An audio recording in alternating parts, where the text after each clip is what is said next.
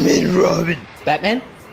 Batman, where are you? Robin, I'm at the tournament of Bow. This tournament is fucked. What do you mean you're at the tournament of... Listen, Robin.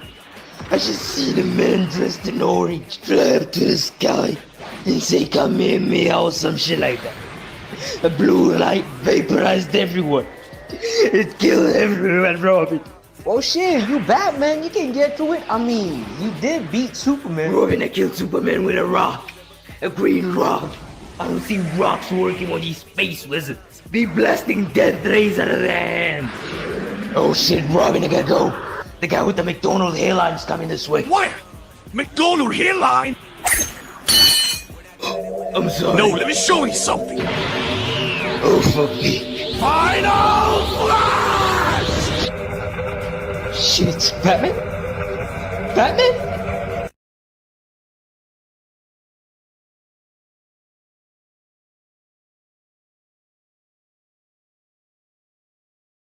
Why do we browse like this? Hunting, clicking, searching.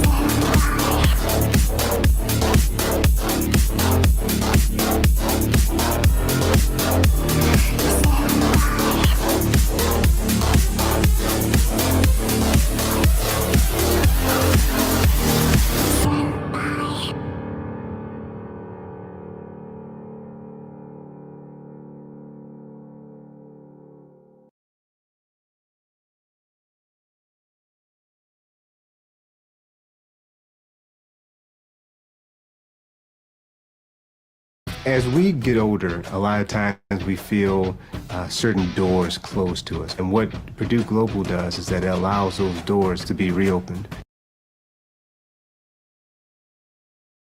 Tell me where to go, what to do. To another flow. Tell me where to go, what to do. To another flow. Show me the stars.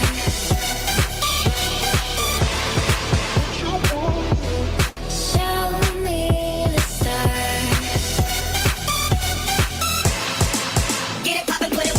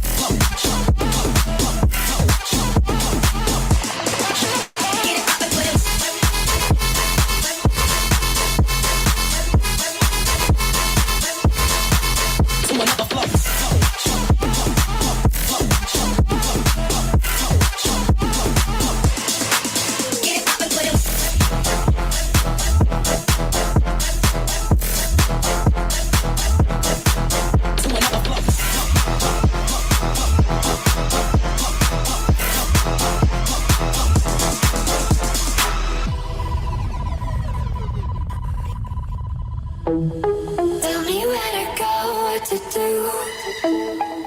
To another flow.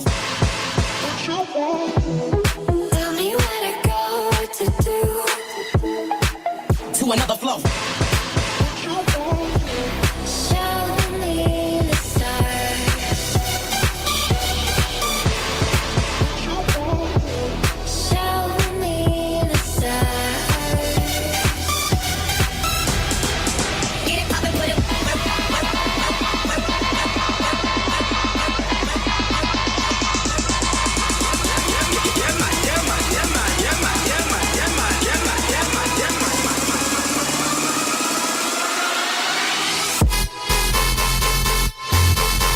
Get it poppin', put it.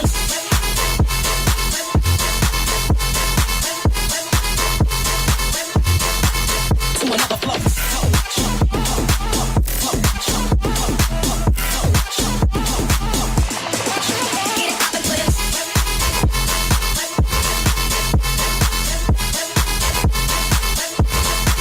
To another flow.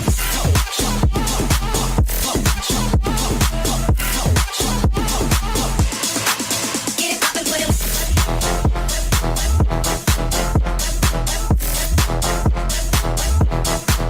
To another flow.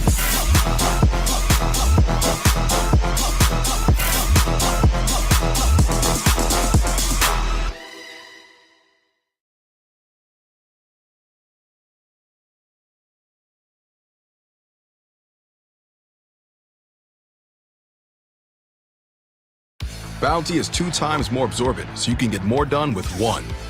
The quicker picker-upper. What if you were prepared for all those interview curveballs?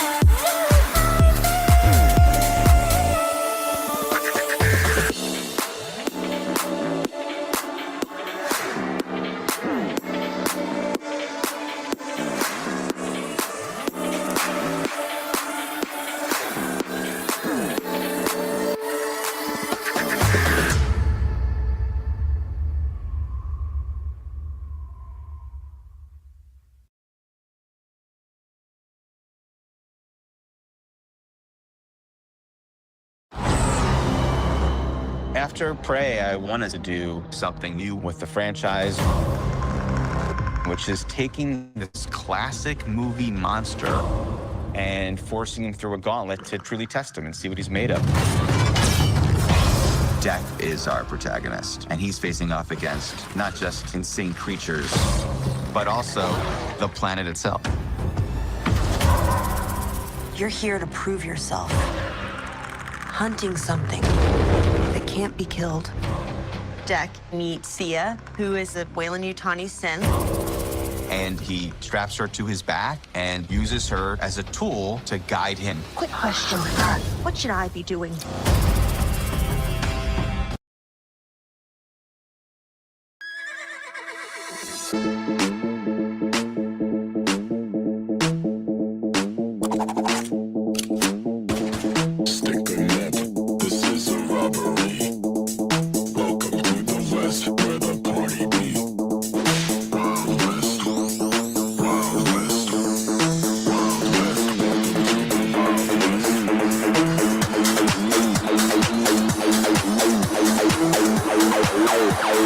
Welcome to the Wild West.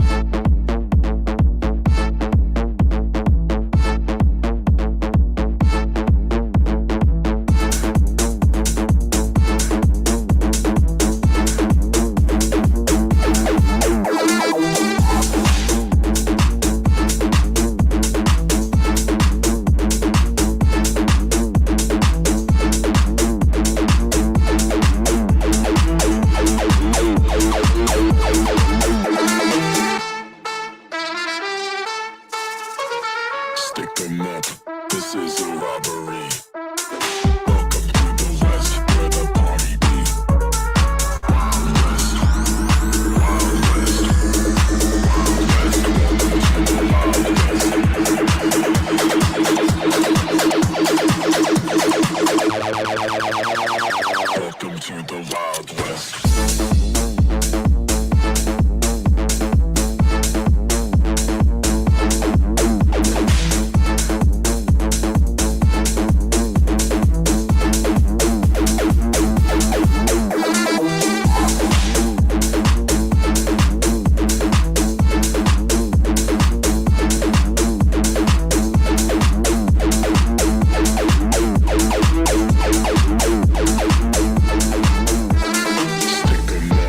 this is a robbery. Welcome to the West, where the party be. Wild West, Wild West, Wild West. Welcome to the Wild West.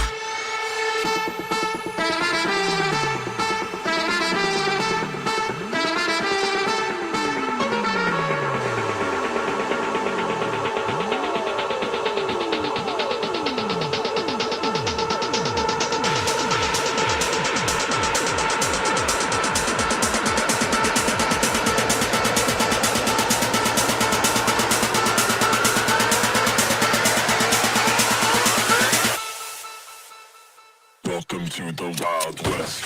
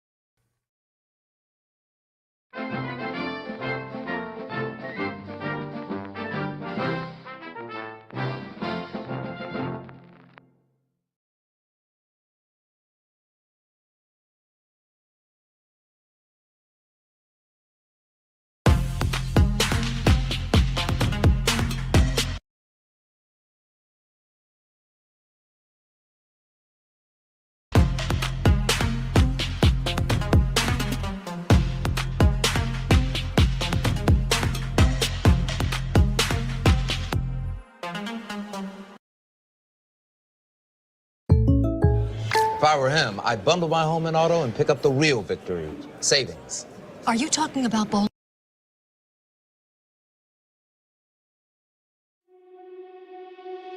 Getting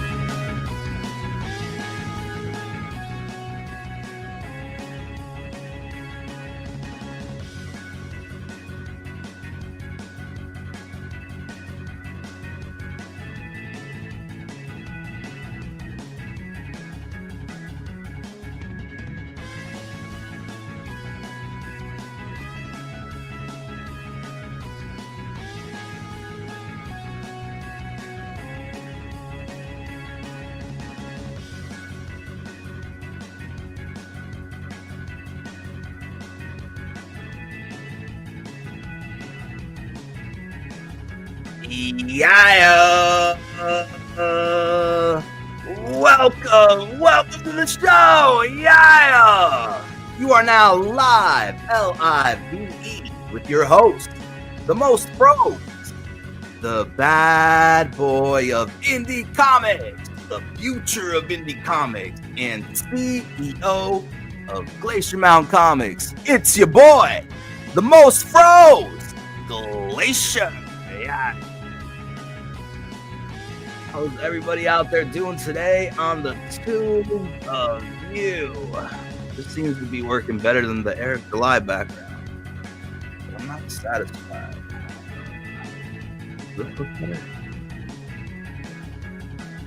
Hi, I'm Pie Man. I am the Pie Man. No, I think we're going back there. How does EVS look more tan than me? Photoshop?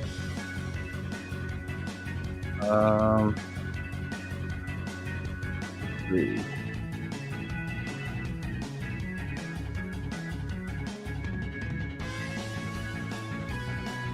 We're going back to EJ, yeah. All right. Welcome everybody to the show, yeah. Tonight, it's not even nighttime yet. This afternoon's live stream is brought to you by Boutique 25 Marijuana Vapes, now triple strained up with the live liquid rosin diamond, yeah. New V5s come with low and high voltage options and the newly equipped infinity mode. Hit the blinker 5 times, 1, 2, 3, 4, 5, and hit all 3 strains on high voltage at once. Yeah. This afternoon's live stream is sponsored by 3 lovely indica strains: Grape Vape, Jelly Roll, and Rainbow Belts. Yeah. 5 blinkers from Boutique Marijuana Vapes, the best vapes in the game. Yeah.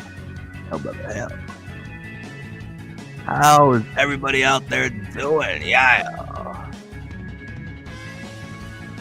Welcome to the show. Please be seated. Gather your beverages, your refreshments, your snacks. Go down the hall. The show is about to begin. Yeah.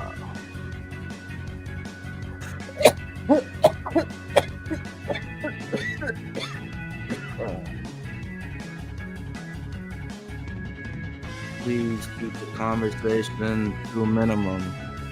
I currently feel like I'm having a seizure inside the body of 234. Alright, I'm back to normal now. What was I doing?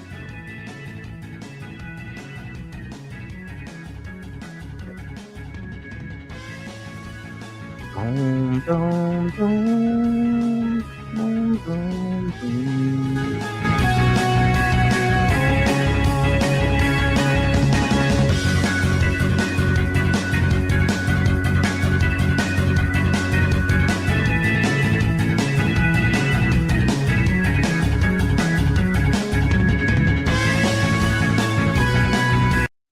All right, please be seated. The show is about to begin. Please keep the conversation to a minimum. And keep in mind, if you're inclined and of the mind and feeling kind, go ahead and leave a dono. That's right, a donation. On your way out, leave $1 in the tip jar if today you've been entertained at all in any way. Yeah, thank you. Hell, brother. That's you can send all donations my way. PayPal.me/Glacier8888. PayPal.me/Glacier8888. Yeah. All right. We're gonna start the show. Let's see. I tried my best to stay out of it. Push back with some positivity. Some good words from the Most High. By the way, chosen ones, if you're here, tap all the way in. Yeah, shouts out to the chosen ones, the spiritual warriors, worldwide. But it seems like it sucks you back in no matter what you do. That's all there is. That's all people want to see and discuss. So who am I to go swimming against the current? Yeah, I did for as long as I could. But I'm being sucked back in. The shit. That's right. The shit winds are howling. The shit winds are a-blowing, and they're picking up speed at tremendous increase. The shit winds are coming. If you look outside your window, the world outside your window, you too can witness the shitnado. Holy shit. The brown colored shiiii is spinning and it's taking everything with it. And I'm here to report on the destruction of the shiiii, the TURDnado, reporting live, LIVE, right here from the Glacier Mountain Comics YouTube studios. Yeah. And if you know anything about Glacier Mountain Comics, we're doing it all off the cuff. Yeah. I'm feeling lucky right now. I'm feeling real lucky. So, we're going to make our way through everything that is the internet, from the independent comics scene, Comicsgate, to YouTubers with massive followings. We're going everywhere and in between. shiiii excludes nobody. No matter what you're doing in life. That's the thing about the shiiii, the TURDnados. They'll suck you in. They'll bring you into the fight. Whether you're ready for it or not. Yeah. We will not bend the knee. We will not bend the will to the shiiii. But Glacier, the most pros, is here to report live to you all about the shiiii. And so that's where we're headed tonight, folks. Go ahead and be seated. Last call for alcohol. The show is about to begin. Please be seated. All right. Here we go. Yeah.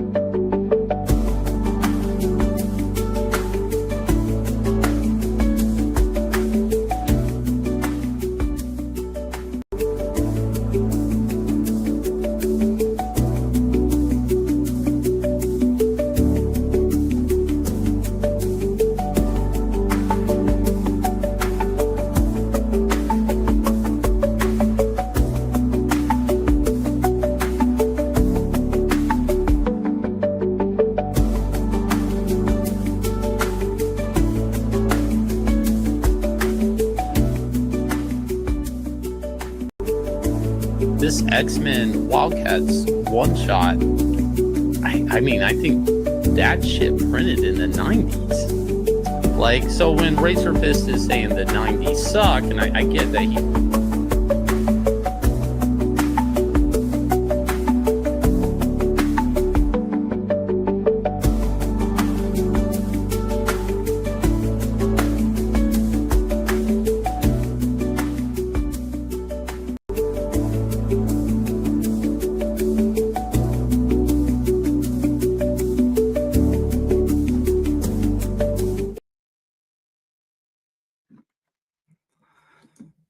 All right. Here we go. I guess we're going over to Trash Cast first. Trash Cast. Can you feel that? It's the very essence of demons scattering and skittering all over the place. Yeah. Unfortunately, the shiiii as the shiiii, the TURDnado, it came and it sucked up all of the boat with it. You thought the boat was fucked then? The boat is definitely fucked now. Yeah, brother. Man, oh man. We're going off the cuff. I know. I don't know anything. I just know there's a little tiff and a sensitive Shaky Shannon. Shaky Shane Davis. Shaky Shave Danis. As per usual,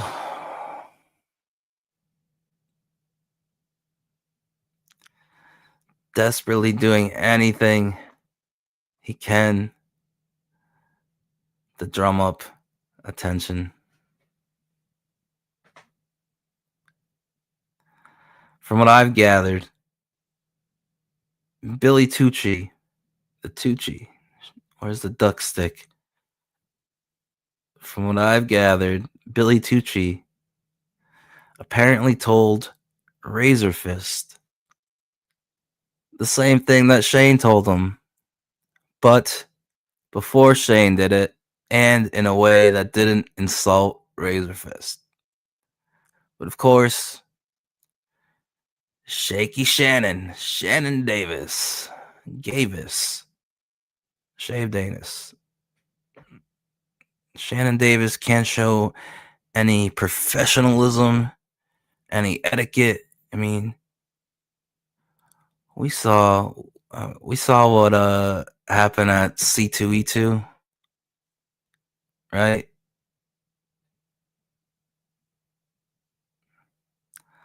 There he was, Jonathan Puppy. He's no longer the coach. He's now just Poppy. Jonathan Poppy Davis. Wait, that's not right. Jonathan Poppy Malin. Even that buffoon was trying to be professional, business-like. We're running a business here. And who's there acting a fool, stinking up the joint? Oh, I'm funny. Mange. Wow. It's Mange. Welcome to the Freak Show Carnival. You look like a cross-dressing carnival barker. That's what you look like. By the way, Joe Exotic, hail, new leader of the war campaign. Yeah. Shaky Shannon Davis said the exact same thing as Billy Tucci, but just about as rude and hateful as you can get. I mean, no surprise. Like, I wasn't surprised when anybody told me. I'm like, yeah, you can predict it at this point. And you got Poppy Malin crying about Graham Nolan, Tucci, and Andy Smith. It's like then all the Limu shit's going on.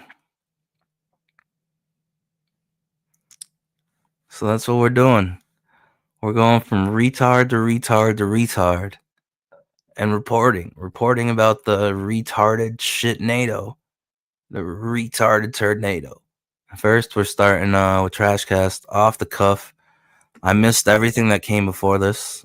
I kind of just want to jump to where Shaky Shannon Davis, Chicken Biscuit, Bojangles.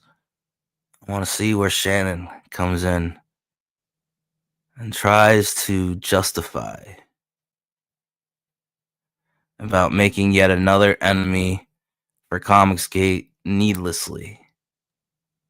Razor Fist isn't one of the zeros. There's no need for Shannon to attack a fucking possible ally for Comicsgate. See what I'm saying?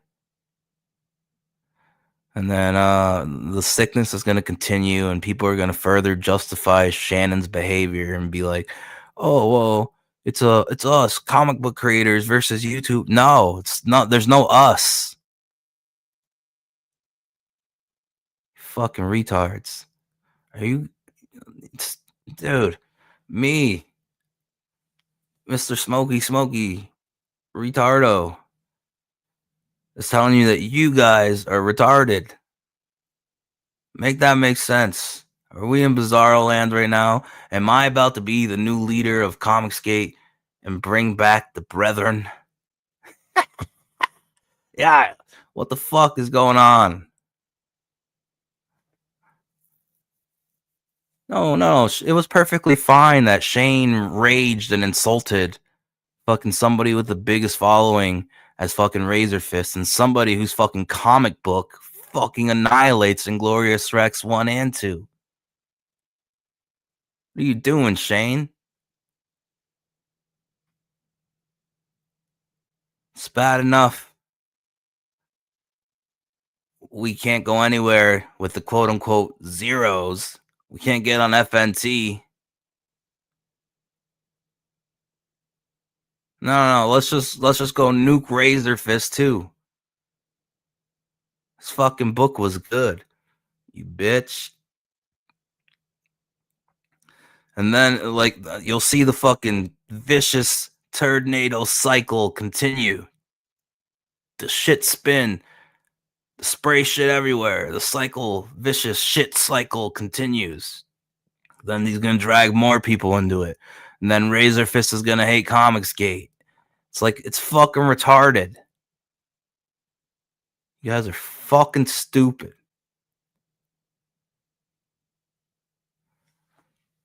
And then, of course, he's going to make it a whole nother thing, just like he did with Eric July. He's attacking crowdfunding. And now it's going to be like, oh, Razor Fist is a YouTuber. He's just in it for Hollywood. He doesn't care about comic books. Fucking retards are predictable. God damn it. It's Big Glacier. The fuck they talking about? Yeah. The break off into dots, and it just looks really appealing. Can you see it? Like, do you like it? Do you like the way this looks? I do. I like it a lot, but I wasn't seduced into drawing like this. Maybe this guy was. You let your tiger out. So, the territory. Many guessing. You let your tiger out. Good evening, Shane. What's up? I've actually met Travis Charest. And when I met him, I don't know if it's Charest or a Cheris because I think it's a French name. But, yeah, you would think so, but everybody who, like Adam Hughes and his wife would call him Charist. Charist. So I went. They would know, you know. So I went. It's not Charest. It's Charist. So when I met him, you know, it was funny because he knew me, and right away he's like, "You charge too little for your artwork." And I was like, "Wow, that's the biggest compliment I've ever had from one of the comic gods." And people have to really put in perspective how quick Travis leveled up. Travis was the artist that followed Jim Lee on the Wildcats. Not even before the Wildcats thing I posted. That's Travis at his A level. He came in as like a Jim Lee clone. On whatever issue of Wildcats that Jim Lee stepped away from, and then he drew some of the Alan Moore stuff and all of that. So, and now, I mean, he just does commissions. Like, I mean, maybe a couple. It's incredible how he leveled up. Because, I mean, you know, it's funny. We've been talking this week laughing at PTP and how PTP leveled up allegedly and how, like, that's just not possible. But it did happen, didn't it, for Travis? Like, Travis drew like dog shit when he first got to DC. And I know you said it was better than the other stuff.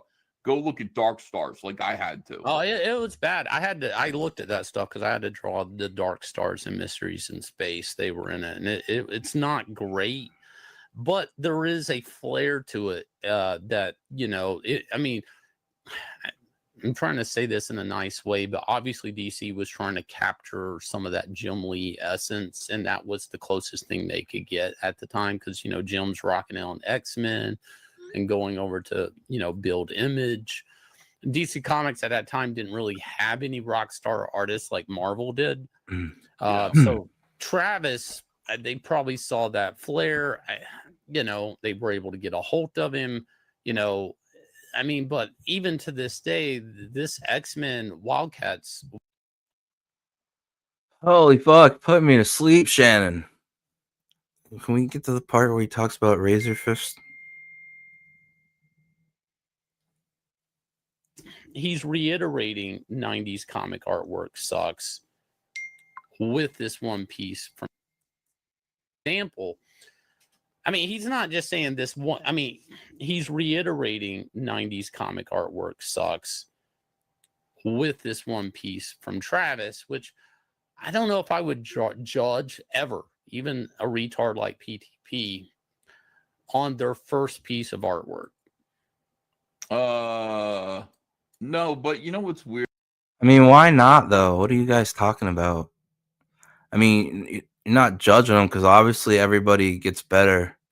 Well, not everybody, but let's just say the majority of people get better as they get more experience. You know, it's all about putting in the man hours. But I mean, what do you mean? I wouldn't judge somebody by their first piece of artwork. Like, have you seen like the cover for Jack Kirby's portfolio for his art portfolio? Like, what do you mean? Judge somebody by their first piece of what? Like, why not? You either know you want to give them a chance or you don't.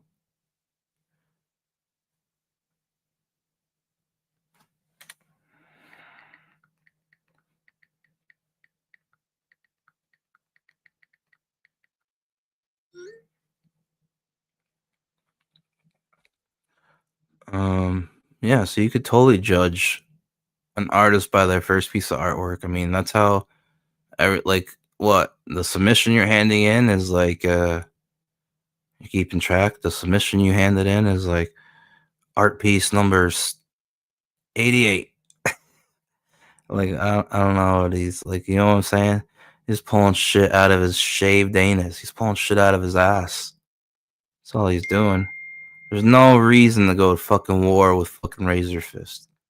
The fuck is your problem, Shannon? Just sit there, Shane. Just sit there and play your little pinball machine. Stop causing trouble. It's all you and John do. It's all you and Poppy do. Coming for that back hole, Poppy. Yeah. Stop making trouble. Just play your little pinball machine. Make your Godzilla fucking figurines fuck each other and zip it. Just mind your business. Play your little pinball. Like you can. Wow, this isn't so bad. Like, I'm not so sure if that Travis one shot you're looking at. Oof. I have it right here. I'm gonna look at the publication year. Oh yeah, no, Shane, that's his like masterpiece. Yeah, but this is still maybe in the 90s. Is my point. It definitely was. It definitely was. I remember it coming out. I believe I was still at Harris Comics when it came out. I think so. Because I mean, everybody was talking about it. There were two big one shots that were like some of the most premium artwork on the market, and Shant and Jetty sent me the pencils to one of them the other day. I have all the pencils from Adam Hughes' X-Men Wildcats one shot. You know, I take it back. 1997. 1997. I was still in Harris Comics. Yeah. So in the 90s, Travis was a god. How many? How did he go from this to that? Like, this is. I mean, this isn't. I remember this being much worse than I'm looking at it now, and I'm like, you know, all right. It's not as bad as I remember, but it's still like nowhere near. Like, this is shitty Jim Lee clone, you know, artwork here. People are agreeing with me. Shane said it correctly. He was trashing all 90s artwork. Right. I'm not disagreeing with you. Now, for some of these young guys, I'm not so sure if he wasn't being told to draw like Jim Lee. There's artists that I know for a fact that were at Marvel after Jim Lee left, and they were being paid a lot of money to purposely emulate Jim Lee to as close as they could to almost tracing. This was a thing with editorial. So I don't even know like what editorial. No, Shane, no. That's not the way it worked. You didn't go in and they didn't say you need to draw like Jim Lee. What they did was they would say we need people who draw like Jim Lee, and they would hire people who drew like Jim Lee. I could tell you a story from. Actually, Pie Man, this is Shaky Shannon shaved anus, baby cakes talking. Actually, let me you, Pie Man.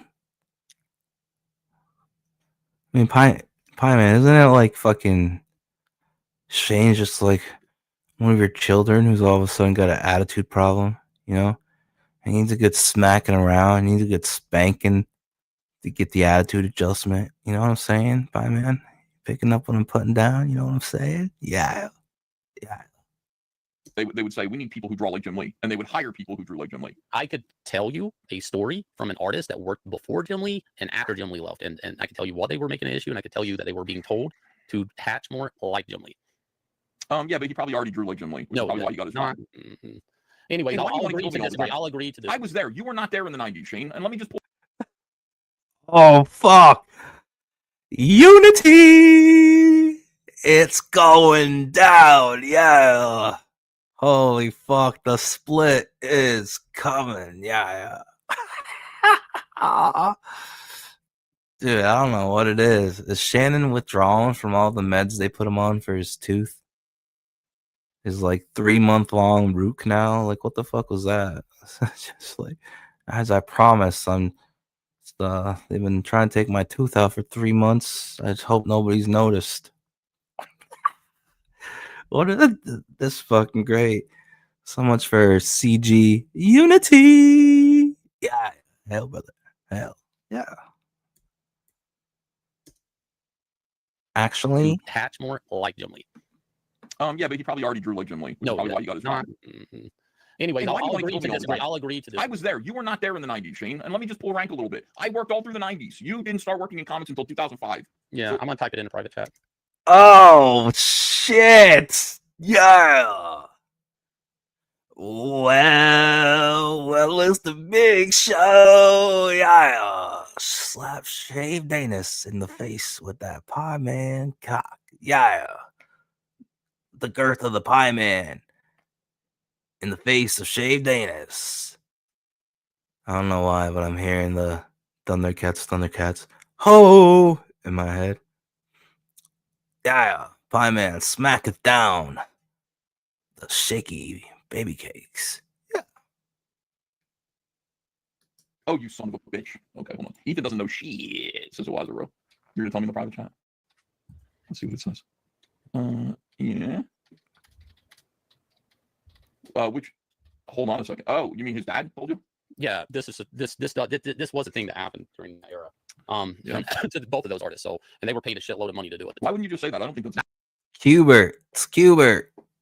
I don't because I'm not because I'm still friendly with some people. I know you might not believe that. Yeah, I am. No, I know you are. But Shane, you're friendly with a lot of people. Well, not Razor Fist, evidently. Evidently Yeah. not, because I'm a talentless fuckwit. Okay, now hold on a second. So you said this, and it's perfectly okay. But here's the problem. You said I doubt you understand this. But Travis Charest is a comic book guy. Now, Shane, and then you said every artist starts somewhere. Shane, you know what? I don't think he understands it either. I really don't think any of these people who we deal with in the Zeroverse know anything about comics. To me, like it would be stunning to interact with somebody who claims to be a comic book fan who doesn't know who Travis Charest is. I think it's Charest. No, Charest. Ethan, It what would are be you stunning doing? to meet somebody who didn't know that. And I think that's what we're reacting to. Actual comic fans are reacting to like the fact that it's like, wait, you don't know who that is? In all honesty, until that last issue he just did with Mark Miller, like he hadn't done a book in 7 years. He's only done some covers. I mean, he's been doing his Space Scroll drawings. No, he did some shit at Valiant.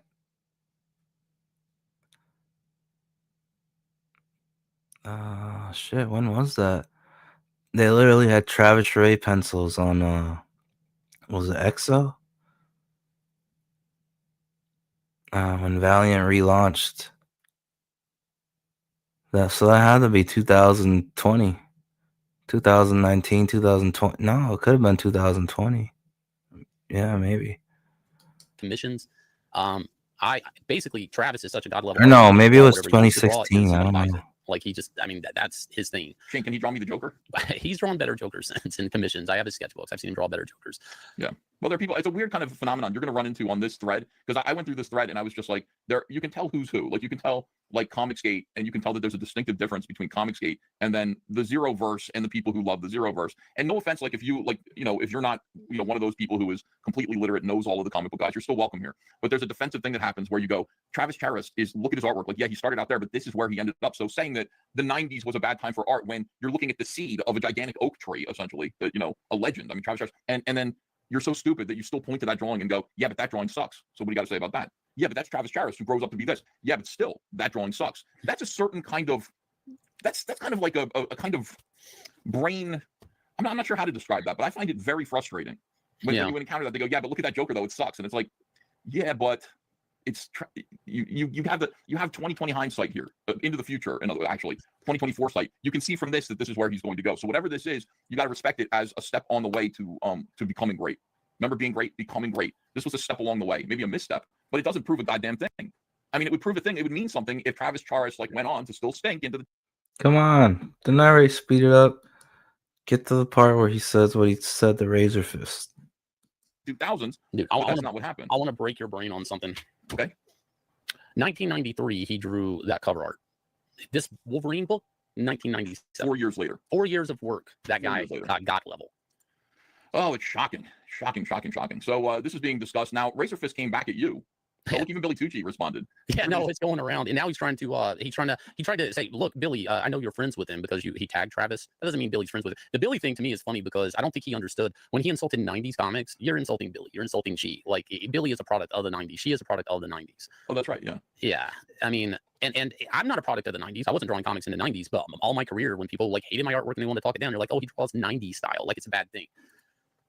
Okay, so the next thing that happened, Shane, is first of all, what did Travis say to you that got you to say, I think he has a future in comics? Travis say to me?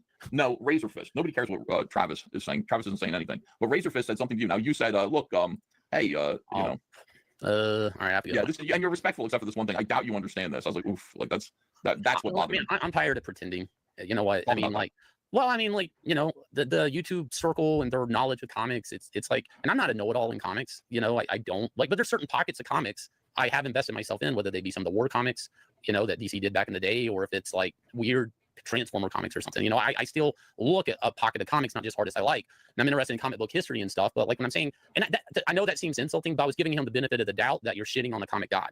I mean, you know, I still, I know people are saying like that was aggressive, but that's actually me giving him the benefit of the doubt that he doesn't know, like that you're shitting on. Like, I mean, whether or not you like Jim Lee, if I took Jim Lee's work and I said this 90s comic sucked, it'd be like, yeah, but then he got better. Or if I did that with Art Adams, I could take a long shot number one and be like, yeah, 90s comics suck, or 80s comics, whatever year that was. I'd be like, yeah, that's a fucked up looking thing here Art Adams did on his first comic ever. But the next issue, he got better. You know what I mean? Yeah, like, of course. So, I mean, like, when I go, I'm sure you didn't know this. I'm also saying that because if you look at the signature, I couldn't read the signature.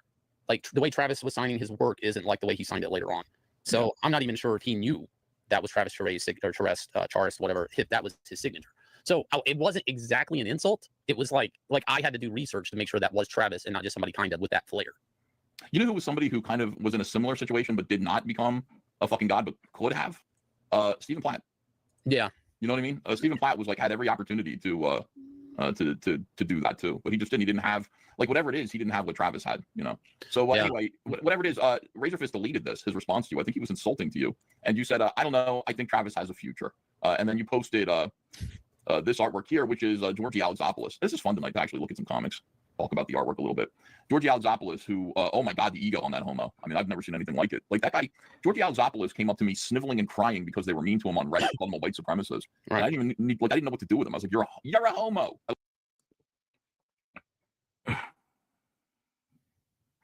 Yeah, brother.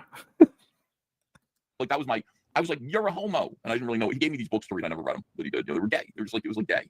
Right. And anyway, he ended up being found out he was doing political cartoons, and Tim Pool brought him on, and then blew up his whole career. And now, like the ego on this homo, ego homo, like it's gotta be. Anyway, he goes to homocentric. Trying to figure out something there. And I guess this set him off is I said, I don't know. I think Travis has a future, which is retarded because he did have a future. Like, you know, like I'm just, and I just the picture from his campaign, because you can look up Ghost of Badlands Indiegogo, and I just attached it with Travis and said, I don't know. I think Travis has a future. I didn't attack his artist. I just slid it next to this. I mean, yeah, but there was an implication, Shane. The implication was this looks no. Now here's I disagree with you about this. I hate Georgie. I call him a homo with a big ego because I really dislike him as a person. But okay, go ahead, Shane. What do you want to say? You're saying it's an implication. It's not. If he finds insult in that, then then that's proof that he knows that that's either on the same that Travis piece is on the same level as this or better than this. For him to be offended, that is an acknowledgement that his artwork is either inferior or on the same level as what he was making fun of. I don't know says, why did you let Razor Fist get your asshole, Shane? EVS agrees with Razor Fist. No, I don't. I agree with Shane, but I like Razor Fist, and I'm shocked at his. I'm shocked at his behavior. I'm shocked at his guy's profile. You're not looking at his profile. You're not looking at his profile. Oh, I know it's got the detention. Yeah. That's fine. But yeah, like it's like I like Razor Fist. I don't have a problem with him at all. I like him. I disagree with him about almost everything except for Joe McCarthy. He read Blacklisted by History last year, which was a book about Senator McCarthy that uses original files to prove that what happened to him was a media snow job. And I read that book 2006. But you know, but he just read it, so now he's like a big McCarthy fan. I'm an old school Joe McCarthy fan. I wanted to persecute communists for 20 years, Shane, but he just made a video about it. Like I just read Stanton Evans's Blacklisted by History, McCarthy. So we disagree. I disagree with him that Michael Jackson wasn't fucking kids, and he is like. Here's the thing about like his belief about, and everybody comes to me like, no, he's got an ironclad case about how Michael Jackson wasn't fucking kids because he goes, if you read these guys' testimonies, the accusers, and these guys are adults now, but he goes, they say that they were places and they got diddled in places where they couldn't have been because he wasn't even there, like at that point in time. So, they're saying that like he diddled them in a train station, but like that train station didn't even exist back then. So clearly they're making it up and clearly they're lying. And I'm saying, or they don't remember because they were 8 years old and they were being butt fucked by Michael Jackson. So their brains are scrambled. Their memories are scrambled because they were probably trying to suppress, having Michael Jackson's fingers in their anuses at the time. So probably like their memories are not 100% reliable about places, time.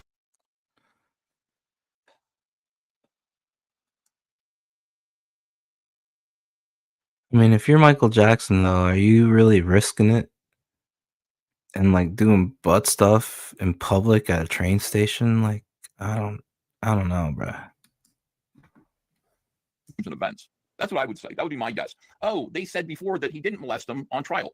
Yeah. Or they were just saying that because they still really were in a weird, loving relationship with him, and he was an abuser who fucked them up the ass and scrambled their brains. Just a thought. We don't know. Now, gross. We're talking about a gross topic. We're talking about pedophilia. We don't know what the effect would be of having Michael Jackson, who's the biggest pop star in history, who loves the children. We don't know what him having sex and telling a child that he's in love with them and they have here's a ring and all this stuff and we're like spiritually together and all that. We don't know the effect that would have on a human being. We should study those people scientifically. We should study them. We have no idea what that would do. You can't compare that to a normal person. You're saying, well, he didn't remember his testimony was he was here, but he wasn't there. Well, so what? The preponderance of evidence, Shane, is that Neverland had an amusement park for kids. Yeah. And Michael Jackson only hung out with little boys that were, pleasant little boys. Yeah. He only hung out with a certain type. If you really love kids, if you really love the kids, you'd have all kinds of kids around. You'd have girls, you'd have boys, you'd have fat ones, you'd have thin ones, you'd have ugly ones, you'd have pretty ones. You describe kids as pretty? I'm not sure how to describe it. Good-looking kids, sexy kids. No, you don't do that. You don't describe them as sexy. But you would have all kinds of, because it wouldn't matter. You just love kids. You want them all to play in your amusement park. But he only had these same little kids. Yeah. Well, Red says, Shane only wanted to play with Bobo, and Michael Jackson took advantage. The monkey's name was Bubbles, not Bobo. Bubbles, get it right. You guys didn't grow up in the 80s like me and Shane did. You don't remember what it was like. You weren't there. So anyway, Michael Jackson guilty. I disagree with. See, this whole stream is just Pie Man pulling rank the whole time. He's got to clean his. Spring cleaning to do, Pie Man. Razor Fist and his analysis doesn't really take into consideration the human condition. And also, here he is working with Georgie Alexopoulos. So that doesn't, that's not a good thing. You got Georgie drawing this stuff, and Shane displays it as though it were bad. Now, it does have its flaws. It's like Shane, this horse. Hang on, go back to my tweet. No. I mean, to say I displayed it as bad, I did kind of like a. Everybody knows what you were saying. Everybody in the chat was saying you did this to say you don't have a leg to stand on, Razor Fist. That's why. Oh, I held up a mirror. My God, I'm the bad guy. Yes. Now, I'm not saying you're the bad guy either. I'm just saying let's be honest about what you're saying. Enrique Cabrera says, "Are you saying Razor Fist is molesting Georgie Pussianopoulos?" I'm not saying that at all. Yeah. I'm not saying that. Cheese and rice. I'm just so you know. Yeah. This. By the way, hail Razor Fist. Yeah.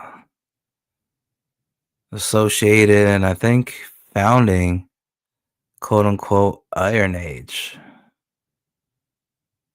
But salute. Glacier says, I see you, Razor. And hail. And welcome to the Ice Age. Yeah. It's a new era, bro. Spearheaded by the Glacier. Yeah. Welcome. It is a privilege for the world to be alive during this new age, the Ice Age. This is one of the best shit ever made. It's going to be released. The world is in for a treat. The future will be all about gold mining.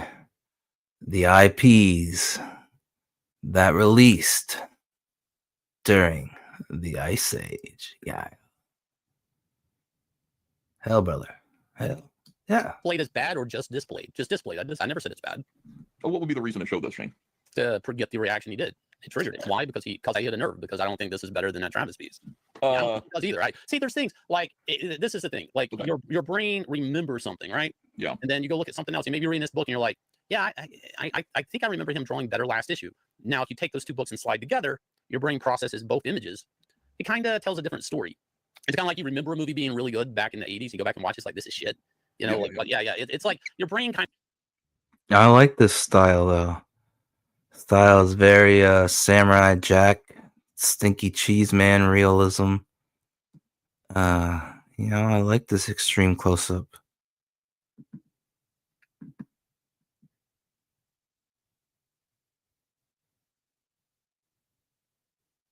That you process that information, but if you slide it together with the Travis thing, you're not exactly flawless, or your artist isn't exactly flawless. And but he said, he said I didn't even draw this.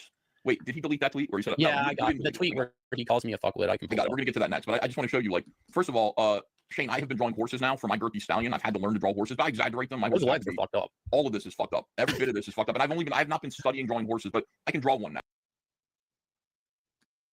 Like if you said Ethan, draw a horse, I can I can draw a horse. What's my language? I can draw a horse for you without reference now. Here's what's fucked up. That horse looks like he's wearing Air Jordans. Like it looks like he's got high top tennis shoes on. His face, the shape of his face, all wrong. Yeah, all of it is wrong. It's just wrong. And horses are hard to draw, but if you draw a few of them, you start to get it. Especially like me, I'm exaggerating their musculature, and sometimes like deliberately exaggerating their musculature makes you focus on it a little bit harder. So you know how to draw it regularly because you've exaggerated it so much. Anyway, I don't know if that's true or not, but this sucks right here. This sucks out loud. And Georgie, one thing he can do real well, because all of his cartoons contain liberals that are. It's like fucking Ren and Stimpy, but super violent. Screaming in his face. So this face right here of him, like an ugly person screaming, spittle flecked everywhere. That's what Georgie does well. That's what he wants to draw. But then when you do stuff like this, there are all kinds of problems. It's like there's a lot of movement, there's a lot of motion. It's fine. It's fine. I would say this is better than Travis Charest's Batman drawing, but you or Joker drawing, but you disagree with that. I just said he has a future. I didn't say one's better than the other. I said I don't know. I think Travis Charest has a future. That was all I said in the tweet. Yeah, but like he doesn't, like he is in his future right now. You know what I mean? Like he's already. Well, that goes back to the retardedness of him dunking on Travis Charest when a pinnacle of comic art. Yeah, but does him dunking on like a comic book guy be like somebody? That would be something like somebody saying Jack Kirby sucks, and then we nuke everything because he could think Jack Kirby sucks. He's allowed to do that. You gotta nuke everything for what? To this day, was only made 4 years after he drew that drawing. It's amazing. It is amazing. All right, hold on a second. Now all right, first of all, you know who hopped into this mix? John Delarose. We're gonna get into a little bit of John Delarose tonight. Now, I did a whole big, I talked about John a little bit last night, Shane. You know why I talked about him? Because he was attacking you, and I was like, that's enough. You know what I mean? It's a fucking enough already, dude. The hypocrisy is comical, but then it's got to stop. Like when he says, these guys are just, you got to stop punching right. He's going, when he says that, like a faggot. He's going, Shane and Ethan and Comicsgate, you need to stop punching right. My entire website is me punching right. Yeah. I'm fucking up the only right-wing MAGA movement in comics. I'm trying to destroy it. You guys stop trying to destroy conservatives. And that's who John Delarose is. And so that's why every now and then we have to, we have to course correction. Every now and then. No. We don't get into this because this is an allegation. I mean, yeah, there are documents, but we don't get into that. We don't know what that's all about. All right, so Razorfist says, none of which changes that this art sucks ass through a garden hose, which got him 83 likes for saying sucks ass through a garden hose. You know what? Like the garden hose makes it sucking ass a little bit easier. If you said to me, your punishment is that you have to suck ass, I'd be like, well, who's ass? And they'd be like, I don't know, King Kong Bundy. And I'd be like, oh my god, And they're like, or you have to suck ass, but you could suck his ass through a garden hose. And I'd be like, hold up. So there's going to be a hose on his ass, a hose, a garden hose, and I'm going to be on the other end, and I got to just like create suction on the other end, or I got to put my lips on his actual asshole. Go back to church, pie man. You're fucked up. Hey, it might not even be gay if the hose is involved. It's gay if you're touching his ass with your lips. But if it's a hose and it's a punishment, you have to. If you have a choice, it's a punishment. You have to do it. Yeah. Yeah. Of course, it's a he. Why would it be a she? Like it's not a putting your mouth on a female's. Oh no. It's not a bad thing. It's not if you said this. Yes, it is. It's fucking disgusting. You know what? This delicately flicks its tongue on a beautiful woman's rear end. You'd be like, that's a nice thing. What you just said was a nice thing. That's a compliment. But when you say sucks King Kong Bundy's asshole, that's not a nice thing. You got to talk about context. Why King Kong Bundy? Who the fuck is King Kong Bundy? Next year, always, unless the female's Leslie Jones. No. Okay. Well, I know who King Kong Bundy is, but I'm trying. The guy from WWF back in the day. But I'm trying to say, who's he saying is King Kong Bundy? And why does he keep coming back to that? That's the third time that he said suck King Kong Bundy's ass. King Kong Bundy's ass.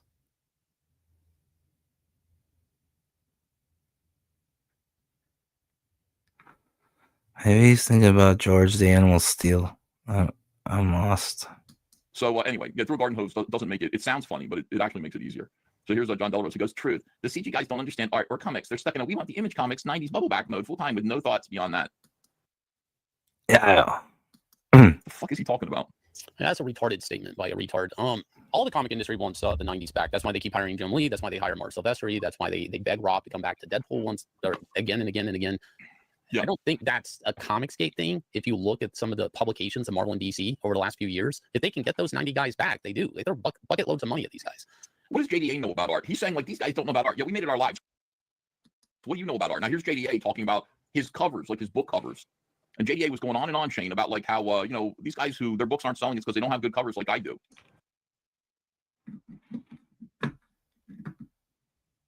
Is that it? Are we done with this? Are we done with the trash cast bit of the show? What is this? I'll be honest, if this was a cover, I'd pick it up and flip through it to see more.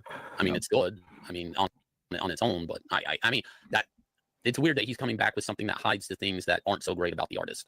And it's not more tones, it's actually the construction of any defining figures. Oh, it's Razor Fist. Some silhouette. Hell yeah. I never attacked his artist yet. Comic you've ever promoted. Here's some final art from Michael. But you didn't say anything like about it. I just said I don't know. I think he has a future. That's all I said. That's a preview page from Indiegogo, not final art. And the artist is George Axelopoulos, hip hop, and not me, you talent-free fuckwit. Here, have some final art. There's a reason Ghosts of the Badlands sold more copies than any comic you've ever promoted. Ooh. Yeah. Raise the fist talking that shit. How you like that, Shannon? Yeah. Hell, Razor Fist. Yeah. Well, Razor Fist responds with, that's a preview page from Indiegogo, not final art. And the artist is Georgie Pussianopoulos, not me, you talent-free fuckwit. Yeah. Here, have some final art, he says. There's a reason Ghost of the Badlands sold more copies than any comic you've ever promoted. Here's some final art from Ghost of the Badlands, which, you know, is good. Except for the horses. He still doesn't have a fucking... What is this head on the horse here? What is this? Why can't Georgie draw horses? You know what's interesting? More interesting than that is he comes back, and no offense to his artist, because I'm not really attacking his artist. I never attacked his artist yet. I just said, I don't know. I think Travis has a future. But that shot is pulled back enough that you don't see any defining figures. You actually just see some silhouettes at best. No faces, no hands, silhouettes of horses that are busted, and a lot of grays. I once again, like, I'm somebody who only cares about the art. I only care about the art. When it comes to, like, you know, I'm on your side because of Razor Fist's behavior here and his blatant embarrassing display of ignorance.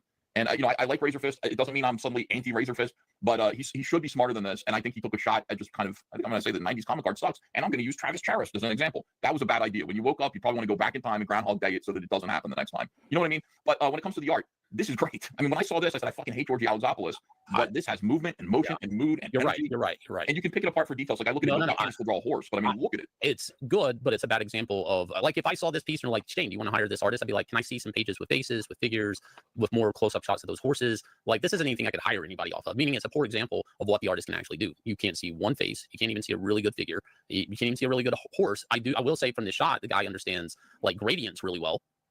Gradients? You mean just the tones of gray? Tone, yeah. Like, you know, so I would say that. But if you're going to tell me this is a good example of what you're selling, I don't even know what this artist draws faces like looking at this. I don't know what his figure work is like looking at this. I don't know. Everybody's back is turned to me. Yeah, I guess, but at the same time, I'm just going to repeat myself. This is crackling with energy and motion and movement. Sure.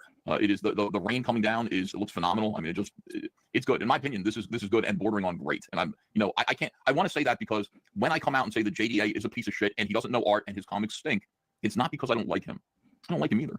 I don't like Georgie Alexopoulos. I think Georgie Alexopoulos is an egomaniac, fucking narcissist, homo, and a whiny bitch. But, like, all I can say is this: at the end of the day, I'll be honest. If this was a cover, I'd pick it up and flip through it to see more. I mean, it's good. I mean, on its own, but I mean that it's weird that he's coming back with something that hides the things that aren't so great about the artist. And it's not more tones; it's actually the construction of the horses, some of the faces. Like he came back with artwork that hides the things I pointed out before, which I didn't point out. I just posted the page. Yeah. But he's giving me a different viewpoint of it's like I don't know. Anyways. Blew my brains out, Shaky Shane. You're gonna make me do it in Minecraft. Yeah, brother. So the thing here, okay. The thing here is him calling me a talent-free fuckwit. Yeah. Which I argued with. You know, I said, yeah, I'm not a fuckwit. I said Shane is not a fuckwit. I'm talent-free, but I'm not a fuckwit. Well, I mean, it's obvious that you're talented. I mean, it's saying that like, it's obviously not to Razor Fist. Like, let's back up. Obviously to Razor Fist, I'm not. I don't have talent. He said I'm talent free. I mean, he stated it. He deleted it, but to say it's obvious, not to that guy. Yeah, I think people get mad at each other, and it's like because you're mad, they do this to me too. They're like, Ethan can't draw, he can't write. It's like, no, I'm the greatest. I'm literally the greatest. You shut the fuck up. I understand you don't like me for whatever reason. Your father ran out on you. You see me as a simulacrum of that. It makes you angry at me. Nope. Wait till Sludheads 1 and 2 are together in the hardcover debut comic book at the Critical Blast Publishing bookstore. And then we'll have to re-examine that statement you just made, Pie Man. Correction. I am the greatest. Yeah. The Glacier. The Ice Age. Out with the old, in with the new. Yeah. Yeah, brother. Yeah. Mad, but to say that I am not one of the singularly greatest comic book creators of this generation is doing me and reality and history a severe disservice, and it makes you look stupid. So I mean that's when you're insulting people and their ability because you're mad, which is I think what Razor Fist did to you. Like, I'm angry that you are embarrassing me and making me eat my words here, so therefore you don't have any talent, Shane. I feel bad that he built an embarrassing situation with that original tweet dunking on Travis. I feel bad for him. I feel bad for him just like I would feel bad for kids that lose in the Special Olympics. I wish they all got a trophy. I do too. Well, the Special Olympics, they probably do all get a trophy. They probably do. Or an extra slice of cake. Fagatry says he insulted you once after you randomly came at him. To be fair, after I didn't come after Razor Fist. I actually defended Travis. That's not me coming after Razor Fist. Both can be. He can feel that. But that's not true. I actually have met the guy, know the guy, respect everything that guy's drawn. Not everything's great. Just like not my first published comics suck. I'm sure, Ethan, your first published work isn't your most favorite work. So to say I'm just attacking him because he's attacking another artist and I'm correcting, I'm at least checking the ball. Like, hey, guy, this guy became a god in 4 years. Yeah. I mean, that's comparing him to the Beatles like I did, I think is pretty apt, because same thing happened to the Beatles. The Beatles went from She Loves You, Yeah, Yeah, Yeah to the White Album in 4 years. And that is an incredibly rare advancement and growth artistically. If somebody says, I hate Jack Kirby, I am not going to say, I doubt you understand, but Jack, you're insulting his intelligence. Or just because of his taste for art or dislike. All of a sudden, he's incapable of understanding. Understanding what? You did this, Shannon. Don't play victim now, baby cakes. Yeah. You talent-free fuck away. Yeah. Glacier, 1. Shaved anus, 0. Yeah. Incredibly. In such a short period of time that only a few people managed to accomplish. Now, you say this, you said, according to Razor Fist, Travis early art sucks, and I'm a, quote, talent-free fuckwit. Boy, you shouldn't have said that. And Glorious Rex has made the $300,000 benchmark 3 times. He went after your money, too. Yeah, no, if you go back to this tweet, he said, I made more than you. I don't think you read that. He said, no, it sold more copies than any comic you've ever promoted, which is close. Yeah, Shane. He didn't come for Inglorious Rex. Just saying that, yeah. He's talking about...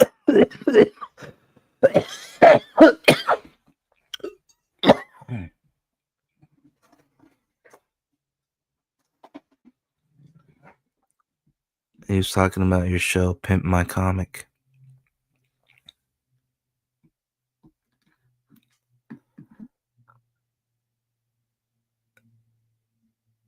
I think I had maybe 7K YouTube subscribers back when I was funding Rex 1. You have over 300,000 subscribers and you raised not even 350K. By the way, I sat on one of those streams with EVS helping you raise money for your book. Did I do that? Actually, Yeah, he was on. We were on promoting his stuff. We were talking about Kirby a little bit because I had some Kirby book I was bringing up. He seemed cool at the time, but I guess, you know, I didn't know he was secretly thinking I'm a talentless fuckwit. Does he really think that I got? It seems like he was committed to it. Well, I don't know. Was he committed to it? He deleted it. I don't know why he deleted it. He went in on your boy Zach too. And that surprised me as well. Because I mean, I just, you know, again, I think smart people appreciate Richard C. Meyer. That's just my prejudice. Smart people will listen to him. Doesn't mean you think all his books are good. You know, Rock and Roll Ninja sucked. It really did. It was a painful read. Rock and Roll Ninja was a painful read, man. I did do a review of that. If people want to say I insulted him first, Jesus Christ. That fucking grudge against Barr is the real deal. That's where we're going next, too, by the way. Thank you for that segue, Pie Man. And in a couple minutes, we're going over to Barland. He's been doing some live streaming for clout. We're going to go see what Bar's got cooking up on the drama. Yeah. like checking the ball with who Patrick is, Travis is, and the work Travis would do. Like, if that's insulting, like his lack of knowledge, I don't think he ever knew that was Travis. That's my stance. That's why I said what I did. I still think he didn't know, because he's still over here arguing with like Billy Tucci and retweeting Billy Tucci. And I don't. And Billy took issue with it too. I mean, the problem is, and maybe you don't feel this way, Ethan, but believe it or not, when you were working in DC, you would be considered a '90s style by people online. I don't know if they would still call us that, but me, you, was it Ed Bennis, yeah, like a lot of this work, Michael Turner, when he was doing covers, all considered 90 artists, that the 90s style, and that's a problem with comics. You can't go out there and just make these blanket terms about the 90s being bad, because maybe you don't like that, but you just can't say like the comics that were being drawn, and especially attacking the artwork. This is I mean, it's if the 90s are bad, then why is Marvel and DC always chasing after Rob and Jim Lee and Mark Silvestri? Well, yeah, those guys are popular. I mean, they really are popular. That style appeals to a vast amount of people. And somebody saying some of it was bad, sure. There was some of it's bad, and I'll explain why. Because everybody was trying to get more of Jim Lee, more of Rob, and that produced clones, bad clones in some cases. Like when Joe Madureira came out there, right? Here comes Roger Cruz, basically tracing his shit. Yeah, like that. I mean, Joe Madureira tracing Roger Cruz's shit was like so pathetic. Like I was like, Joe Madureira rip off of Roger Cruz. No, the other way around. What? Yeah. I always thought it was. No. Just kidding. Yeah, I guess so. I don't care if people think that I'm a 90s guy. I love the 90s. All my biggest influences as an artist happened in the 90s. So it's no wonder that I draw like that. And you know, I don't see you as a 90s artist, actually. Well, that's what I was pegged as, and that's what people called me. They're like, oh, you're just another one of those Rob clones. It's like, I don't draw anything like Rob. But that's what people, they nudge around and they're like, let me point out like one of the high watermarks in money in comics and say it sucks. It's like, okay, I guess. What are you? Oh, hi. What? Look, I was just pointing out, like, hey, I know you don't know this, but you're actually a high watermark. Wow, it's a lot of self-praise he's given himself. Inglorious Rex, a high watermark in comics. Not even close. Independent doesn't reach mainstream numbers or manga numbers. In comics and say it sucks. It's like, okay, I guess. What are you? So it's no wonder that I draw like that, and you know, I don't see you as a 90s artist, actually. Well, that's what I was pegged as, and that's what people called me. They're like, oh, you're just another one of those Rob clones. It's like, I don't draw anything like Rob. But that's what people, they nudge around and they're like, let me point out like one of the high watermarks in money in comics and say it sucks. It's like, okay, I guess. What are you proving? I mean, the Travis thing, I mean, look, I was just pointing out like, hey, I know you don't know this, but you're actually dogging Travis. And if he was insulted that he had egg on his face, I'm sorry he fucking smashed eggs on his face. I think that's fair enough and well put and well said. And Shane, as usual, I'm on your side 100%. 100%. What is this right here? You're saying, hold on. After Eric Yellow Flash asking me to do a cover and my rate, I'm done with YouTubers and covers. I don't think I'm doing covers at all unless it's a cover swap from someone I want. Drawing anything for these people is high risk, low reward. Hell, promoting this guy's book turns into you're a talentless fuckwit. Wow. Yeah, look at this. This is an old fight from way before Razor Fist. Marvel and DC editors would say 90s artwork is bad despite the high stakes. This is a tactic to lower art standards with a different, easier to produce style. Example, 90s artwork sucks ass through a garden. Therefore, what I'm producing is better, even though it's not. DC and Marvel did beg Rob Liefeld and Jim Lee to come back to work for them after saying that, because 90s artwork sucks isn't completely true. Damn, you're destroying everybody, man. Well, they paid buttloads of money for Heroes Reborn. They did Onslaught, took all those characters off the map, put them in a pocket universe, pretended they were dead to the normal Marvel universe, to just so they could throw bags of money at Rob and Jim to come back and do whatever the fuck they could do to Fantastic Four, Iron Man, Captain America, Hulk, Avengers in general, I guess. And they were paid a large, ridiculous amounts of money. Well, it is true. It is true. So at the end of the day, vindicated. Let's do a little Frogtober. Now, Frogtober is October. Cyber Frog for sale all through for October during the live streams, I do 50% off sales, and they're incredibly successful.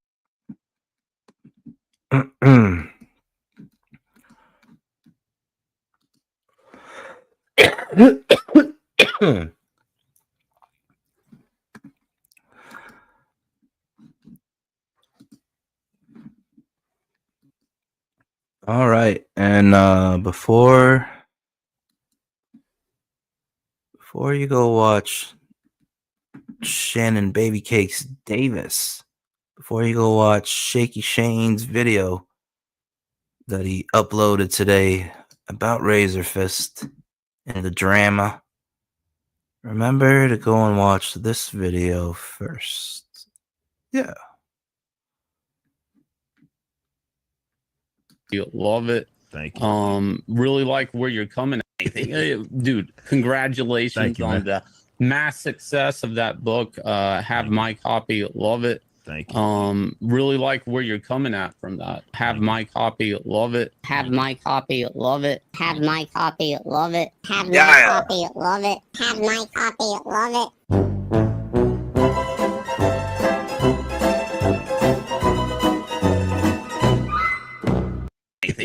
Dude, congratulations on the mass success of that book. Have my copy. Love it. Thank you. Really like where you're coming at from that. Have my copy. Love it. Have my copy. Love it. Have my copy. Love it. Have my copy. Love it. Have my copy. Love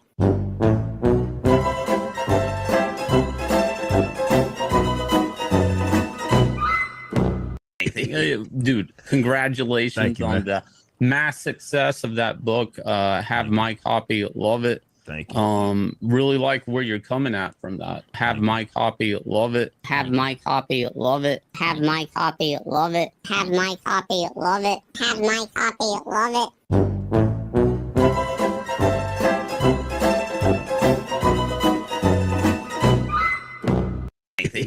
Dude, congratulations on the mass success of that book. Have my copy. Love it. Thank you. Really like where you're coming at from that. Have my copy. Love it. Have my copy. Love it. Have my copy. Love it. Have my copy. Love it. Have my copy. Love it.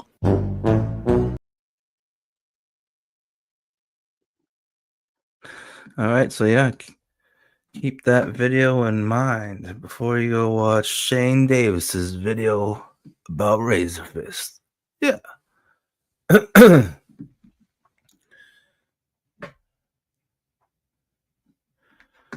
I don't even want to watch Shannon's video.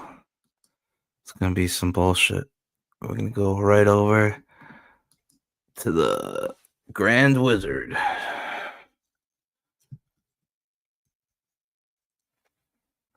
Matt Barr. Yeah. Let's see what Matt Barr has been up to as the shit tornado continues. Yeah, hell, brother. Chosen ones, tap in. Worldwide. Yeah, it is our time now. A new era, a new age, the Ice Age. Yeah. Big Glacier reporting live. LIVE.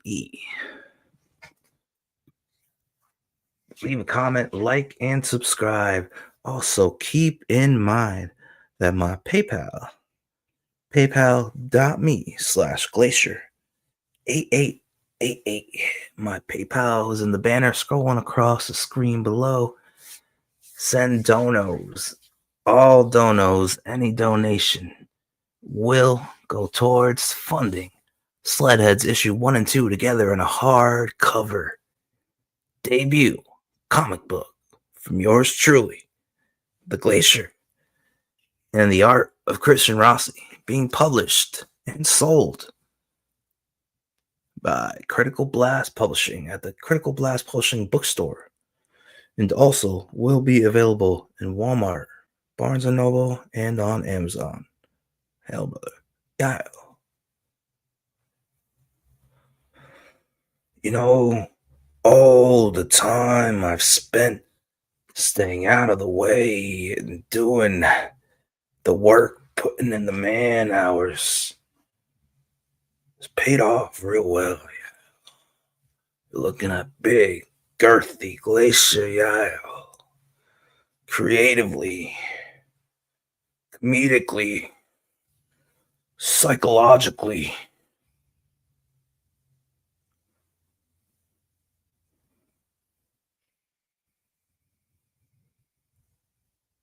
I am unfuckwittable, yeah. I outshine and outdo you fucks in every which shape and form.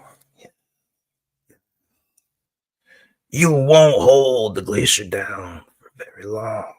Yeah. My time is coming.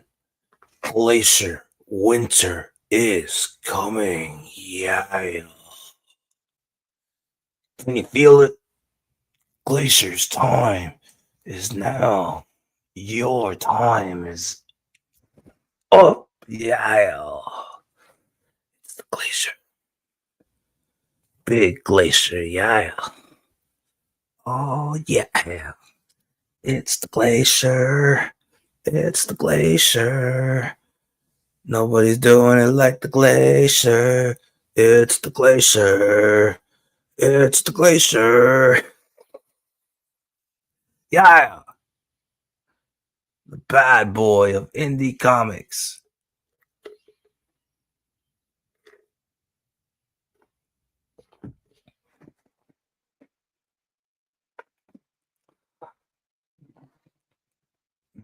Where are we going next? Grand Wizard? Grand Wizard. Oh, he's got 2 new lives that I haven't seen. Wow, where should we go first? No quarter given. Doormats, wet woogies.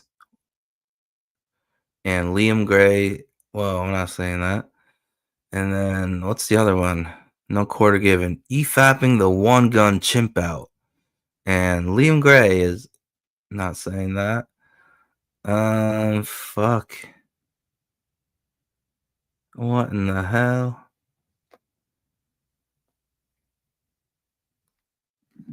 All right, let's check in on what the Grand Wizard's been doing.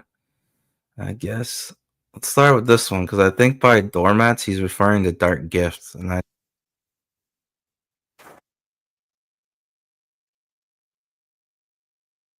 am glad to go over any Dark Gift dunking because he just doesn't know when to quit, and he tries to make you be a piece of shit that everybody knew. Everybody he meets, he reminds them that you're a piece of shit, and then wonders why you want his scalp. You know what I'm saying? I don't know what it could be.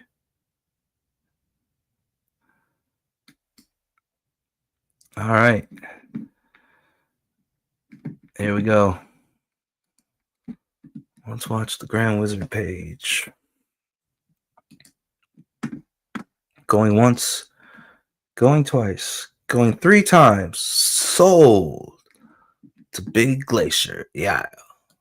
What they talking about? Ruby, one gun. It's not too late. All right. Hail the Grand Wizard of the War Campaign. Here we go. What's up? What's up? What's up, everybody? Ooh-wee. I'm surprised TJ left this clip up. I'm surprised he left this video up.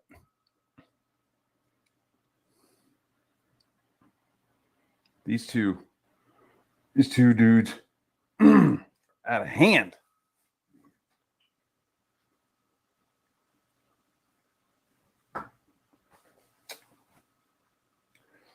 A lot of lying and fabricating shit from people who are fucking posers or instigators. You know, it's like you start shit with me, and then when I clap back, suddenly you're all fucking victims.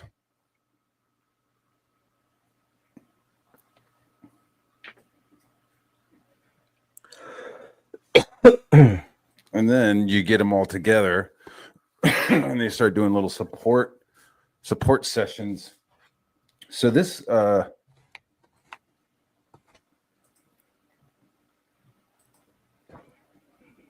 TJ, Dark Gift, Cynic, Finn, and One Gun. One Gun, no dad.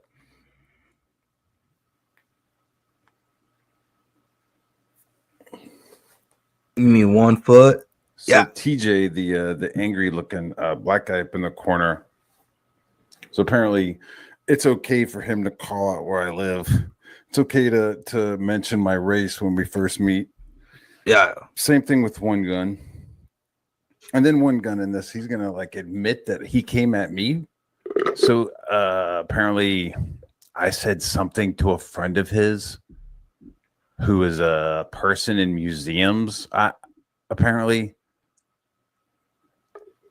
he didn't name who it is. So I went after one of his friends and he decided to come after me and bring up my race. And so I bring up his race and suddenly it's offensive. It's no fair. I mean, if you call out my skin color, I'm going to call out yours.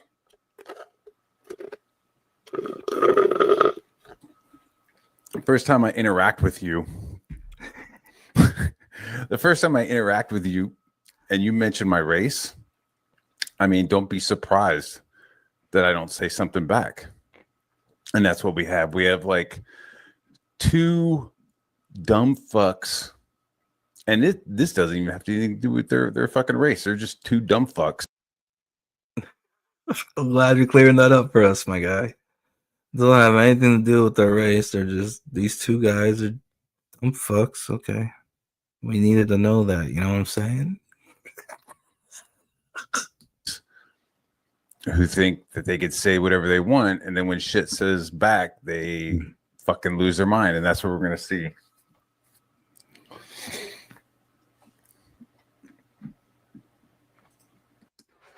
Who's even on that panel?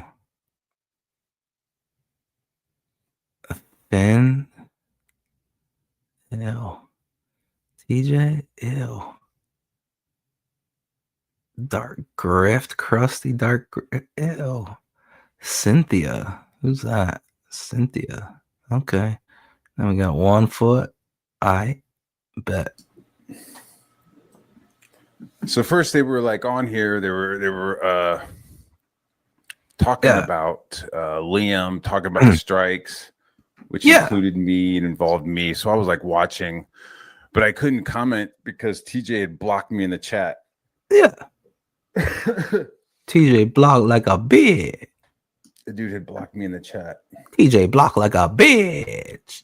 Right. So I'm like watching and I DM Cynic and I'm like, yo, I'm blocked in the chat. And then that's when this oh, no way. You're not man enough. I got to unblock. My bad, dog. So he's got to unblock me. I'm eating some lunch right now, guys. I'm eating some real deal tacos on Taco Tuesday. Yeah, Matt Barr, come in here, Matt. You can't hit this. You can't hit the link, bro. You can't hit the Matt, you got to come in here, my friend. Yeah, my great friend, my best Jewish friend in the whole wide world. I'll even make some space for him. You don't got to. No, you don't have to. There's enough room. No, bring Liam in though. Bring Liam in too. All right, dude. You know how much space there would be if One Gun left. One Gun in real life looks like the fucking great trash heap from Fraggle Rock if you spray painted it brown. He's a very large man. I wouldn't even say rotund because rotund is like a round shape. He's more shaped like a fucking like a dollop of mayonnaise or something. Even though he's black, I said mayonnaise. He's not a mayonnaise monkey. He's just a little whistle pig. Ooh, but One Gun. Yeah, like imagine putting a like head Mr. on Potato Head. That emoji of shit where it's just like a pile. Like imagine that you put a little head on it, and that would be One Gun. Well, yeah, okay. But it can only have one shoe. You know what I'm saying? I wonder if you could save money that way. You know what I'm saying? You walk up in the Foot Locker and you're like, no, I don't need all that. Yeah, just let me get the right one. Do I get half off? I mean, one gun probably saves money that way. You know what I'm saying? It's better off than all of us. I don't know. I mean, should I be shitty about his size and weight? I mean, why not, right? Yeah.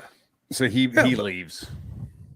Okay. Let me go to my Discord. Let me go find this. No, I'm not going to yell at him. I'm not going to yell at him. I'm just going to make fun of Raptor. And Raptor's not going to come in. Well, hopefully Matt come in because Matt, I like that. That's fun. I have an issue. Y'all, let me say something for a second, yo. I have a real issue with Matt. Like seriously, I don't like this fact crybaby shit. You view people with different pigmentation than you as lesser, and not even different pigmentation. You go. I never said that you were less. And again, you are the person. Same with one gun, who fucking made it an issue. Don't call me white. Don't bring up my whiteness, and I won't bring up your fucking blackness. It's that simple. It's 2025. Fucking black fatigue is over. I don't have fucking white guilt. I don't give a fuck. Yeah. You want to be cool with me? Be cool with me. You want to be a black guy and you want to be cool with me? Awesome. I'll be cool with you. Yeah. I know a bunch of black people. I have a black friend. I have a bunch of black people that I'm friendly with and that I work with. Oh. Race isn't an issue because they haven't brought up mine. And I don't bring up theirs. Yeah. But y'all are dumb fucks. And that's all you have. You don't have anything else. Yeah, do you see my bar? Call me hang on to your the N-word? No, you don't. Melatonin or melanonin. What is it? Melanonin or melatonin? Yeah. Either way, you're clinging on to something that you didn't fucking earn, and you're getting fucking shitty about it.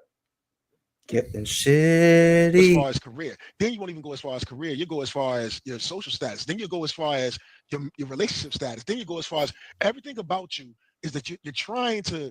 You have this thing where you're like, I'm better than you. Like I'm. I mean, only if I'm like sitting there arguing with somebody. It's like he's like bringing up shit where it's like while I'm arguing with somebody, this is stuff that's being brought up, and it's being brought up by other people as well. Like, hey, I know you two are talking, but I'm like A and B are talking, but I'm gonna go ahead and just like pull B to the side and be really upset with the topics that are being brought up in the fucking argument. Like, what, bro? Fucking shuffle your shit somewhere else, dude. Seriously. Better than you. Like you're beneath me. I'm better on Matt Barr, the cartoonist. Go for you too, gay bomber. I'm better than you. Yeah. And in reality, see, I never said that. You're a fucking sucker. So I would like for you to come up here and address me. Who won what? I put a link in there. You know what I'm saying? For real, so I hit the link. I want to talk to you because I did hit the link. Like you know what I'm saying? We need to go ahead and edit this shit out. Oh, he doesn't like me. He doesn't like me. He doesn't like me because of what I say and do to other people. Fucking stay in your fucking lane, dude. But I thought this was funny. I thought this was wild. I asked you like 3 times, dog. I don't like the way you move. I don't think you got no goodness in you. I don't like the way you move. Like, it was Comicsgate, then indie comics. Like, who the fuck are you? Like, I don't like the way you move, dude. I don't like the way you move, dog. I don't like the way you move. Like, fucking shut the fuck up, dude. I don't care. Like, you don't make comics. Why does that matter? Well, because we're in a comic book community. We're in indie comics. We're in Comicsgate, and you like don't fucking produce anything, and you don't add anything. You don't promote anything. You know what I mean? Like, I don't like the way you move. Yeah. Like when you show up to a stream, you end up derailing it, talking about goofy shit, asking to finish. Nobody wants to. Nobody cares what you're saying. Nobody wants you to finish. It's like the way you move. I don't like the way you move, dude. You are the person like imagine a local comic book store. Everybody's in there hanging out. We're talking about comics. You are the goofy little woogie boogie who can't hang with his own people on the fucking corner or wherever the fuck you're hanging out. You can't hang with them. They punk you. They call you a bitch. Yeah. They fuck your girl. So you fucking shuffle your ass into the comic book store and start calling everybody nerds and geeks. Yeah. And then what do you do instead of leaving? You fucking sit down and you just keep calling us fucking nerds and geeks and shit. Then just fucking leave, dude. You don't produce anything. You don't review anything. You don't back anything. I haven't heard you talk about comic books at all. You're just fucking here for the drama. Yeah. And that's what it is. You're just here for the drama. Truth hurts, Like TJ. you and Dark Yeah. Gift, Cynic, Finn. TJ. Like you're not really making anything. Even Dark Gift. Like I made 5 books. Like nobody. TJ. What 5 books? Lightbringer that he's gonna close out the next day off he gets from bartending. What 5 books? Fuck out of here. 5 books. I can't think of one. Except for the one he tweeted about yesterday. Lightbringer closeout. I can't think of one goddamn Dark Gift book. So tell me how the fuck you missed the mark 5 times. You put out 5 books and ain't made no noise? Do you know how much noise I'm gonna make by putting 1 book out, Dark Gift? That's why you're jealous, man. That's why you're jealous of me, Holmes. You know what I'm saying, Dark Gift? That's why you're jealous of me, Trentany. Orale. Yeah. I know why you're jealous of me, Trentany. Why you're jealous by the girth of the glacier. I know why you're jealous of me, Trentany. Because you see $1 million when you look at me. When you look at the glacier, that's what you see, Trentany. $1 million. Yeah. I'm $1 million talent, Trentany. Once in a lifetime kind of spectacle. Yeah. Do you know what I am when you look at me, Trentany?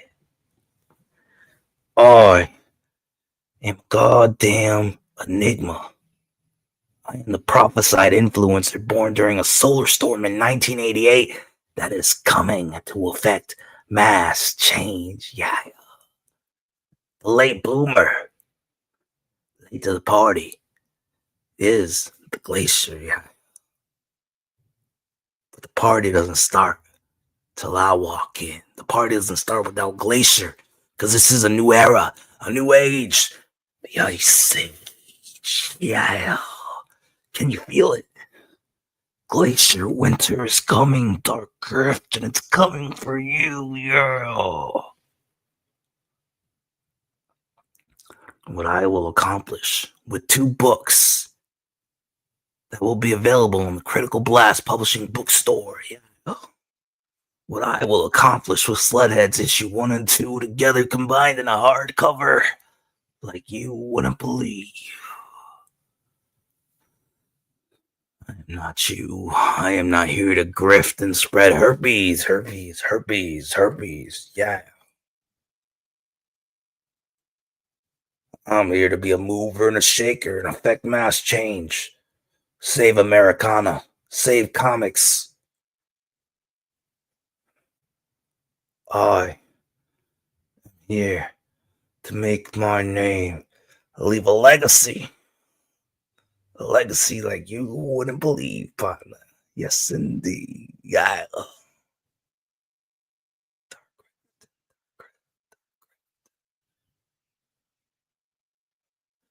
I am gonna bury you in all the anti-Slumites worldwide.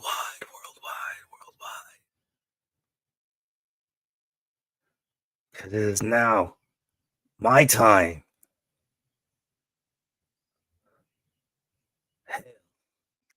Welcome to the Ice Age. Yeah.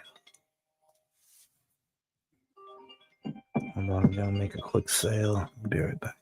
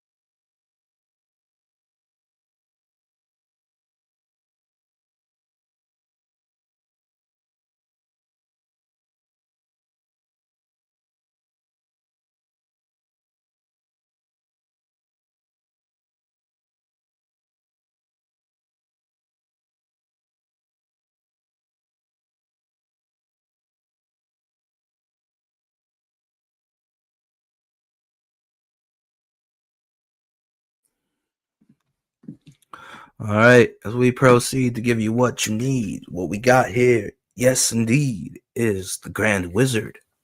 No quarter given. No quarter given. Let's see what he's talking about. He's angry with these slumites, these barnacles, these clout barnacles, these fragile wooden boys. Yeah. Gives a fuck about your fucking pamphlets. Nobody's talking about your books. Nobody's sharing them around. Nobody's fucking mentioning them. Nobody's doing any fan art. Hell, I did a fucking comic book strip and had people doing fan art for Soaring Eagle. So what the fuck? What are you doing? What are you contributing? Just drama. Yeah. Drama, farm, and dark grift.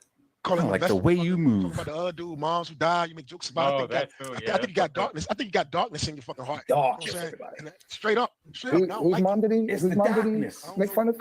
One of them. Yeah, no, he was making fun of EVS. Yeah, Matt, you fucking dick. I didn't make fun of EVS's mom. I didn't say anything about her. I was talking about Doug Ernst, talking about Comic Book Hut, talking about Comicsgate drama. Sorry, you know, when somebody actively comes at me on a regular basis, I'm gonna call some shit back. And guess what? Turns out that the person who actively goes after me, apparently he had a comic book about space whales who wanted an abortion, and it didn't get funded. And it didn't get funded because it looked like shit and nobody wanted it. And he asked Doug Ernst to fucking back it. He asked Doug Ernst to promote it, and Doug wouldn't because it looked like shit. So he backstabbed Doug Ernst. And this is after Doug had paid for his mother's fucking funeral. Like, I mean, you want to like be shitty with me? Like, I'm not going to allow people to fucking like call me out on shit and be shitty with me when they have some serious fucking drama going on in their lives. Especially within the Comicsgate community, within the indie community. Like if he needed money to bury his mom, like that wouldn't be fucking public. But you know what? He went to fucking Doug Ernst and fucking went to Doug Ernst and asked for help. And Doug Ernst paid for the funeral. And then when it was time, so Doug Ernst pays for Comicsgate drama's fucking mom's funeral, and then when he wants him to promote his book, he won't because it looks like shit. So what does he do? He fucking turns his name from Comic Book Hut into Comicsgate drama and just starts being a fucking mouthpiece for fucking Ethan. So yeah, if you think I'm not gonna fucking call that out when that person, some of the first fucking like hate tweets I got were from Comic Book Hut. From Chris. I'm just gonna call him Chris because that's his fucking name. He's just like a fucking dude who like puts cereal on the shelves in Queens. You know what I mean? He just like works at a grocery store, stocking shelves in Queens. So yeah, if you want to talk about somebody's mom, like maybe don't talk about my wife or in the head wounds, which is something that Comicsgate drama had done. So I don't give a shit. It's like these people, they say stuff, they say shit, and then when I clap back, they get fucking upset and they start having these like support session streams. He's a piece of shit. He's What a evil. scumbag. He's evil, dog. Piece He's of evil. shit. Straight God up. damn it, Matt. Fucking Matt Barr. Fucking Matt. Say Why my you fucking name, not say my talking name. Stop being mean to people, Matt. And Raptor, you fucking Yeah, stop being mean to people. N-I-G-G-E-R. Stop being mean. Stop being mean, Matt Barr. They joking. I ain't joking, man. I think you're a bad person, bro. Who cares? I'm not. Clearly, I'm not. Yeah, there's layers to that with Matt. And this is the bullshit from DG. DG, you just love Matthew. No, I don't. That's what I was saying. Like, This is the bullshit. I was he'll like, do what like the one fuck? good thing and then hold it over your head forever, but then like do nothing else. You know? I have no. This is where I was like, I like heard some of this and was like, what the fuck is he talking about? And then when I hopped on, he wasn't there. He like went to go get some cigarettes or something. So it's like he tends to take stuff that I say to him and he applies it to everybody. the comments about the bartender, he wants to apply that to everybody. The fucking comments about helping him with the Vic King shit, like he fucking takes that and applies that to everybody because he's soft. You know, he needs everybody to be on his fucking side. And I didn't hold it against him at all. I mean, that's fucking crazy. If that's what he's even fucking talking about. He talks in generalities and he's fucking like another Liam. I mean, like that, and it's like a manipulation tactic, you know, because he was getting, and I think it was a survival technique because he was getting booted out of group after group after group. So like he needed to do something to cling on to, you know. So I don't understand what that meant. And I came on and was like, "What groups are you talking about, dude? What are you fucking talking about? I got kicked out of group after group after group. What are you talking about?" This is why Dark Gift is a piece of shit, dude, and untrustworthy. Let me take you guys back. Some real history. This is the reality. You ready? Yeah. Give us the reality. I've got receipts. I've got DMs. I've even got DMs from people who have apologized later on for what happened. Blah blah blah. So I join. I don't have a channel. I'm not on Twitter. I'm just working, right? Just kind of doing my thing. I start listening to YouTube channels about comic book reviews. That leads into your boy Zach. That leads into getting a gig with him and doing some collaboration with him and Splato, right? And so then that led into finding out that Vinny Tardamello was in CG, and so I reached out to him. We knew each other. Everything was cool. He was like, "Hey, come hang out." And so I did. At the same time, I started talking and interacting with Vicky because I was like, "Why are you fucking doing these like why are you doing anti videos?" Like I didn't understand. Like, okay, they're doing videos. Why are you doing anti videos? So I started talking to her because I'm really just trying to understand everybody's point of view, you know. And so when I met Vinny, I met Red Gaze, I met Lola After Midnight, I met Jason, and I met Heavy Metal Hero. I met a whole bunch of people, right? So Vinny was raging about Ethan because of what he had done to Liam. And so we would like stream, and there'd be like several hours of like dead streams of him just fucking flipping his shit at Ethan. And so through him, I met Lola, and on Lola's channel, I met Jason and Heavy Metal and Dan Plagle and Billy Basco. That's where I met Billy, right? And so while I was doing that, I was trying to get some people to do some promotional videos, like, "Hey, you know, can I come on with Rock and Roll Ninja and promote the book?" And there was a lot of no's. I got no's from most people. Bancroft, fucking you name it. Everybody who was promoting books did not want to promote my book because it was Splato. So even though I was fucking grinding my ass on this fucking book, it was a no-go.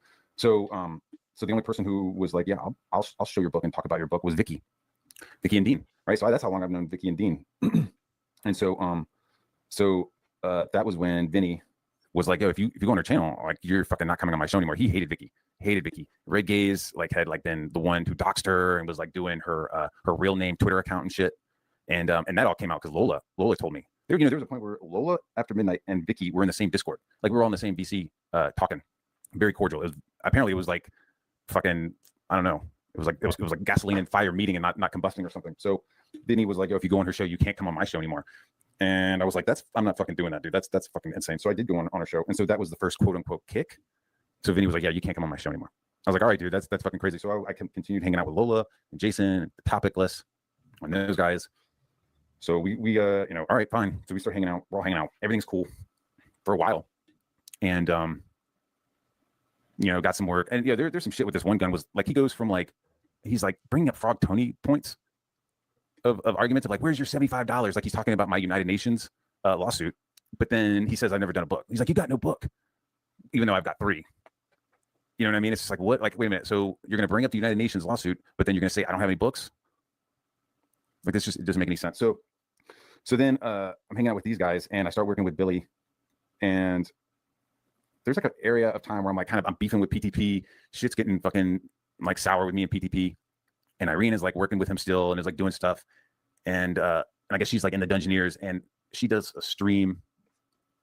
She does a closeout stream for Fiendish 2, and it has like everybody who worked on the book, except for me on there, which it's like, "Oh, you're Fifis." And it's like, whatever, dude. It's like, we're kind of doing this for exposure. You know what I mean? It's like you're doing shit for exposure for your own book and your own campaign. And so I did the back cover for the Fiendish 2 book, but like she didn't want to send the link. She like sent the link to PTP. And so I fucking got shitty with her. And I guess she like told Jason, and I don't know. But so with Billy Basco, so he did some of the Zipatone on Rock and Roll Ninja. He got credit. He got paid. He got paid more than enough. for the time that he put in. So at this point, we're kind of done. We're talking about the next stuff. I fucking, and like I've already shown the receipts for this shit. Like I sent him $50 to go get some weed, so he'd fucking like calm down and get some work done. And then for something else, I gave him $100 in advance, right?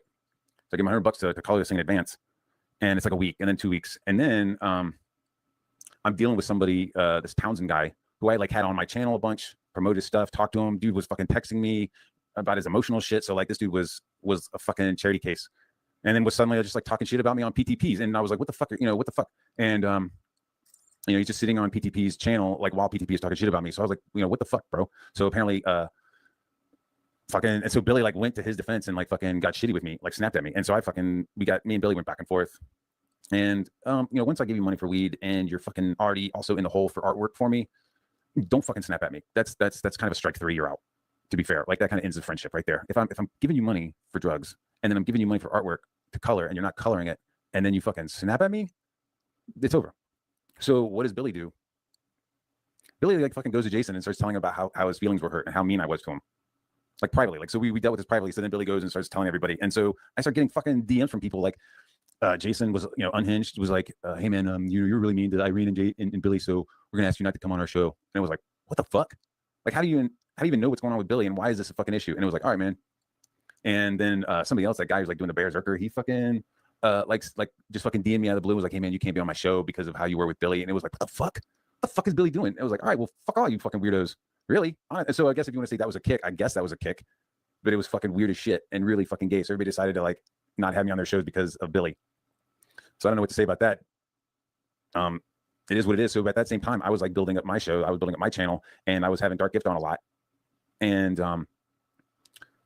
I, not to get too into details, but like somebody in the, somebody died around that time, and we couldn't figure out if it was a suicide or if it was an overdose.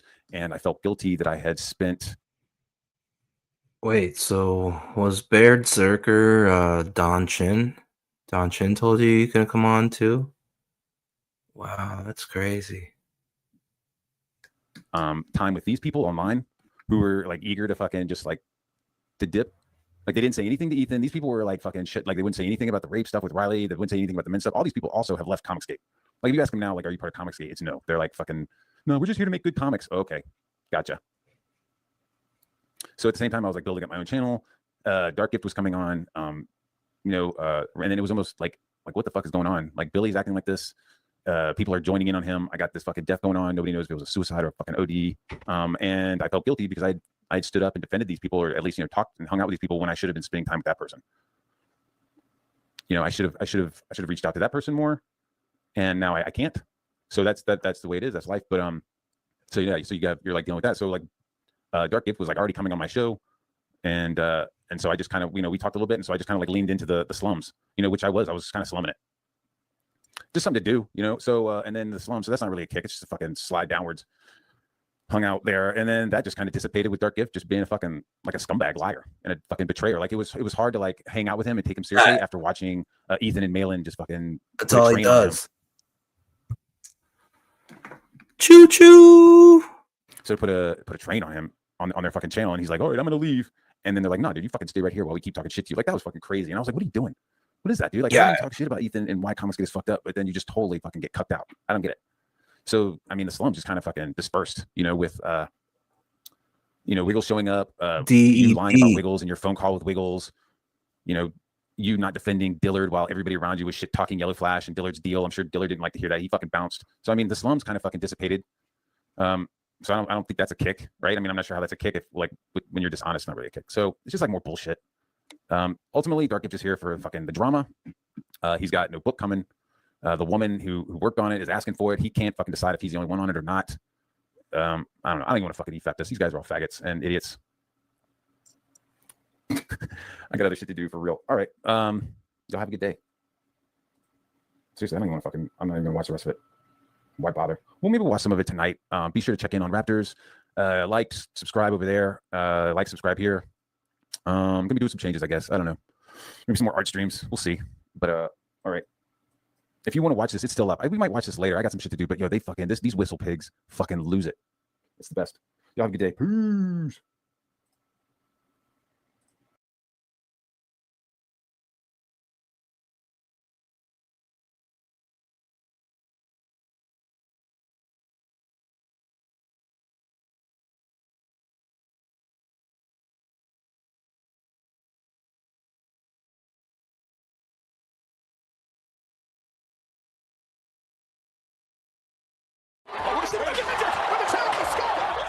10 times.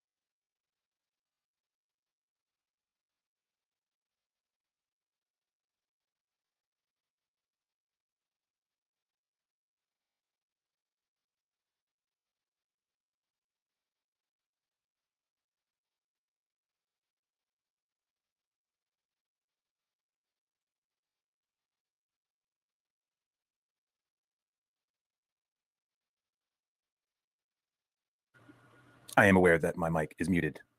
Just waiting a second.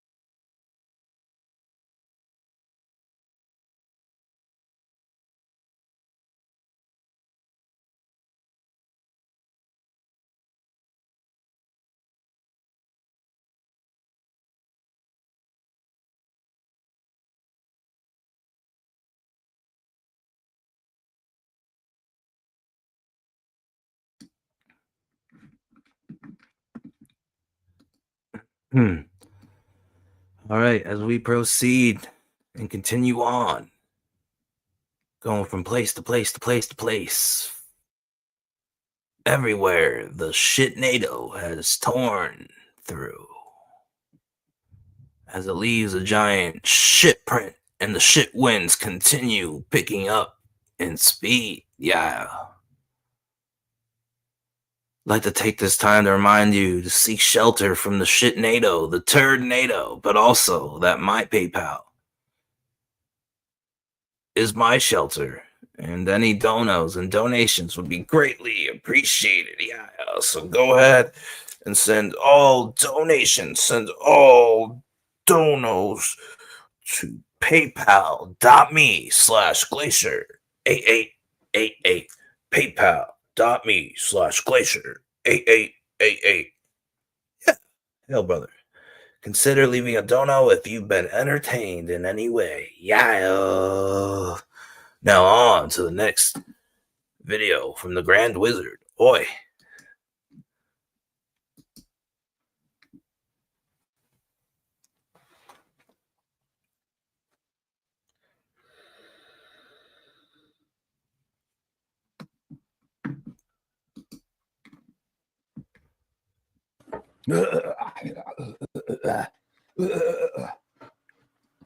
Apparently, this is the one gun I know we're part. gonna go over this shit tonight. We're not gonna go over this shit tonight on Raptors, so I'm gonna roll over it real quick. Had to go do some family stuff earlier, so I had to put a cork in this shit. But I'm back to wrap it up because we didn't even get to the meat of the sandwich. We just like took a bite of the bread. So my little group before he finally found a home over there and work at it. Yeah. You let that do in your crib. You let all of your crib. man, they had links and all that, man. But he did. For real, look, listen, I'm serious. See, this is again, Dark Gift, Dark Betrayer, Trans Tony, making a bullshit, and you know, Anthony, yeah, he's a piece of shit. To be honest, him and Wiggles had a falling out because he was lying. Had a falling out with me because he couldn't keep his shit together. So yeah, you know, I met Wiggles, hung out with Wiggles, started talking to him, had a couple of phone calls. Dude's legit. I felt like he was legit, and just started letting me know some of the truth about a lot of the war campaign shit, dude. You know, when I first came into Comicsgate, war campaign was already like pretty much gone. There's maybe some remnants, I think, a little bit left, but yeah, they pretty much left. And you know, hanging out with Ethan and some of them, just bringing up war campaign was verboten. Just the idea of mentioning war campaign was bad. But you know, a lot of stuff got, you know, they were blamed for a lot of stuff, and you know, at face value, you know, you don't realize who you're dealing with these people. You know, like you think that, oh, like I'm dealing with other adults who aren't just psychopathic fucking liars. You know, is that the right word? Psychopathic, psychologically damaged. I don't know what's the right word. Psycho. But it's you know, you're dealing with these damaged, broken fucking people. So you know, you take it for face value, you believe what they're saying. Oh yeah, war campaign did this, war campaign did that. You're like, yeah, that's fucking crazy. That's fucked up. And you know, then you kind of went up against war campaign. I went up, like, kind of, you know, they were throwing some jabs at me, and I was throwing jabs at them back. It was all pretty, like, they were jabbing at me about the United Nations shit and UN being, and you know, they had a fair point, but you know, I had my point of like, I'm just fucking get my work on, dog. You know, like, you can't blame somebody for fucking doing a comic book for UNICEF. So we went back and forth. It wasn't like anything crazy. And then, you know, eventually, you know, with Wiggles, I met them, started hanging out with them, and then when I got a link to the war campaign Discord, like, Liam was already in there. So it's like, all right, well, these guys are pretty legit. You know, they got families. You know, they're just real guys. To be honest with you, they're fucking headhunters. They don't back down. I love it. But you know, they were verboten. You know, you can bring them up or anything. So like, once you start talking to Wiggles, you know, I start asking questions, and he's like, "Nah, dude, that's not what happened. This is actually what happened. Here's some receipts." Then I get introduced to Pan. Oh, what's going on? It was like, it was weird because, you know, you hear Pan's a bad guy, but then suddenly, like, I'm pushing, you know, pushing on the shield wall. I'm pushing against fucking bullshit and degeneracy. And I look over to my right, and there's fucking Pan pushing on the same wall, and it's like, holy fuck, what's up, buddy? So, you know, I've had long talks with Pan, man. I like the guy, and he's solid. You know, he's fun, like everybody else is, and he's here to point and laugh. A lot of people are fucking scared of him, and the ones that are scared of him are the fucking piece of shit. Like, if you're scared of Pan, then you're a piece of shit. Like, if you're worried about Pan showing up, then that means you're probably a piece of shit, and you're worried about him saying something. Well, I like all the guys, man. Magnus and fucking Dan. And I'm high as fuck, so don't yell at me, brothers, for fucking not mentioning X-War, Sci-Fi, all of them. X-War.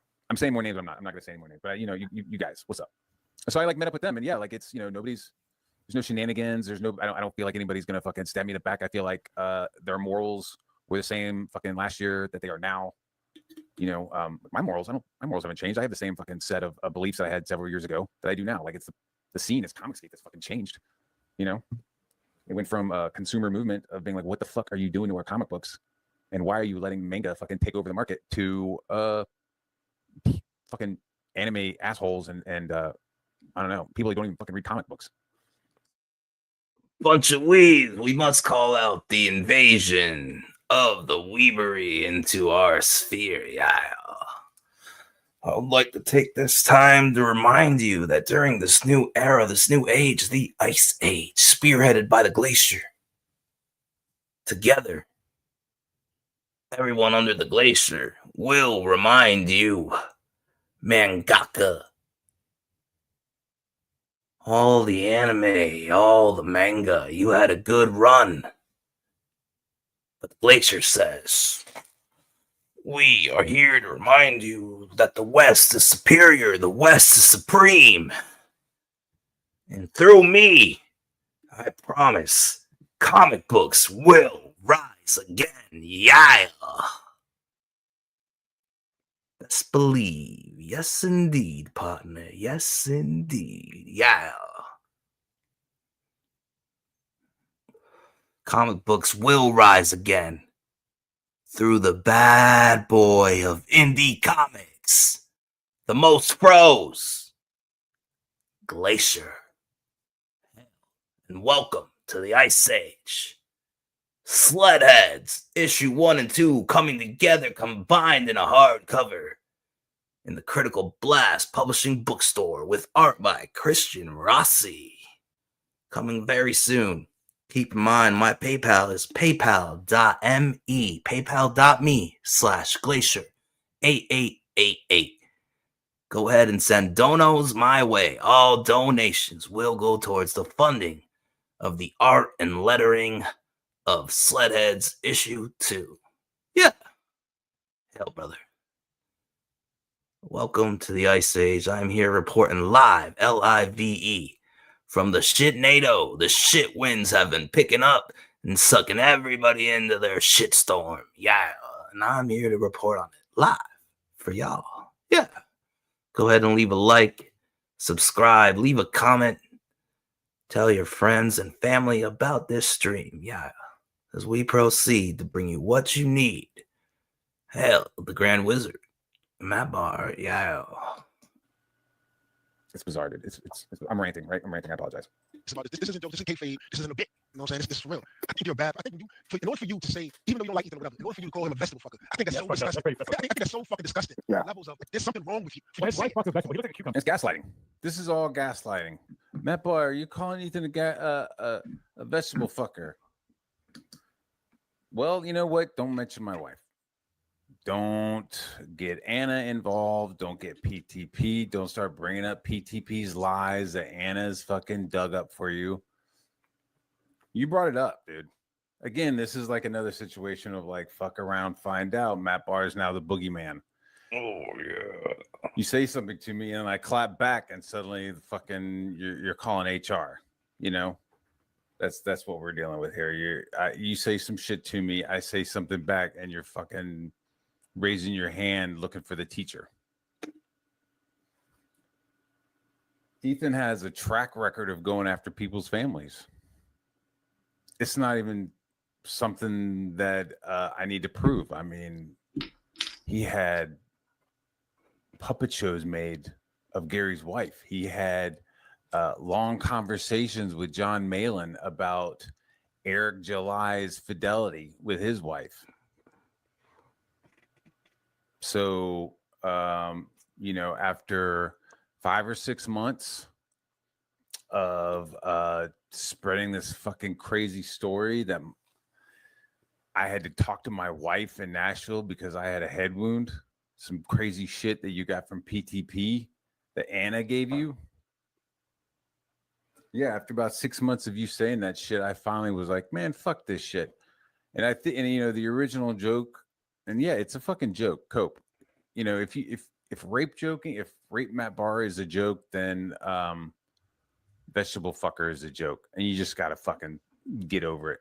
Get the fuck over it. That's my way of coping, is making up my own jokes, and now you're fucking crying. So you just need to get over it. You bunch of fucking vegetable fuckers. Doormat vegetable fuckers, all of you. Yeah. Hell, so the original joke was, hey man, instead of all this shit talking to Eric July, you should go be with your wife before she turns into a vegetable. And then that Jesus Christ turned into like, yeah, you're just a fucking vegetable fucker. And I don't care, dude. Matt Barr always goes hard, sometimes too hard. I really don't. Hell, brother. You start talking shit about my wife, and you know, gloves are off. Gloves are off, and my thumb is in your fucking eye. And now this goofy ass Negro is fucking crying about it. Like, yo, dude, Ethan doesn't like you, TJ. Like, he knows you're the only person who sent your dick pic in the fucking war campaign. The joke was like, oh, they collect dick pics. You know whose dick they got? It was TJ's. He's the only one that actually fucking thought it was real and sent his dick in. Like, the joke was, yeah, you got to send your dick pic in to be a member. It was a fucking joke, but TJ was like, okay, and then did it. That's how desperate he is to fucking want to belong. And here he is, fucking hosting these fucking bullshit fucking streams. I like that. Yeah. You want to talk about evil, dude? You want to talk about fucking gross? Talk about, I mean, evil is your conversations about your niece, bro. Like, I don't even want to go into that, but like your fucking, your reactions and discussions and the words you used with you and Dark Gift about fucking your niece, dude, is just fucking gross. and then your blase fucking whatever attitude about grinding your dick on some fucking dude on a dance floor who just because he wore a dress, it's supposed to be okay. You're gonna need to work more on making that fucking pass, bro, because that's fucking gross. That's fucking gay as shit.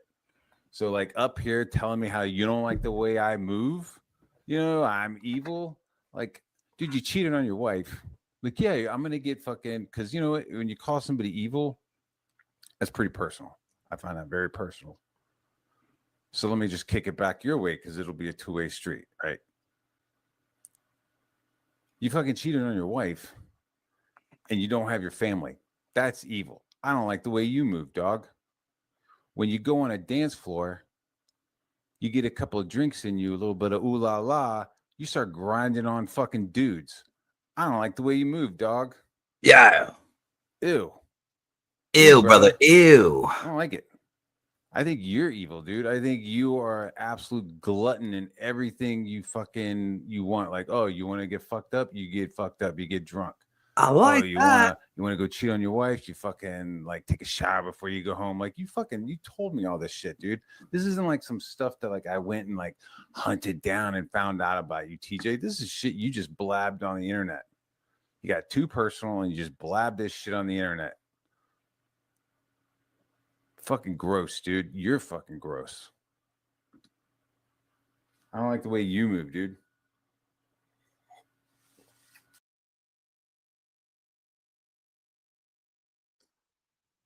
I gotta go take a leak. We'll be back. We'll be back in a little bit.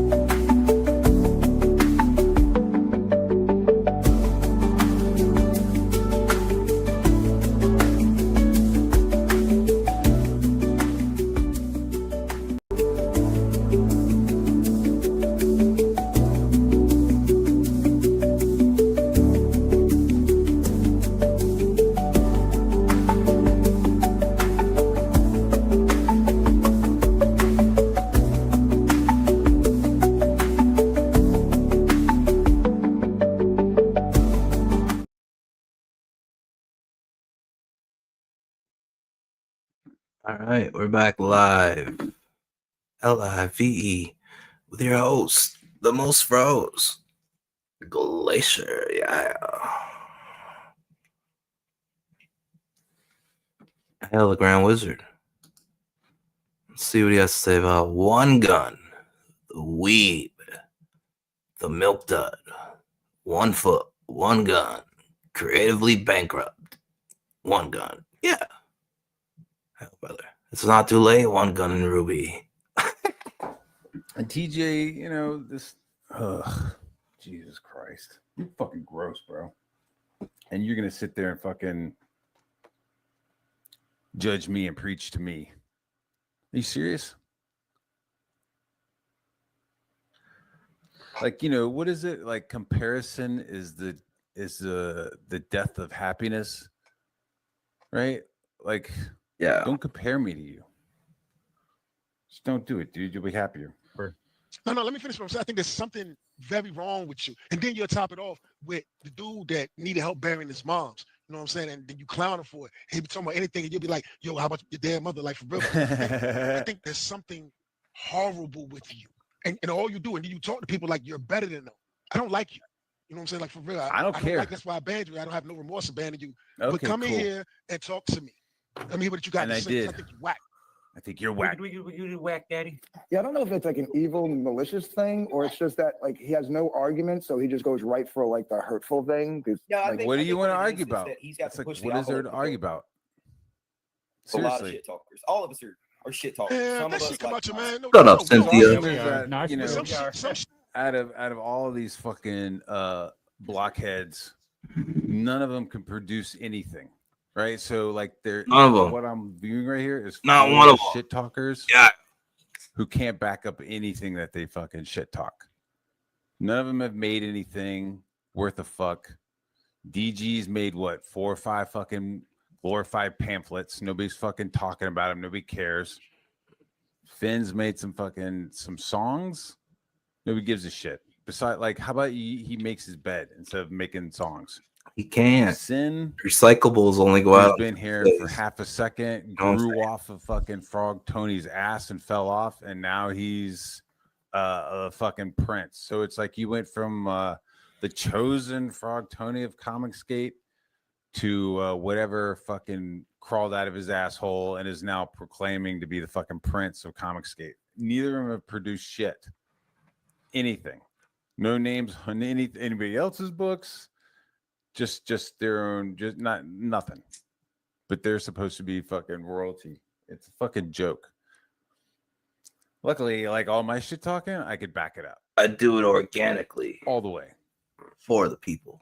I'm still waiting for like a lamb chop challenge. I'm still waiting for like one person to step forward and be like, I will make a whole comic book very soon. and we will see who will do Why better. you should back and believe. I mean, God forbid in the it's Glacier. fucking Rooker for it, because that motherfucker does the whole book. But you know, all these people who are talking shit to me, I've never worked with them. That's going to be the one thing you'll notice. The people that I worked with very, very rarely talk shit to me or about me. It's people like, I think we got one person that fucking Salty Draws was a fucking idiot, but then we showed all of his fucking DMs and showed what a fucking liar that dude is. Holy fuck. What a total fucking liar, all because of Wiggles fucking hurt his fifis.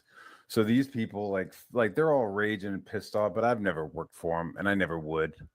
And I never will. And none of them are producing anything worth a fuck.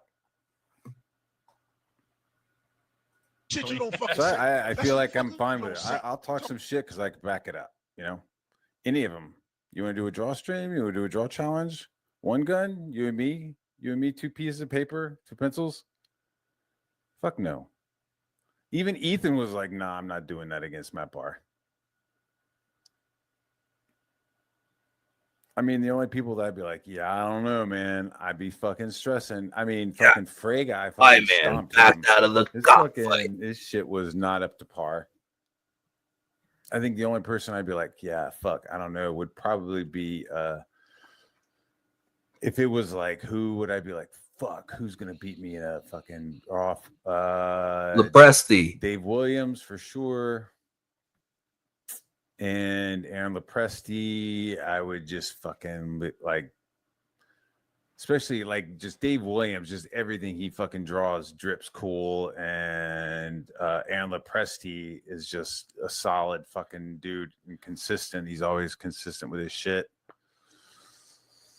But everybody else, I'd fucking stomp into the ground, and they know it. So it's kind of fun to be able to like talk shit and back it up. Especially in comics. I mean, that's what we're here, right? We're here in indie comics. This is Comicsgate, right? We're not in tree service. We're not talking about who fucking cuts down the best tree, who has the best fucking chainsaw. This is comics. We're talking about art, story, and drawing and illustration and color design. Story, baby. Yeah. Character design. Yeah. I mean, at least for me, these guys, this seems to be nothing but drama. We got another hour to go to Raptors. Talking about somebody dead mom on the rag, you don't fucking say. What if I say I'm gonna call the cops on Raptor for calling me a... Nah, man. There's something. I mean, you know what? If Doug Ernst pays for your mom's funeral and you backstab him and that's public information, get fucked. Get fucked. Especially when you're coming at me the way fucking Chris was. Chris the grocer was coming at me. The cops on Raptor. Yo, stop making this. Not the grocer. Whatever. Y'all talking about hug boxes and shit. No, I'm not making an excuse for him because what he's doing is egregious. But I think that's what he's doing. I don't even think he realized it. I think he's having to push the envelope because he's around guys like Raptor and you know. I'm not pushing any envelopes. Other people are pushing the limits, and then I'm just kind of stepping over to him. So, but that just shows like what his inner personality, like what shows actually. What's in the heart. That shows what's in his heart. Yeah. Shows what's in his heart. It shows what's in his heart. Yeah. He's horrible. You cheat on your wife, dude. Shut the fuck up. So, you grind your dick. Dude, what's in your heart, TJ? You cheat on your wife, you grind your dick on dudes, and you want to fuck your niece. What's in your heart, dude? Black tar. You don't even have a fucking heart, dude. You don't have a heart. You ain't got no heart in your chest. Isn't that what Liam Gray says? The sex pest. You ain't got no heart in your chest. You fucking drunk ass bum. Oh, whoop de fucking do. You're going to jail, man, Bar. You can draw, man. You need to chill, bro. I could draw. What the fuck is that? All right, so let me go ahead and pull this up. So this was a DM that was sent. Hold on, pause. You didn't ask. Come in here, Raptor. Come in and hang out with us. I don't know about DM drops, bro. No. This has already been approved. I don't know about DM drops. You're asking the wrong person. No. Don't worry about it. I've got this. I already showed this on my show. So, but the person. No, cut this out. I ain't with it. What are you talking about? Dog. I'm telling you to remove that shit. I'm telling you to remove it. I'll remove you. Okay. No, he's explaining something. I don't care. I don't do DM drops, bro. Well, why'd you kick him and not his screen? There you go. I'll bring it back. Right, what the fuck are you talking about? How am I supposed to prove what the guy? That's not me. I don't do DM drops, bro. Oh, I think the person he sent this to gave me approval for it. I don't give a fuck. That's what you can talk about it on your show. I don't do DM drops. All right, then how am I supposed to show you what the guy was saying? I don't give a fuck. I don't care. You asked him, TJ.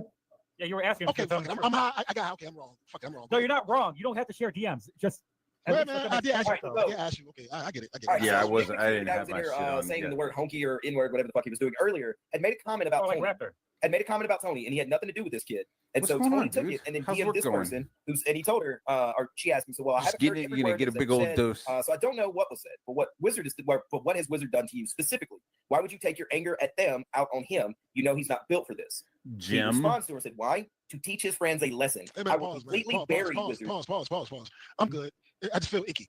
Pathological. Thank you, sir. I'll take your word. I remember that I word. just want to do the DM shit, man. It is Cut this out. I just feel icky, bro. Oh, they removed the station. It's cool. TJ's got Yeah, I can't remove it from stage. Okay. Dude, that's what I'm I dude. got it. There we go. So what was the gist of it, though? Because Nick McHugh. Dude, like all their shit, dude, is started by them. Like we're gonna see fucking One Gun, which I don't know what person he's talking about, but he's like, he came after me. He came after me and mentioned me being white and shit. Because I was talking about somebody else, and so it's like, well, who is this other fucking person? So apparently, I was like talking shit about somebody else, and One Gun didn't like it, so he decided to fucking come at me with the race card. And so you know, now I'm supposed to like now I'm just being gaslit over like reacting to these fucking cornballs. And we'll see this dude fucking chimps the fuck out. So he says something about me being white. I make a joke about fucking one gun, no dad, and he fucking just chimps the fuck out. While TJ totally is like sweeping for literally everybody. Everybody. Did you hear that fucking noise? So underneath my desk,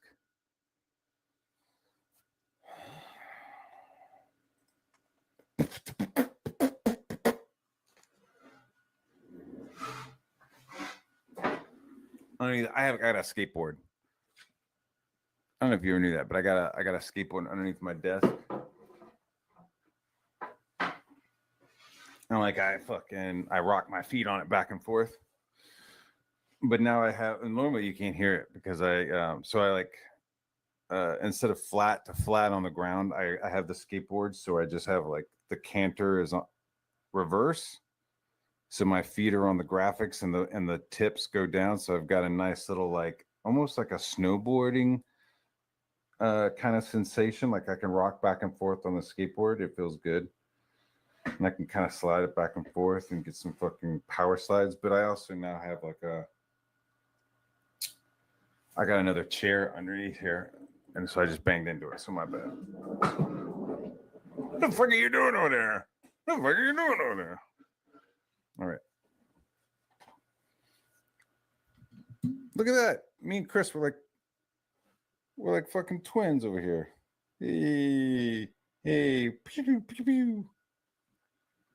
Yeah, dude. So he's like admitting that he like came at me first with this shit. And was like, what the fuck? Like, who the fuck are you, dude? And then I start talking shit back, and then it all starts turning into people fucking crying. Who made a joke about Tony's kid. He decided to, and he put a tweet out that day that said, I don't care if you're suicidal or not, I'm going to bury you on my show tonight. And then started DMing his friends and telling him that. And then he said, I'm going to teach them a lesson. They'll have to live with what happens to him. So what do you think Tony's been through for the last week or so? What do you mean? Like the whole all in all. What do you think Tony's going through right now? Oh, he's coping and seeding. He's coping and seeding after what he did, because he didn't have to release that information. I would never talk about it. Never dumb, let it keep going. And I told him I would never talk about it until he was ready. Yeah, dude. He was trying to get out ahead. That's how like a lot of this shit started with Riley doing like that, a dumbass. right? So Riley.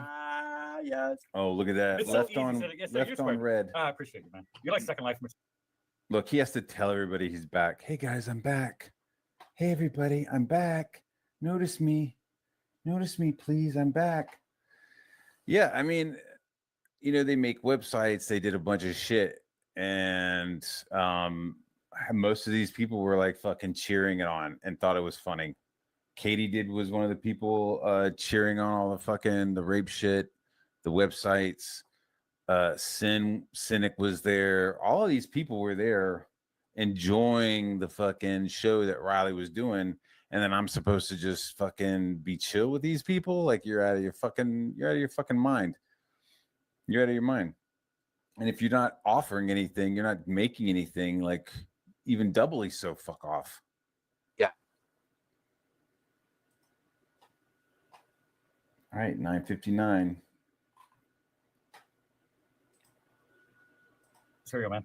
So yeah, and then Cynic would fucking roast. Cynic would fucking have a ball. I gotta keep my hand on the trigger because this might not be Matt because I know I got assassinated. Keep his hand on the trigger, huh? Here you go. Hold on. Is you Matt? Yeah, what's up? Hey, Matt. What's up? What's going on? This motherfucker. What's good? What's up, you black Jew? No, I got this. I'm gonna need you to do this. Okay, I'll be quiet. No, I went and got some coffee and I came back and heard Dark Gift like talking some shit. And so I'm just like group after group. Like, I don't even understand. Worry about me. Don't worry about him. Worry about me. No, I mean, it's like, what? I hold one thing over people and then I use it against them and I get kicked out of group. Like, I don't know what the fuck he's talking about. Like he needs to like show some examples. You know what I mean? Like what the fuck? That's what I sound like. What is the one thing that I use to hold over him? What is the one thing I've used to hold over other people? You can't sit up here. You can't sit up here and like talk that crazy shit. That's fucking crazy, dude. And not expect anybody to say anything. You hold over the fact that you're still married if somebody's divorced. Who's married and divorced? Like you're divorced? I don't care. Yeah, you did it to me. Hold on, we're talking. So now. what? I know you were talking there, but I bashed you. Don't worry about that. It's me, nigga. That's right. Get over it. You will hold over the fact that people are divorced. You know what I'm saying? And okay, well, I'm not divorced, which means why these are things you say. Why would I listen to you? You say, why would I listen to you? You're divorced. Okay. Then you would say you're just a bartender. Well, yeah, we were talking about relationships. See, I never went after him because he said he was divorced. I never went after him because he's divorced. I went after him and made jokes on him because he said he had cheated on his wife. And he would like, well, I forgot what the deal was like. Oh, he would shower without soap. That was the fucking story that he told.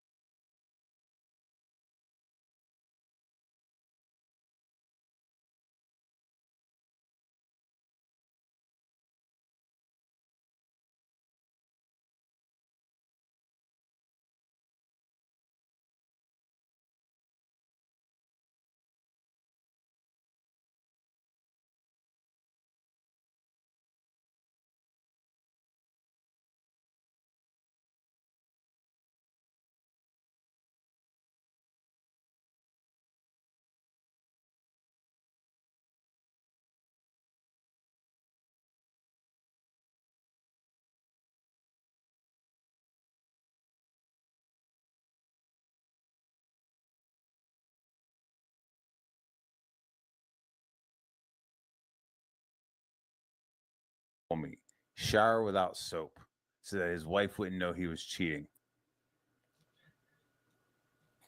Whoa. Yeah, man, you tell me that shit, I'm gonna fucking judge you. I don't give a fuck. I don't give a fuck, dude. Recognize what I'm saying. If you say some gross shit to me like that, I'm going to fucking judge you. It's fucking gross. So you getting divorced, people get divorced. But people don't be fucking taking showers without soap so that they can like sneak back into bed with their wives. It's fucking disgusting, dude. Why are you like you're pulling shit out of context? I've never talked to you about relationships with you and your wife. That's yeah, crazy. we have. You're You married- talked you're about married man. relationships. We have talked about relationships. Then you would say, in the last like 3-4 years that we've hung out. Yeah, we talked about relationships. Then you would say you're just a bartender, or I do one better. That has nothing to do with you. Hold on. Yeah, dude, this guy is That's like specific- taking up other that's people's specific. fucking battles and shit. It's fucking bizarre. Let me finish. Then you would say, okay, if it's a writer, you'd be like, oh, that's just a writer. They come a dime a dozen. Yeah, in Comics Geek, yeah, that's true. Writers come it's fucking dime a dozen, dude. They're fucking all over the place. You carry yourself. But what about writer / character designer? Yeah. Comic books. I'm talking to some indie writers right now. Don't get mad out there, guys. I'm just fucking talking shit because it seems like like the biggest drama queens in the scene are fucking writers. I don't know Sorry, about that. but that's just the truth of it. Like we're dealing with like Vaughn and fucking Liam, right? Who are they? Writers. So I mean, Yeah, but then on the other hand, we got Malin, Shane, EVS, you, Dark Gift. If you want to consider him an artist. I mean, just as many artists kicking up shit.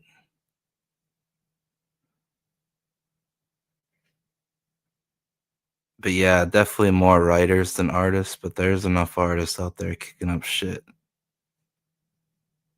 Dan Lawless. and we just have a fuck ton of them. There's like a fuck ton of writers. So yeah, I feel like they're kind of a dime a dozen. I feel like there's more writers than there are artists. At least that's how I felt before. So he's like just like throwing like very odd. Like imagine somebody coming to you and like bringing out one line quotes from every argument you've had with every girlfriend you've ever had. You know what I mean? Like every fucking person, not girlfriend. These people aren't my fucking girlfriend. You understand what I'm saying? Like imagine just like somebody going through Freudian every slip. argument and like pulling out a line. It's just like what? What?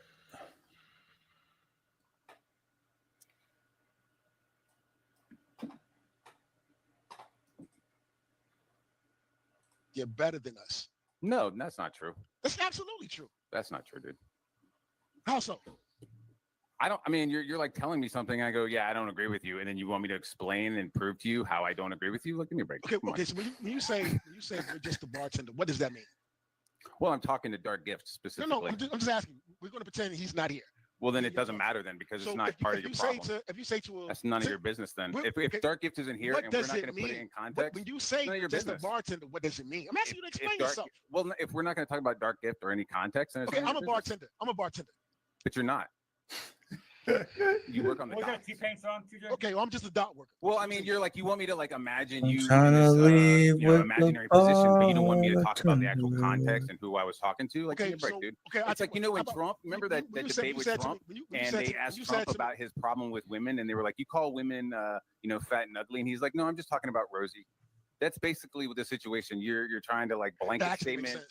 Makes sense. You're trying to blanket statement the term bartender for everybody, and I was just being specific and offensive to Dark Gift specifically. But he's a bitch, and he wants to like apply and like get everybody riled up. About him, nigga?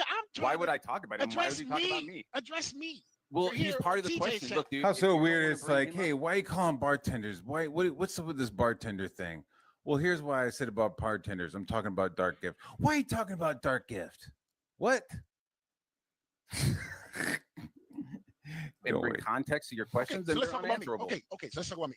Okay, so when you What said about you? We're from the same fucking area of Virginia, and the first time we met, you like called out where I live, being white area. So it's just like, I said we was talking. I was like, where you live from Newport News? I said, well, okay, yada yada. We was talking. I said, well, but you know about Jefferson? He was like, yeah. no. You as soon as I said I was in Dimby, you like called out. I said, yeah, that's the white good part of Jefferson. No, you didn't say white. You didn't say anything about good. You were just like, oh, that's the white part. Yeah, it is. But you didn't say good. You're adding the good part now. Yep.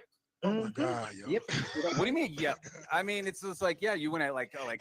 See, that's like the oh my god, you're calling me out. You're calling me out for my own fucking bullshit. That's where that starts right there, dude. Like we're from the same part of. I mean, I will say though, like, basically from TJ's perspective of vernacular and street linguistics, white and good are kind of synonymous. You know what I mean? Fucking Virginia, literally miles away from each other. And I'm like, yeah, I'm from Dimby. And he was like, oh, the white part. Oh, that's that white part. And it was like, what the fuck? First off, that's bullshit. There's no fucking like white part of Dimby. I don't know what the fuck he's talking about. Like it was mixed. Like the Newport News, Hampton, the whole Hampton Roads area. Why do you is call it all DMV? It's military. fucking DMV, you fucks. I mean, it's all military. I'm not So you're even getting from into there. Fucking, I mean, there's a lot more industries there now. There's like the shipbuilding. There's a bunch of other industries building up around there. But you know, at the time that I was living there and I was growing up there, it was hardcore military and hardcore shipyard, and then whatever kind of cottage industries that grew up around that. So like my school was like 40-50% minority. So this like, oh, you're in the white part of town. Like I don't know what you're talking about. And it just like, I don't know what's the term for it. Like put me on my, I don't know. It made my hairs like raise a little bit. Maybe I don't know. I didn't like it. You know, I didn't like that being like the first thing that he said to me was like where I was from and how that was like the white part. You know, because he wasn't like, oh, I'm from fucking Jefferson, and I wasn't like, oh, y'all are some fucking bum ass fucking nigglets down there, huh? Y'all, that is the fucking, y'all got coal on you, you know, like, you know, nobody's making jokes about downtown Newport News having black people because the coal from the shipyards, you know what I mean? It's like, what the fuck is he talking about? So for him to like call it out, I didn't like it, and apparently he doesn't like getting called out on it. And then of course, fucking blah blah blah blah blah. Fucking One Gun needs to just start like fucking making noises over there. I guess he's like finished eating his go group. Yeah, One Gun's ready to cop gobble like he always does. Cop gobbler, One Gun. That's your excuse for calling me a nigga? Yep, that's his excuse. That's all he needs. Yep, that's all he needs. You little woogies is to Yeah, mention you my race. Motherfucker, You and One Gun, you guys both mentioned my race when you first met me. So Yeah, you shut the fuck up, man. listen, this guy. You're You're a fake fucking artist, dude. Fat ass. Dude, how are you so mad in this fact, dude? How are you this mad in this fact? How you spend that $75, man? $75 on what? What are you talking about? Dude, he's calling out Frog Tony. You are a Frog Tony boomer. That's it. That's all. Keep talking more. Dude. So as soon as One Gun comes at me, he starts coming at me, talking about $75. So instantly, like, where? He's got that sugar rage, you know? Got that sugar in his blood. That's why they call him the 1 foot. Yeah. He's got that, you know, that that retard spurg in his blood. He's like the Kool-Aid man. You know, the Kool-Aid man's got to have retard strength in order to come through that brick wall. And that's One Gun's blood. One Gun's blood is in the pitcher. Is in the glass pitcher Where's he coming from? of He's the coming Kool-Aid man. One Gun's got that sugar blood. Yeah. from Frog Tony's shit.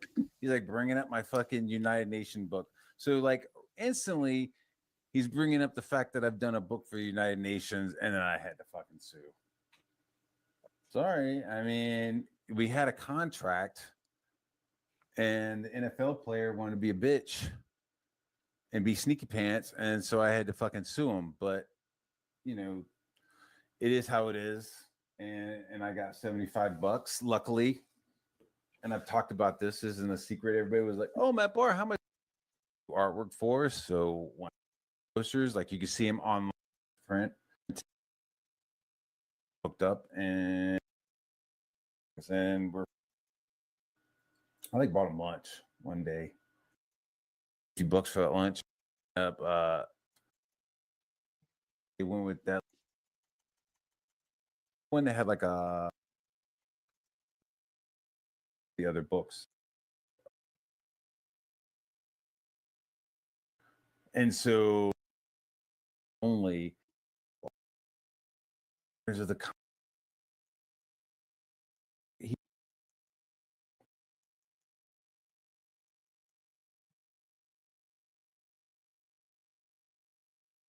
it's like I'm talking to this guy replying, and then it's like me replying is You're a nobody. dude, this is One Gun is a nobody in indie comics. You're a nobody. You're a nobody. Man, you're triggered. Hey, relax, dude. Relax. Your diabetes is gonna kick in. You need to calm down, thickness.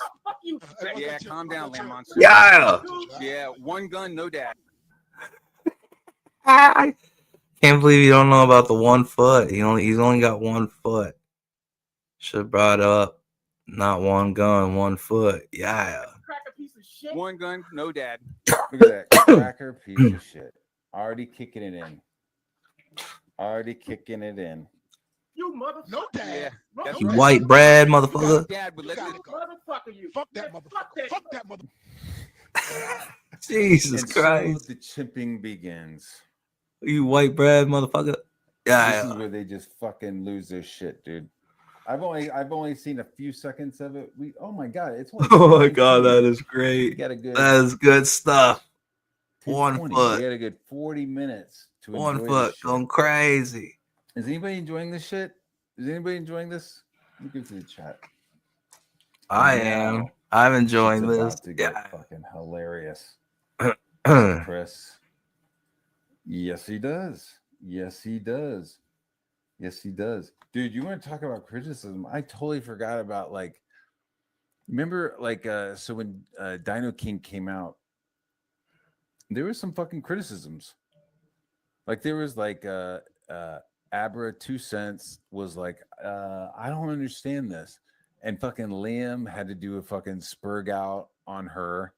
And then when that chubby dude fucking said some shit about his book, that turned into like a 3-day multi-stream fight between Liam and this guy going, where's your fucking commas, bro? Why are you misspelling fucking borders? And Liam's response was, there's no commas in the book because I'd made the book on a shoestring budget. Now, apparently commas cost extra in Australia because of the little piece of metal, maybe. You know what I mean? Like in the Australia printers, we don't have the little piece of metal that makes a fucking comma. It gets stolen by a fucking spider or whatever the fuck is down there. So he's like, yeah, I did it on a shoestring. You know what's fucked up is there's never any talk about the guy who drew Dino King. It's just Liam. It's just Liam filleting himself online about the book and never talks about any of the other people that fucking did the book for him, dude. Dude, he's soft as baby shit. He's soft as baby shit. He can't hang out with his own people, so he comes over here and starts yelling at people he thinks he can yell at. It's like, dude, Katie did blackface?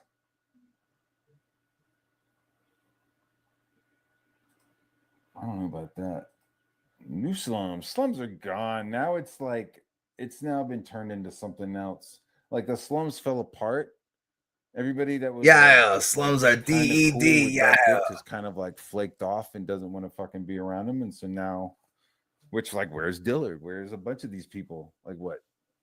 J Dollar? Like that's who you have is fucking J Dollar. You have Dirt Gift and J Dollar. That's the last two of the slums, and they've just kind of been absorbed into the Church Boys because Comicsgate is evolving and moving on, and Tony thinks that people like him and J Dollar and Doc Blaylock and Well Read, they deserve a place / space in the new Comicsgate scene because they're statesmen. They've put in the work and they've done it. No. Doc is brand new. Are you guys ready? I'm gonna go through the chat a little bit more before these guys fucking spurg the fuck out. Last year, I've only heard a little bit of this because once they kicked me, I just left. I thought it was funny as shit and left. I was like, yo, was that chaos? Chaos. Chaos. I am the arbiter of chaos. Yeah, dude. So far nothing. It was like they did fucking nothing with Frog Tony. Was over there for a while. Got to laugh at all the bullshit over there, and then decided to like fucking grab hold of the sides of the cyst and fucking birth themselves out of Tony's fucking ass, and then fall on the ground and slither over to a fucking corner and turn a mic on. We're the CG church guys. None of you guys could fucking produce anything. So just, I don't know what you're fucking, yelling about being a prince. Who promote and stand by a lonely, bored, attention-starved housewife who doesn't even read comics. Yeah, dude. Super fucking tourist, like maybe I'm assuming with the fucking Shiro burrowed whatever the fuck Wing Ching Ding Dong stuff, demons and kids fucking, she knows all about that and other gross ass fucking anime. But just like American comics, like she doesn't know fucking shit. And she's taken her advice from a fucking sundowner, Dan Clueless, who fucking has no fucking clue what he's talking about on anything. It's wild. That guy that's a whole nother fucking stream, is talking about fucking Dan and that guy. He used to come on the show back in the day, back when it was pre-King Awesome. See, a lot of these guys, I don't think they realize, like, there was like, a whole time when they didn't fucking exist and Comicsgate was like, I don't know, flourishing, but it was fucking pretty populated. And yeah, Dan was on my show a bunch of times.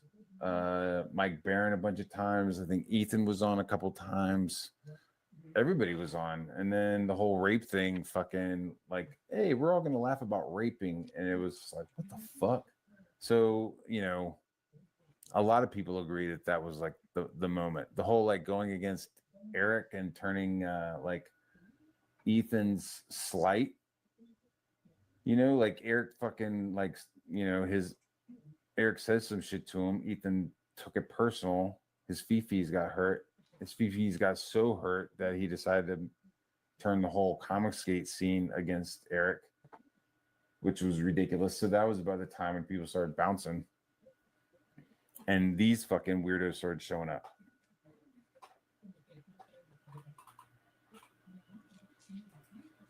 I try, man. I try. There's other people that are just dude. I will fucking trim my feathers and fucking strut around in my fucking boxers and be like, look at what I just fucking drew. And then I'll fucking see something Dan Panosian fucking post and it's like, I still got a ways to go. Right when you think you're at the top of the hill, like you fucking realize like you're still fucking climbing, which is good. Just never assume that you're at the top. Just just keep climbing. And that that was something that like Larry Hama said, like you shouldn't shit talk people who are other artists, which shit talking other artists and stuff like that didn't happen, and like seriously until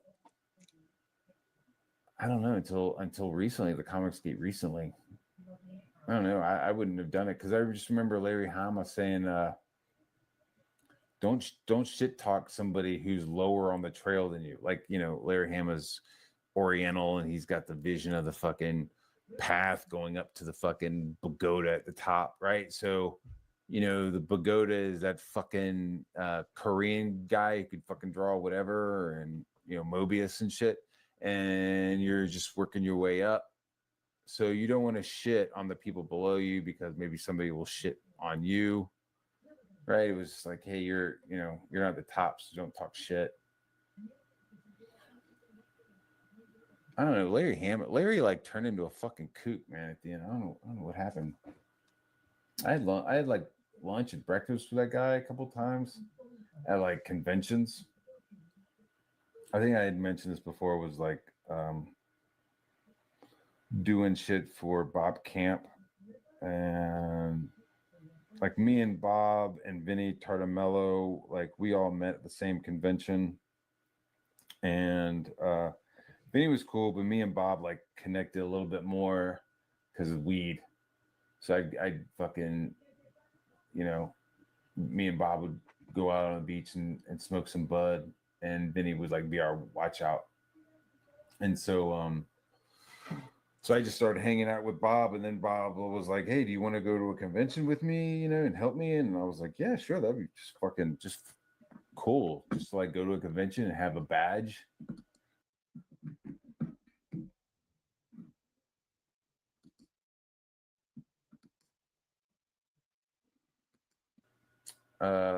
You know, he would like fucking make all this money during the day, and then we would go and fucking eat. He just drawing Ren and Stimpy all the time. It was always fun. You're fucking, if you're not Ethan all the times, but when you hear him pull some shit with like, "Will you?" Me, I a stranger or something, you know what I mean? Like she was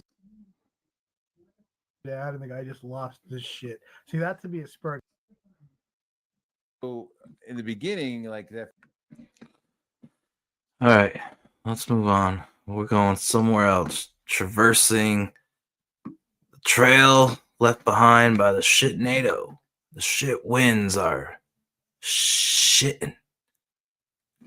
The shit winds are spinning, sucking you into the TURDnado shitstorm. Yeah. Where else can we go? Oh, I got an idea. We're going to go to the future. We're going to go to future time.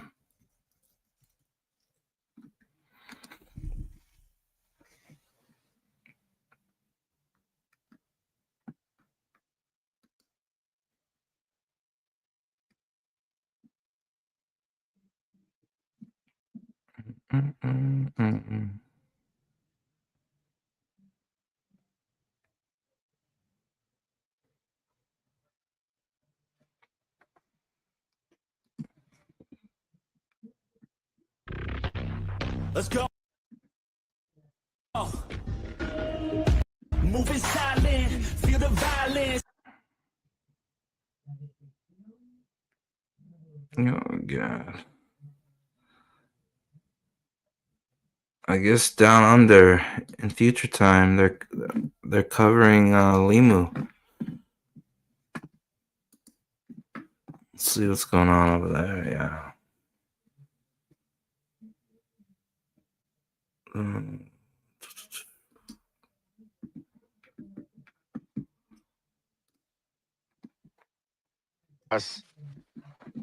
god damn it! I hope no Mogwai shows up.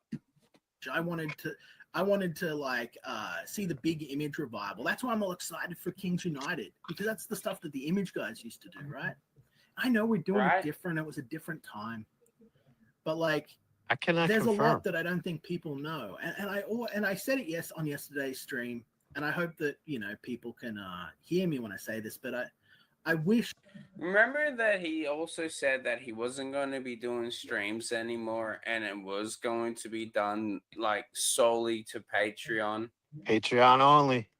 Yeah, Patreon only. Kind of like OnlyFans, but with Patreon. Exactly.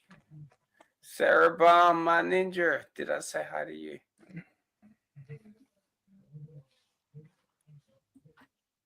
I don't know, Limu. Better make it good, because Anna's live right now. Is Anna live? Yeah. Oh shit. Is that where everybody is? Over at Just sort of Anner's? saying that I imagined everything, and I did because like again, I put Slick Jimmy in. That was me, Liam. He's gonna bring up that Slick Jimmy thing again. I don't know what a Slick Jimmy is. Slick Jimmy's that fucking guy that was a pedophile. Oh shit!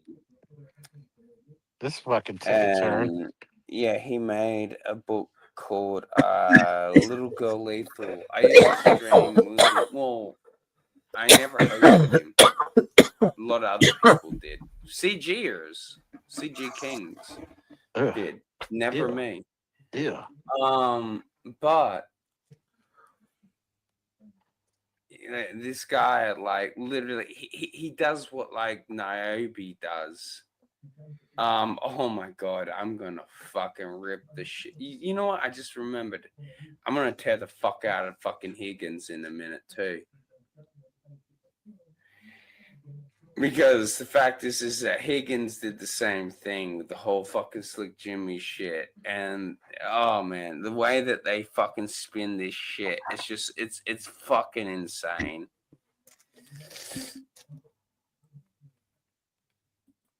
Razi, if you made a calendar, Patrick would love you and Anna. That's kind of fucked up. Fuck you, Larry. Fuck Larry Higgins, man. Trust me, I'm gonna shit on Larry in a minute after this. And just remember that. I did that. And my You didn't do shit! The goddamn AI FBI did it. You didn't do a goddamn thing. You lying fucking cunt. I'll tell you what's gonna fucking goddamn happen one day is you're gonna lose everything. And it ain't gonna be your YouTube channel. It's gonna be everything, you fucking psycho. Fortunate War bled over to all of these other people because they were all together. Like today we call it the Dungeoneers, but you know, back then it was like, that's crazy. That's a fiction. There's nothing like that. But now we've been around longer, we're older, we're wiser, we've seen the fucking horrible stuff that's out there, you know what I mean? And, you know, Liam was fighting with everyone. No, Liam was calling out a lot of people. And when? He's just saying that Ethan's a liar. When was he calling people out? I want to see these streams. I want to see the transcripts. I want to fucking goddamn know when you did this stuff, Limu. I mean, but the horrible part. No, shut up. This is the thing. He's a lying fucking sack of fucking shit. He never did anything. When it came to getting your fucking goddamn hands dirty, you kept your hands clean. And it was up to people like me and Testify that got our hands dirty every fucking goddamn day. So what? You could be a fucking comic book creator, a CG King, and well, guess what? You're a sex pest to fucking Anna's dead sister, and you'll be a sex pest to everyone for the rest of your fucking life. You're a piece of fucking shit. Sorry. N2 Paints is kind of confused. Disavow. Limu is Disavow all EFAPing of it. Ethan. Those are Ethan's paws. N2 Paints. Oh, yeah. And also, he just Ethan said that Liam was trying to foid everybody, and now Liam's calling Ethan a liar. Yeah, and he's not a CG King anymore.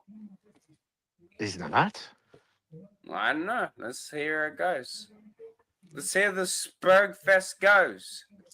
Right? This is Alive Alive. Liam was getting blamed for a lot of stuff like he is today that I used to do because my channel got big. I got night letters from guys that, you know, who I don't think are even around anymore. He used to be called Passion. He was a really nice guy, but used to be a game store owner and an artist. And, you know, I'd get letters where it's like, your YouTube channel's growing too fast, Liam. You're making everyone angry. You gotta stop, you know, streaming so much and all this other stuff. I'd get night letters like that and stuff from other creators. Fuck me. You know what I mean? This is back when like Mandy was still new and I was still new. We're all sort of in the early days figuring all this shit out. Peter Gilmore, you know, like a whole bunch of guys that are gone now. But like, yeah, like I wasn't fighting with people because I was. I mean, I was fighting with people more than I do today. Because You on War Campaign sent fucking goddamn dildos to a fucking person's house where they fucking goddamn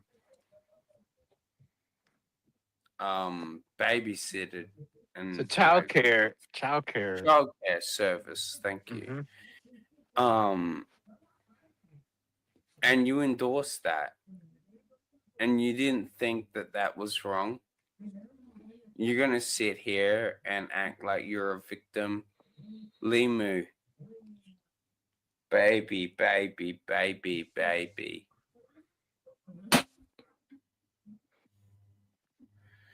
You want to threaten with me with like fucking ending my fucking goddamn Fortnite career with broken thumbs? You know where I live. That was some bullshit. Show up or shut up. Because I'm not JDA. I will fight you, baby. I want to just fight you. And lose. I'll fucking make you a fucking meme. I'm going to stand on the top of your fucking head when I'm doing like some sort of fucking superhero pose. And you're going to... There's no way in hell. No chance in hell. Yeah, I'm sorry. I'm with Limu on this one. I mean, just the pure weight is one thing. Weight, that's why weight classes exist, but also the pure ginger retard strength. The pure ginger retard rage that he's gonna unleash on you. I think Limu would whoop your ass. I'd wager a bet on that. Limu versus Risey. I'm betting the house on Limu. You know what I'm saying? Be crying. Oh my god, baby! Can't help you. You're bleeding out. Bleeding out. Because I had a chip on my shoulder over the shit that was said about Littlest Umbrella Girl. Honestly, that's what really fucking got me fired up. Oh, Jesus Christ. And then there was a situation which, you know, you don't really talk all that much about anymore, but with the guy called Vic King, who was the former artist and friend of you know, Dark Gift. You know, those guys were such good buddies that Dark Gift was offering him to come and live at his house. He was a convicted pedophile, but to be fair. What the fuck? Yeah, but Dark Gift didn't know that. Dark Gift didn't know that at the time. So this motherfucker is like here running his mouth. Come on. You know what? You know what? You know what? Yeah. Here's an accusation. Yo, Limu. Transylvania Jack. That guy in your fucking chat. I seen him fucking type some very questionable things. I think he might be a fucking pedophile, buddy. Fragile wooden boys. Or is it because of the fact that he like talks to you? Or how about Dario? Oh, I didn't know I was coming up. Went out of his way to make a fucking goddamn fucking fake video to come kill Risey Lee. Threatened to kill fucking goddamn Kate and Orlando. Once again, no, I didn't. Risey and Kate were dating at the time, so I said, and he was talking about flying over here to come see her.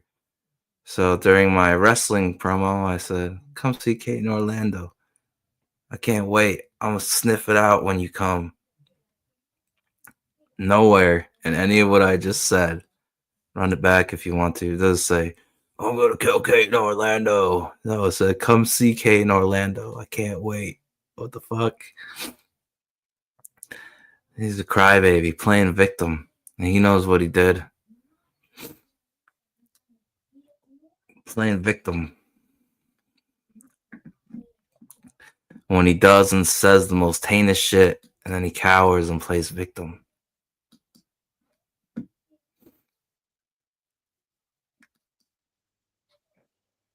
The guy is a psycho, and yet you promote this guy. Lima's never promoted me.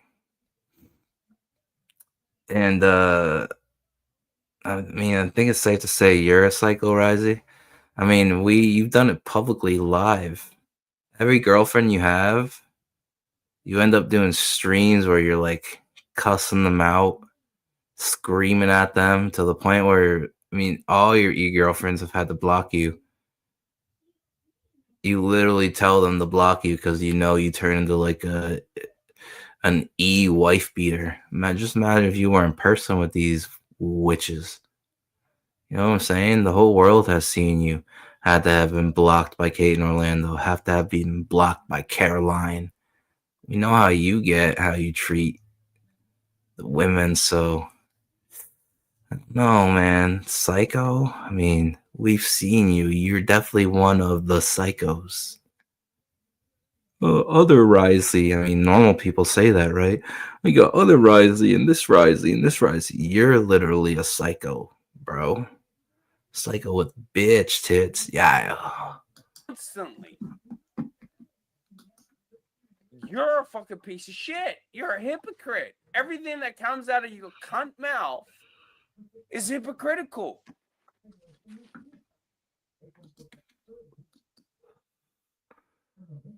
Everything that comes out of his mouth is hypocritical. You mean like, Anner doxed me. Rising Ninja Lee. Anner doxed me. Fuck out of here. Oi. Come over. Come here. See what happens.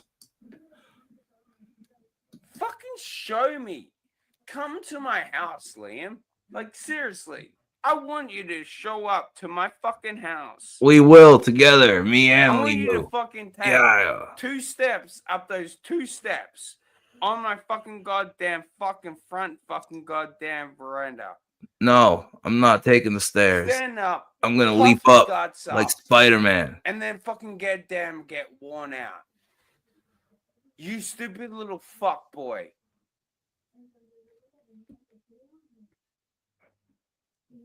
Don't make us do it, boy. Risey says Orlando with an Australian accent. It's probably because I don't like the fucking bitch.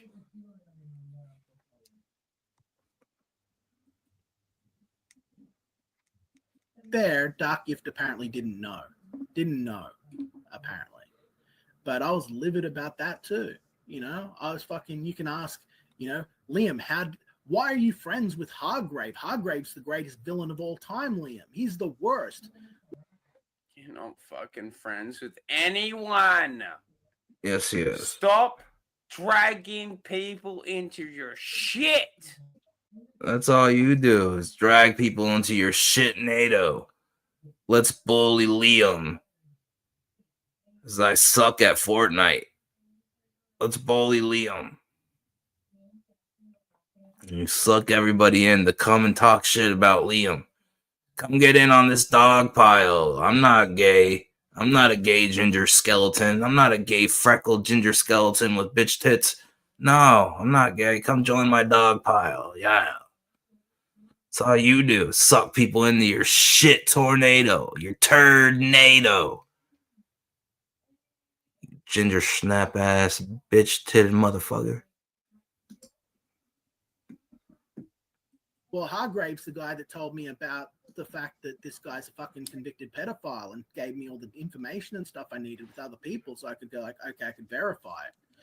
Because he was like hanging around, you know, not good. Don't want pedophiles around my space, man. Don't like them.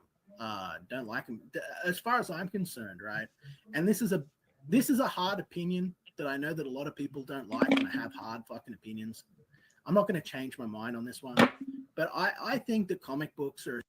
Yeah, hold on. Let me tell you about an opinion of mine. My name's Lee Moon Gray. I would like to fucking talk about like how my daughter's running around the house fucking goddamn naked when I'm exposing pedophiles. What the fuck, Risey? What is I mean, wrong with really? you? Just the idea, just the words. Do we really of have to that go there, are Risey? creepy. You're fucking stupid, Risey. Jesus Christ. Fucking idiot. Oh, Jesus fucking Christ. What is Risey, it with you're everybody fucking trying stupid. to do revisionist history on things? I don't get it. I don't know, man. Because the fucking truth's out there. It's not like people can't look it up. It's there. It's like right there. It's like, what are you fucking talking about? Like, enough. I won't deal with this shit.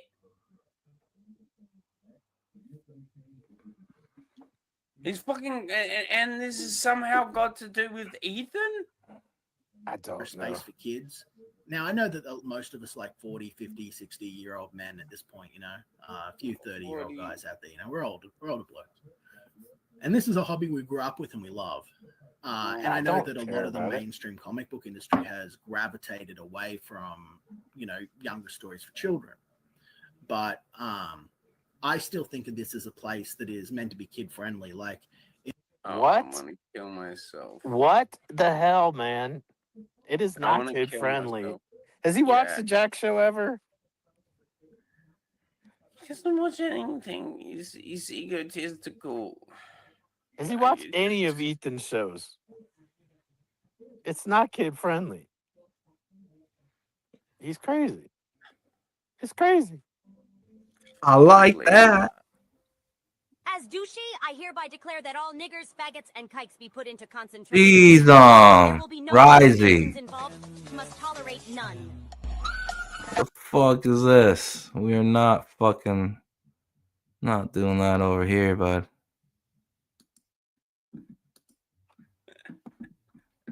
Do you understand? We'll talk about it off air. It's fine. if there's a kid, I want to be able to like show him a comic book or whatever and get him excited. Oh my god, I'm getting excited. Oh my god.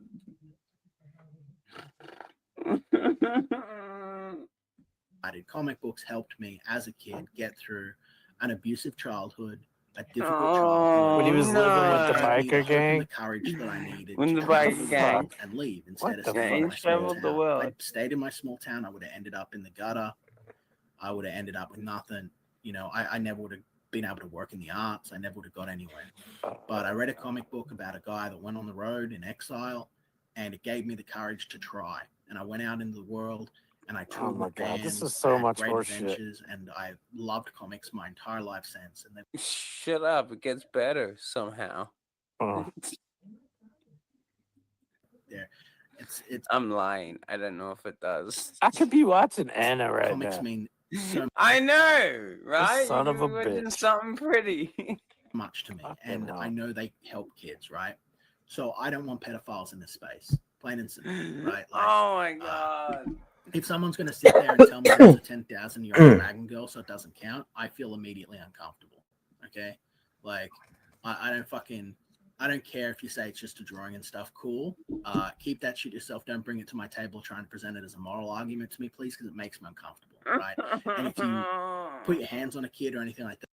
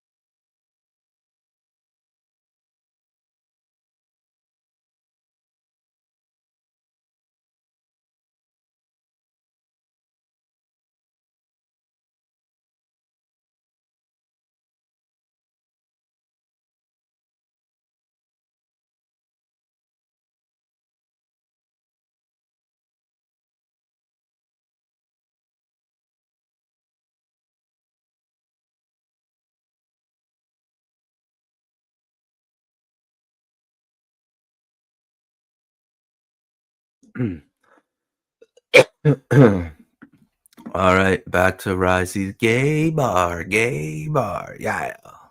That it's my belief that And I do mean gay because, I mean, look, they even serve Patrick T. St. Patty T, the one that said, Coom smells like bleach. What a fucking sussy, wussy loser St. Patrick T is. Creepy. How does he know what Coom smells like? Fucking weird guy. we have the death sentence for murderers. We have, like harsh punishment. We ain't got shit. You In live Australia? Y'all don't Australia have the death now, penalty you in fucking motherfucker. Australia. Yeah, you lying fucking sack of shit. You ain't got shit, you piece of shit. Freaking liar, man. You get the Like, get out of the jail free fuck are card in you Australia, talking man. about, man? Oh my god, man. I want to fucking shut your mouth, Risey. Yeah, you settle down, Risey. Psycho.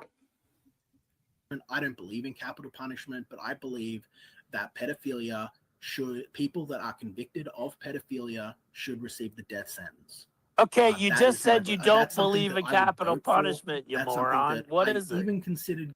Well, the thing is that I do agree with him that anyone's pedophile should be fucking goddamn killed. I know, but why he just is said this he doesn't thing? believe in capital punishment. He can't But keep the his thing shit is straight. this is the thing is that like he's shifting the whole fucking conversation from this to something else. It's going into politics over Because fucking Ethan has denounced him. here in Australia. Like, if I knew, like, okay, so here's a bit of a little story about life. Oh my god, I don't fucking care about his stories, bro. Yeah, I a bit don't of a care bonus. So either. we live out in the middle Is of the this boonies, out in live? the middle of nowhere, right? It was. Oh, I don't know if it it's no still longer. is. No, I'm assuming it's not live anymore.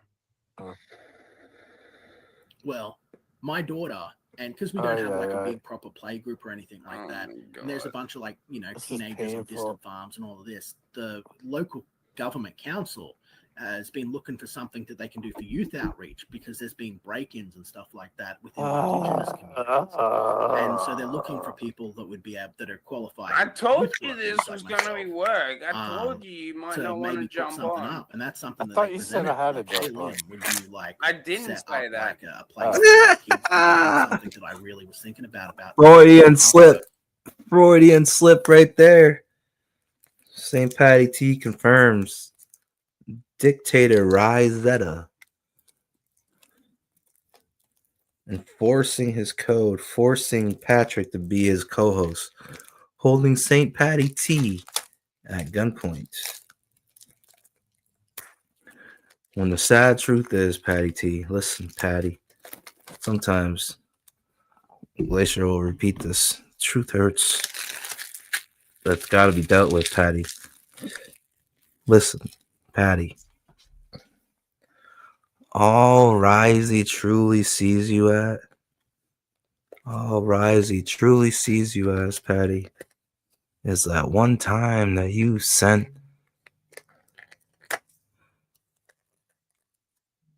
headphone super chats. Super chat for headset. You know what I'm saying? Loser ass Risey. Zoned in on that. He sees you as a money mark. And he means to keep you around, Patty. But just know, it's your choice. I mean, nobody's saying there's anything wrong with that. It's your choice. Just be aware. That's all he sees you as, Patty, is a money mark.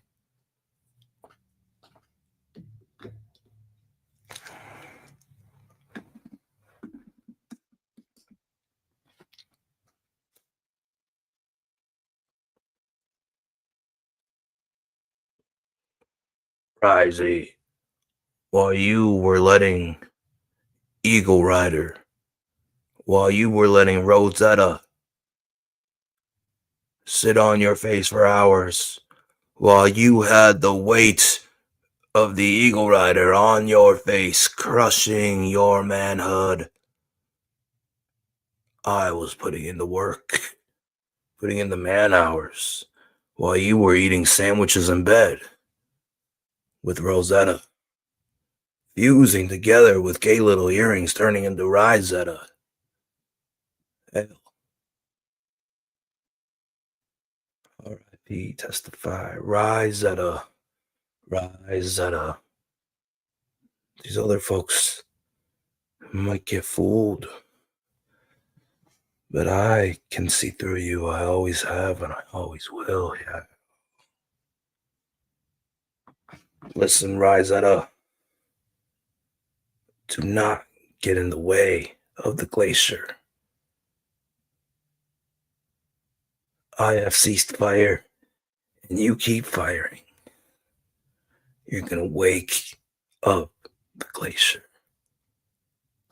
I advise you to move differently. Yeah.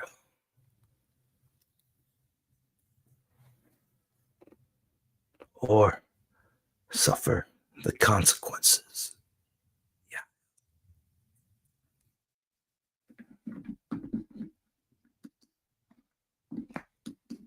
And I still might do. I don't know. I'm kind of too busy for it, but it's like, I look at this, right? And this is, I would have comics there. I would have video games, I have stuff to distract them and keep them busy, stuff that would inspire them, keep them entertained. So this is a space I consider for kids. Like comics are for kids. There's no. Oh my god, dude! And, it's not for kids. I know for a fact that if I did that, then if anyone found out where I was working, and it would be charity work, by the way, I'd just be doing it out of the kindness in the community. And so better. Group to see other kids. It gets better. It's getting painful, anyway, man. If I did that, Are you waiting for the insomniac? I'm gonna go get my knife and start carving on my leg. I couldn't do it. When I thought about that, I was like, so there's no way I could ever.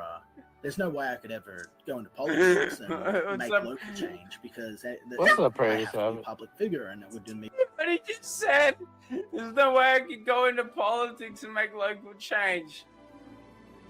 Anyway, if I did that, yeah, because look at the him. Facebook page was found out about the name of that place, it would be bombed, it would be trolled, it would be harassed. I couldn't do it. And when I thought about that, I was like, so there's no way I could ever, go into politics and make local change because I have to be a public figure, and it would immediately cause problems. You're damn right it would. And I was speaking to a motorbike guy. I forget his name, but he's like the leading a motorbike guy in that sounds in Australia. He was just he runs a whole organization. I forget its name. My wife. Oh my god! But I was talking to him about 2 or 3 months ago. Ow! Just to give you guys an idea of how fucking much I hate pedophiles, right? So I was talking with him, and he's a national figure. He's been on 60 Minutes and stuff like that. We had like a 2-hour talk. And I was like, look, I want to actually get the death sentence for these guys. Like, my god, if you dude! Look at this from the point of view of finance, how much it costs our prisons to. This fucking cocksucker is so lucky that I don't have the fucking stream of him standing behind his 3 stepdaughters. And fucking goddamn smiling with glee as they're fucking bending over. Hey, what's up, Cynic? The fuck, Risey? Dude, Risey. Yeah, Cynic, jump on, man, because we got an intro for you. Hey, DG! Yeah, I'll drop the link if you guys want on. Like I said, the shiiii pulls you back in. Long stream. We're going from retard to retard to retard. Seeing him fucking going live. The shit winds are shitting. The shiiii, the TURDnado sucks you back in. Yeah. We'll go from retard to retard to retard. Is it impossible to stay positive in these parts of the internet? Yeah. And I'm just like, this motherfucker Well, I'll put it there, and I'll send you one on Discord, Cynic. I don't think I've got you Dark Gift. If you want to jump on. But the link's in the chat. Where the fuck is Cynic? There he is.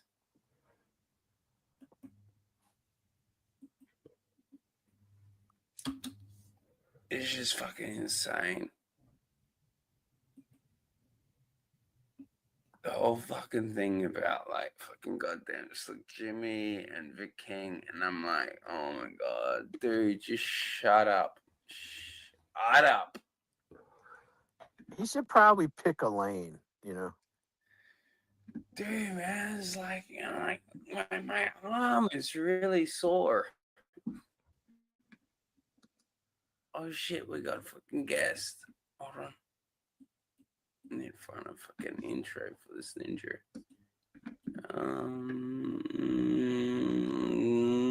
This'll do. Okay, guys. No stream. There's been a big stabbing outside. I'm going to need to take care of that. I promised to promote a dude today. I'm not going to be able to do it. There's stuff going on. I need to go take care of it. The cops are on the way. Young girl wearing next to nothing got stabbed. Got a tendon sliced across her arm. And the guy's going off his nut about it outside. I don't know if he can. I love that he knows the fucking goddamn, like, how her arms were hurt. What's up, Dark Gift? Oh, brother, there goes the neighborhood. Oh my god, I hope it is the Dark Gift. I didn't even authenticate it. Oh, shit. Oh, yeah, no, it is DG. Well, it's muted. You can't hear him. My bad. I didn't have my my audio software open. Yeah, good, man. Don't worry about it. What's going on? How Hey, you Sarah, doing? I see you out there. I just finished watching the stream. It was the most epic crash out. Oh, really? I haven't watched all of it yet. Toot my All own right, horn. yeah. Oh, dude, he is Go. responsible for all the anything. You know, he got Slit Jimmy arrested. I've heard him say that a few times.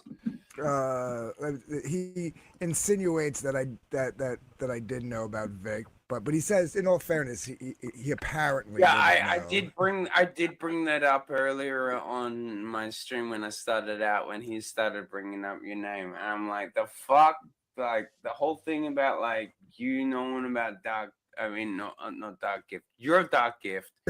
Dark Gift knowing about fucking Vic King being a fucking pet. No one fucking knew that shit. Yeah, no. I mean, even he didn't. Like, the whole Nasser stuff where like he supposedly interviewed this girl's father, like he goes into that with Vic on Vic's stream. So like he was over there Oh, streaming does with he Vic. bring this up on this stream? Oh, he does. Yeah.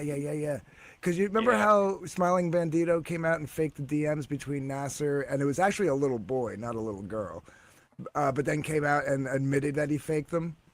Well, Liam has doubled down for years that no, that was true, but it was a Because girl. I've only heard about this recently. Yeah. And if I had, I just ignored it. Yeah, and supposedly he interviewed the girl's father, but he privated the interview on his channel because the father What's asked up, Ruby? Sorry. not to have it public. And it's like, well, then why do the interview? Number one, why reach out to Liam? Why talk to him, and then why are you doing this as a thing to begin with? Like it's creepy, in my opinion. Yeah, it's just weird stuff. Yeah, it's just like, and like he acts like all this like higher than virtue, and like I said, like I wish I had that fucking goddamn clip, but I also glad I don't, because I don't have to look at it.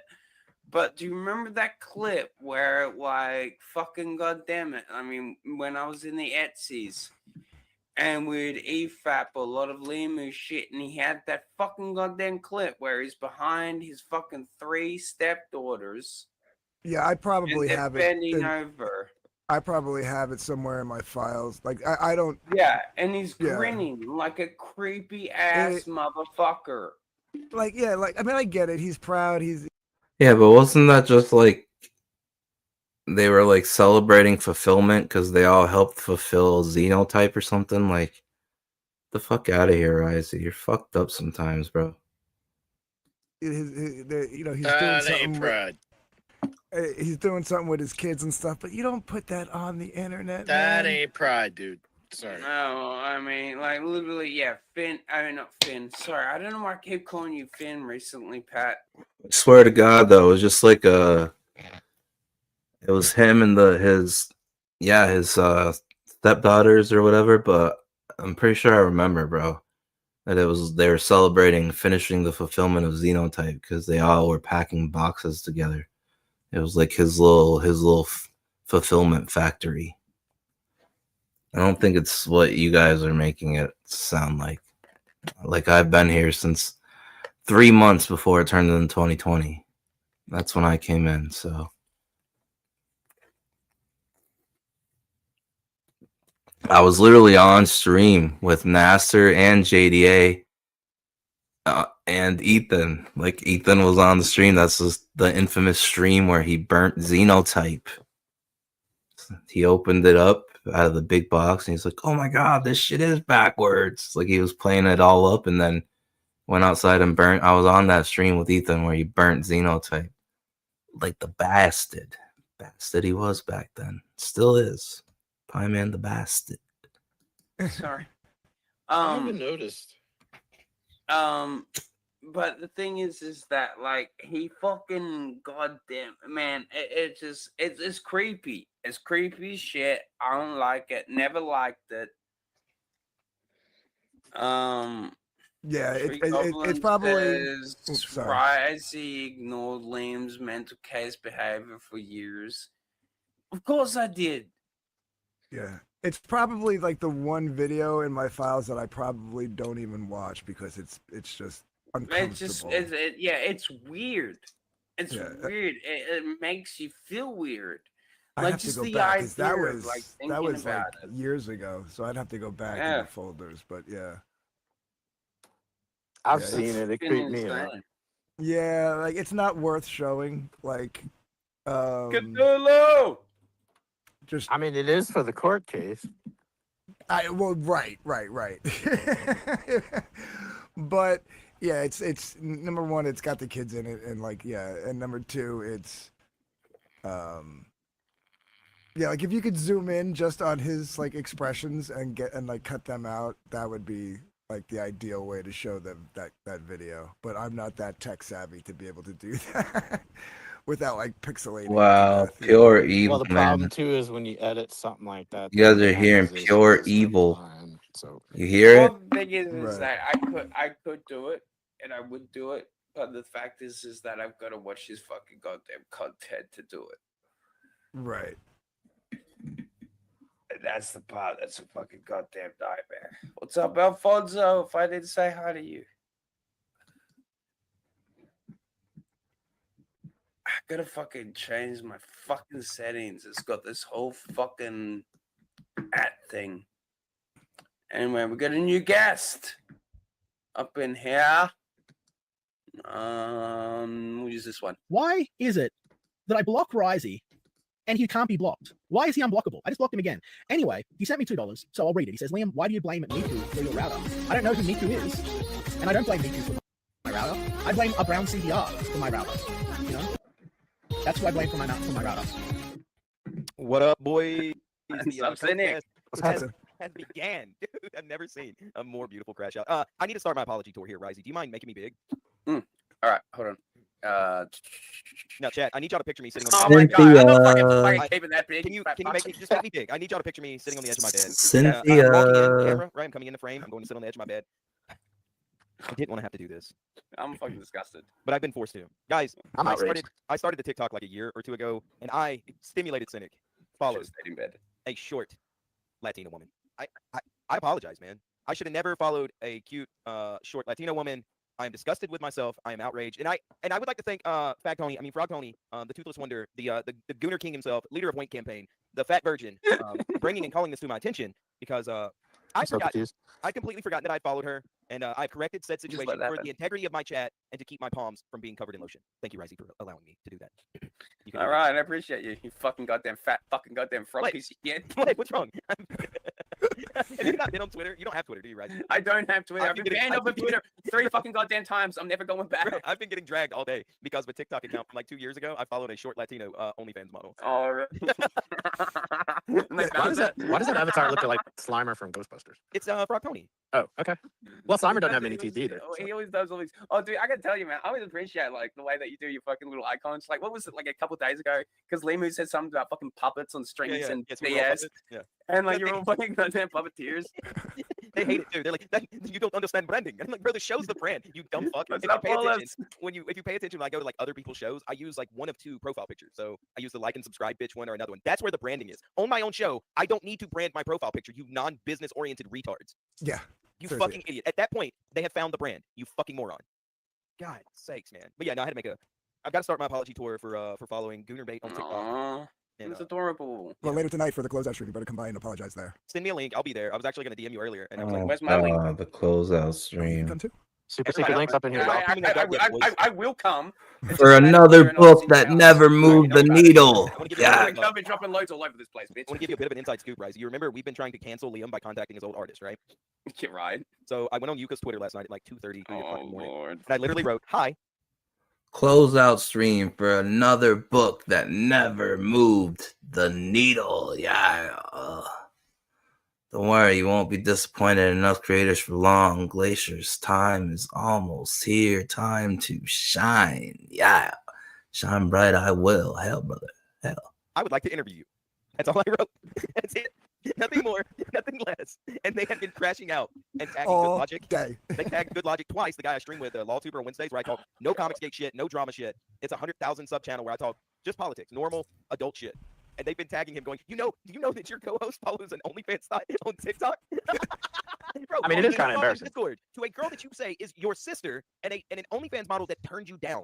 Ooh. Fuck out of my face.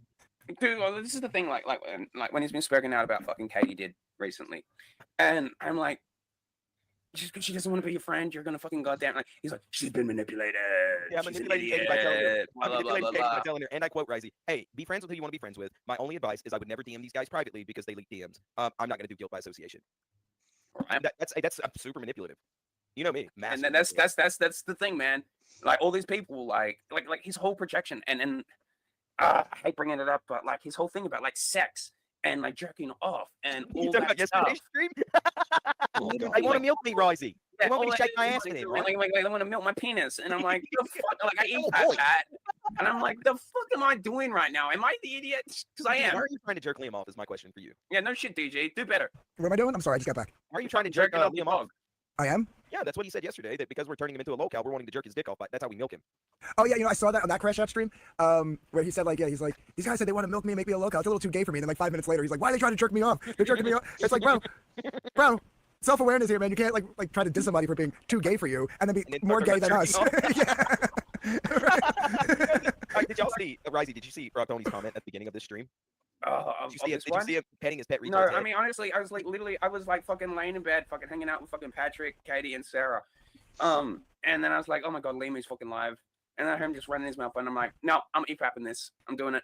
So is he saying, DG, you can tell me this, and Jay Dalla may be able to because he was here before. Well, Risey, of course, too. Jesus Christ, I'm the only new fag here. Are you saying to me that he's still claiming to be in possession of this Dropbox?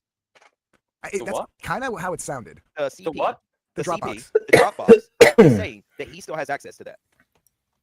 That is fucking creepy. Do you know how Hasn't he he reported it yet? the Slick Jimmy. Well, no, apparently he did and got Slick Jimmy. Oh, yeah. All right, now I got ya. Yeah. You know how no, illegal he that does. is.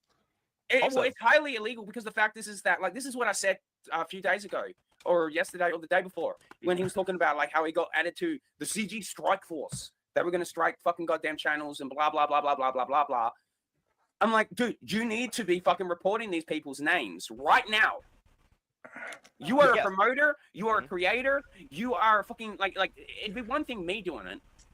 But the fact that like he is a creator and he has people's fucking information. No, dude, you need to be fucking goddamn doxing these people because the fact is that Sure. Let me explain it a little better for you. It's not just that you're a promoter. It's not just that you're a big name in CG. It's not just that you write books or anything like that. It's that it's a goddamn felony to have access to that motherfucking shit. You dumb fuck. There's no other argument other than you are currently in possession of CP, and that is fucking illegal. And you can sit there and tell me any fucking number of lies that I turned it in to the FBI, I turned it into whoever the fucking version of the FBI is in Australia. I don't give a fuck. The Koala Brigade. You can tell me that lie until you're blue in the fucking face. Hold on. You can tell me that lie. The moment they did that, the moment they're in possession of that right, I fucking hate the internet. Everything. They remove everyone's access to it. You're a liar, and you're lying about something that is going to fuck up a lot of people. I fucking hate the internet. It always turns into the same fucking shit. The same shitbags and the same shit-nado. Stirring up the same old shit wins over and over and over again. Hope you enjoy this. This is torture to me. This is like retard soup for people without souls. Because you're being so fucking vague about it. Yeah, now Tree Goblin brings up a good point. Like, this is what Vaughn was referring to on Ethan's channel. When Liam was anti-CG, he said he had files that proved the big CG creators were in a CP ring. It was at the height of his insanity. That's what Vaughn was referring to. And that's why I've been sifting through and, like, organizing all my... Like, I have so many things on Liam. And this is all just starting from last year when he started lying about me. I started, like, going down a rabbit hole of Liam shit. And I have enough to do, like, Liamcast for, like, a year. Like, I could go on Rumble and just EFAP every single one of these streams. I'm going to scrub through it. I'm going to find instances where he said that. Because he's saying he didn't say that. He said he was very specific. And it's like, no, you never were specific. I think the link's in the chat. Yeah, send him the link, but I don't know if it's on or not. But that's my problem, right? And here's the issue. Eventually, somebody is going to report. Somebody's going to report this man for being in possession of this stuff. And then how are you going to counteract that, Liam? Because you're either lying about something that is stupid fucking serious. Look at this, man. The most serious thing in the world next to, I don't know, murder. Exactly. Like, literally, I was just about to walk into that. And I'm like, look, this is fucking Liam's fucking goddamn threat to the world. And I've decided as well that the next time that one of these motherfuckers shows up at my house, I am going to shoot them. I'm going to shoot them. I'm going to drag their corpse on here for you guys to see. I'll lose my channel. But then let's see what people say. Because I've had enough. They'll call me a liar. They'll call bullshit. It's like, okay, cool. Let's see how well you handle, me holding up a fucking corpse or screaming fucking lunatic. Because I was never making up any of that shit. Never. Oh, God bless you. I believe you. I don't. Not anymore. I like how he was pulling the Ethan camera angle on that one. It's pretty good. No, it's not something you bring up as some sort of banner to wave, and then you go, well, I'm in possession of CP, and I know all these people. I'm not going to give you the names. But here's the thing. Let me explain this to you. Like right now, if someone wants to walk through my fucking goddamn front door, and me and my brothers would have beat the shit out of them to death, we go to prison because we don't have the right to fucking protect our homes like you do in Americatown. I'm listening. And so he, like, when he runs his mouth about this shit, I just laugh. I'm like, you fucking goddamn lying little bastard. And it's the reason why I EFAT Liam all the fucking goddamn time. Because the fact is that you look like a bunch, you look like shit. And it's already not good. Bitch. Hey, we got fucking goddamn fucking Raji Royalty up in here. Hey, Brown CBR. Anyway, sorry, dribbling shit. How you been doing, DJ? You doing your fucking stream tomorrow? Doc it, you fucker. Oh, I'm sorry. What was that? I had something else playing in my ear. Are you doing your stream tomorrow? I'm doing it tonight. Well, I guess for you it would be tomorrow at 8 p.m. Eastern tonight. So in about 5 hours. Fuck yeah. Drop that fucking link in the chat here. Right. I mean, there's like 25 fucking people watching for some stupid fucking reason. Get shareable link. Yeah, you all gotta fucking check out Doc Gets fucking Halloween fucking streams. Even when I've not been a friend of his, I've always fucking appreciated his fucking goddamn Halloween streams. The Halloween's tonight's the Lightbringer closeout stream. Tomorrow, yeah. That's the Lightbringer shit. You just probably like you fucking nerd, you piece of shit. Tomorrow I will be. Well, god damn it, we had like 30-mile-per-hour winds today, knocked everything over, and it's pouring rain, so I can't go out and fix it. So I got to wait till the morning, get out there and fix it, and then yeah, I'll be doing the Halloween streams tomorrow. Yeah, I was so pissed. I just looked out my window and saw like 6 things knocked over. I was like, fuck. I was like, why are we getting 30-mile-per-hour winds the day before fucking Halloween?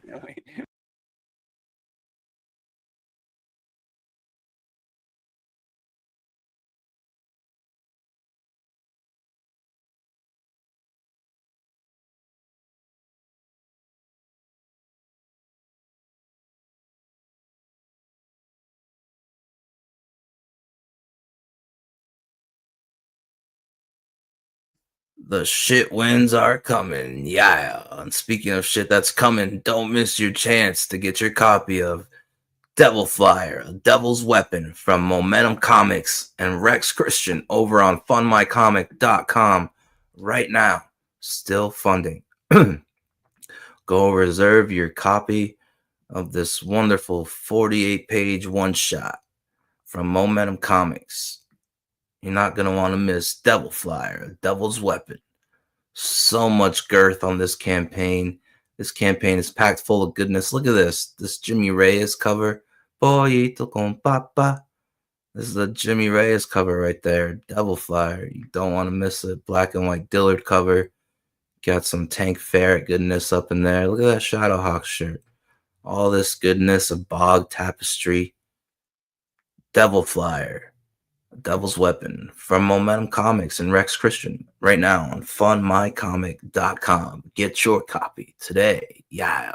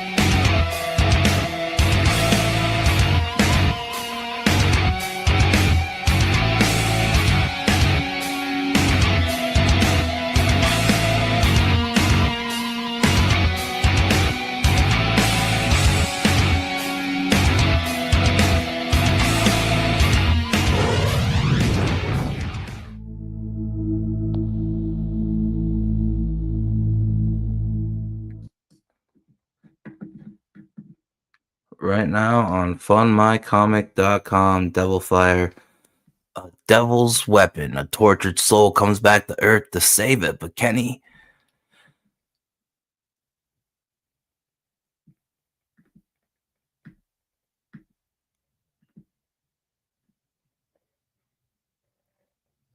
You got the Krager right there. You even got a George Peter Gatsis art piece on this campaign. Belenda's cover.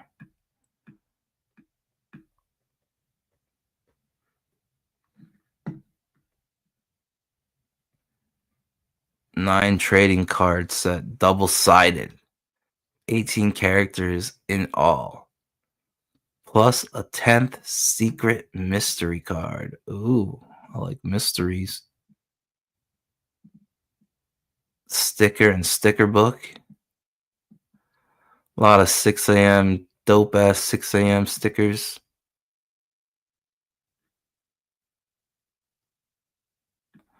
Got the acrylic standee. Look at this bog tapestry.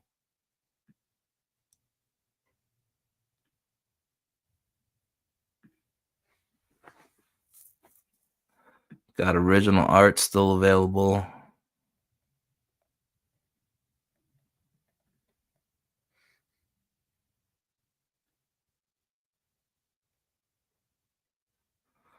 The Mighty Battle Brick by Omar Garcia. That's some Doc Blaylock art. Look at the mummy over there. Modern day mummy. All these characters will be included in the Devil Flyer campaign that is live right now on fundmycomic.com. Look at that's some of the interior artwork.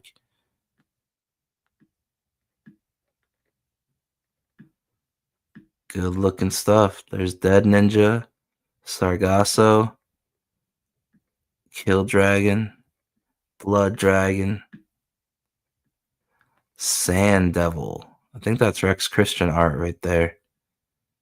That's the man himself. Good hatchwork on that. I dig it. Right now on fundmycomic.com, Devil Flyer from Momentum Comics. Yeah, go back it today.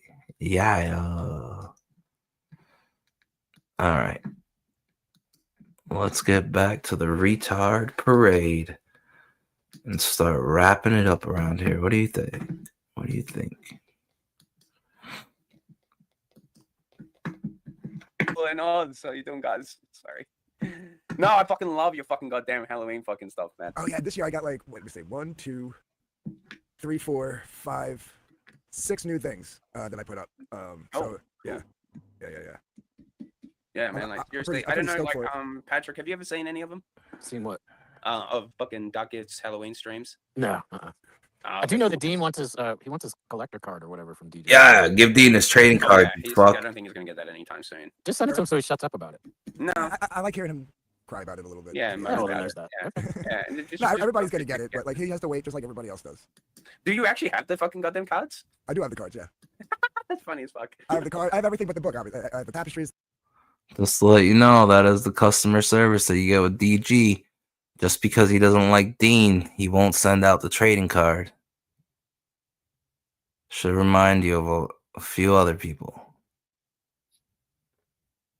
Can't let a grudge be a grudge and business be business. Should tell you the type of man you're dealing with. Yeah. The prints, the cards, everything's ready to go. I just got. You might me bite my tongue just then. Well, I mean, if you want to make Dean mad, just find his best enemy and send him the card instead. That'd be Send it to me. I guess I could send it to Vicky. Yeah. Just send it to me. It's a troll, so you send it to whoever he's, not getting along with first. I'll send it to Risey and Vicky. Yeah. There you go. Yeah, I think everyone else but Dean. What is the trading card? I don't even know. I think he showed me an image of it once, and I've forgotten. I'm like, who gives a shit? It's a stupid trading card. Hey, it's a Peter Gilmore trading card, man. I don't fucking care. Like, it's Peter Gilmore. What am I gonna do with the trading?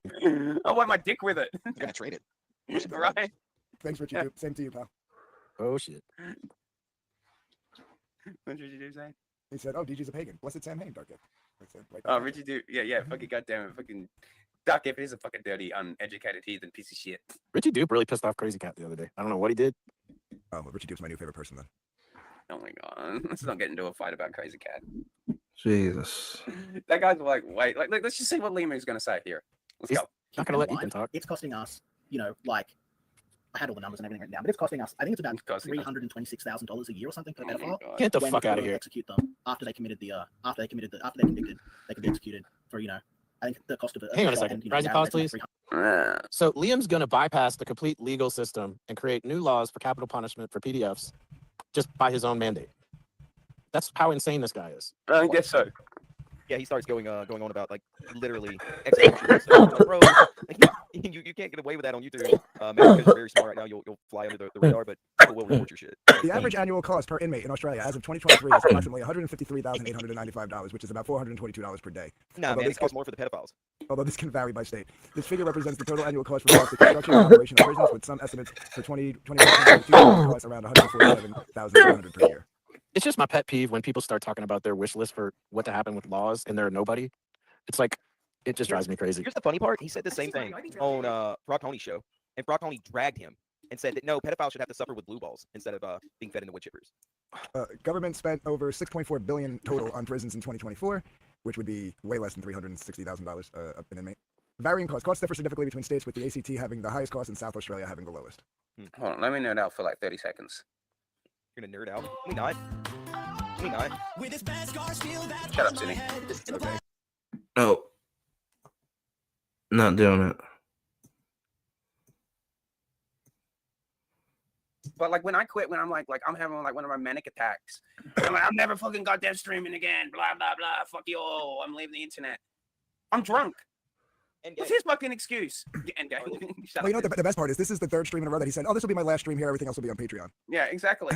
Yeah. And this is like I'm pretty sure like I was either on here with Cynic and Financial or Cynic and Patrick yesterday or the day before, and I'm like, he's going to be live streaming again because of the fact that like no one's going to comment in the fucking goddamn Patreon, and he needs to stream for comments.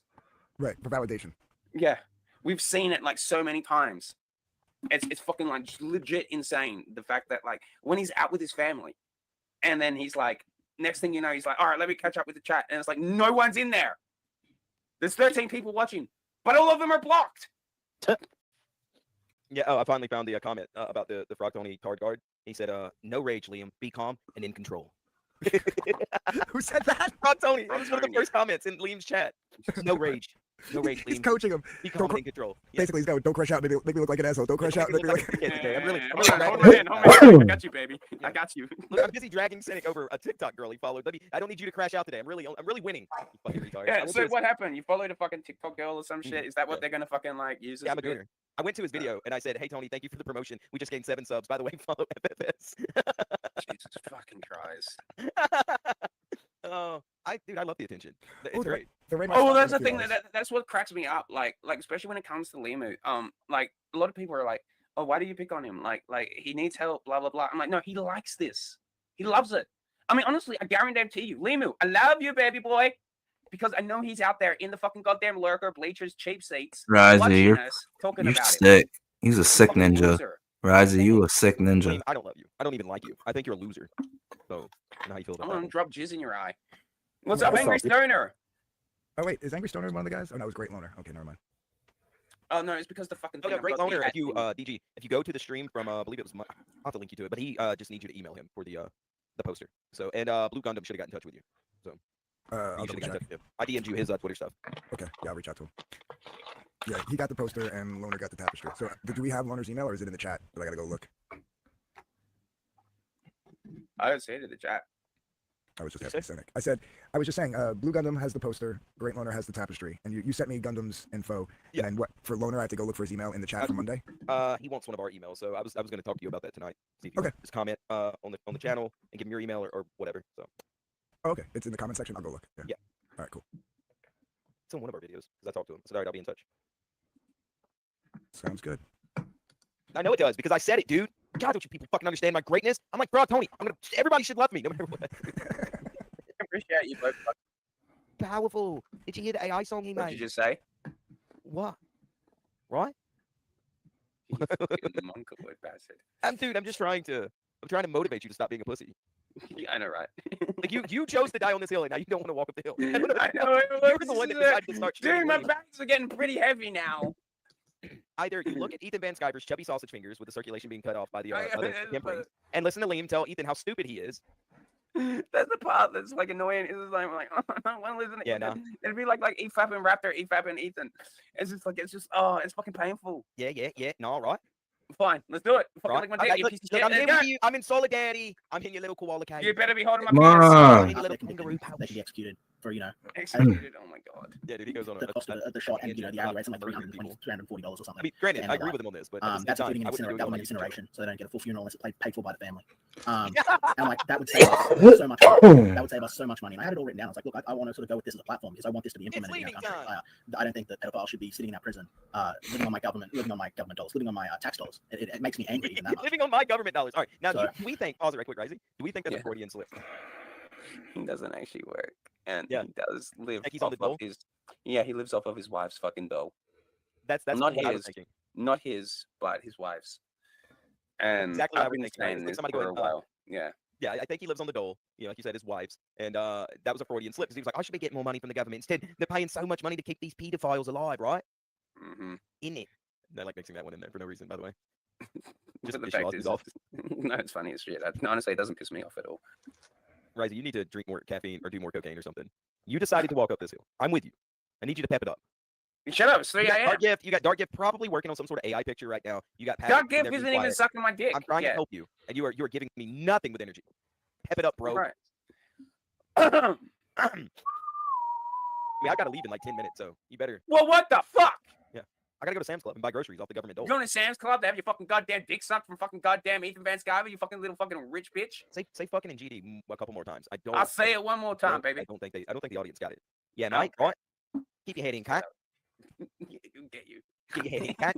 In my prime, I could fuck 5 men. Hey, man. Stop shaking your ass at me. I'm not gonna EFAP all of this. Though. EFAP it, pussy. EFAP it. No, Get it done. my arm This is is your sore. job. The I fuck just it have one is. question. Has Ethan disavowed Nemu yet? No. Has it happened?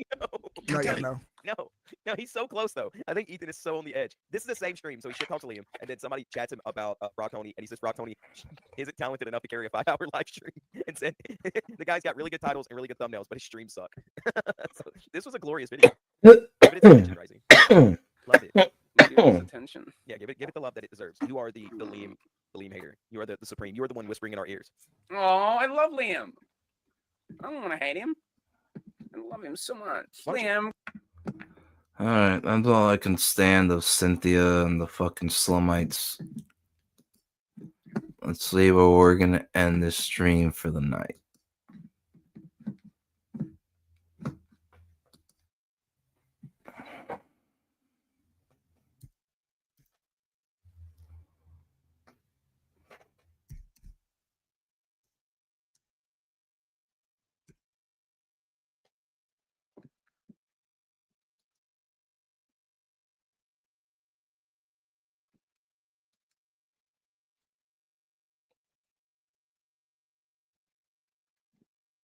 Oh, that was torture.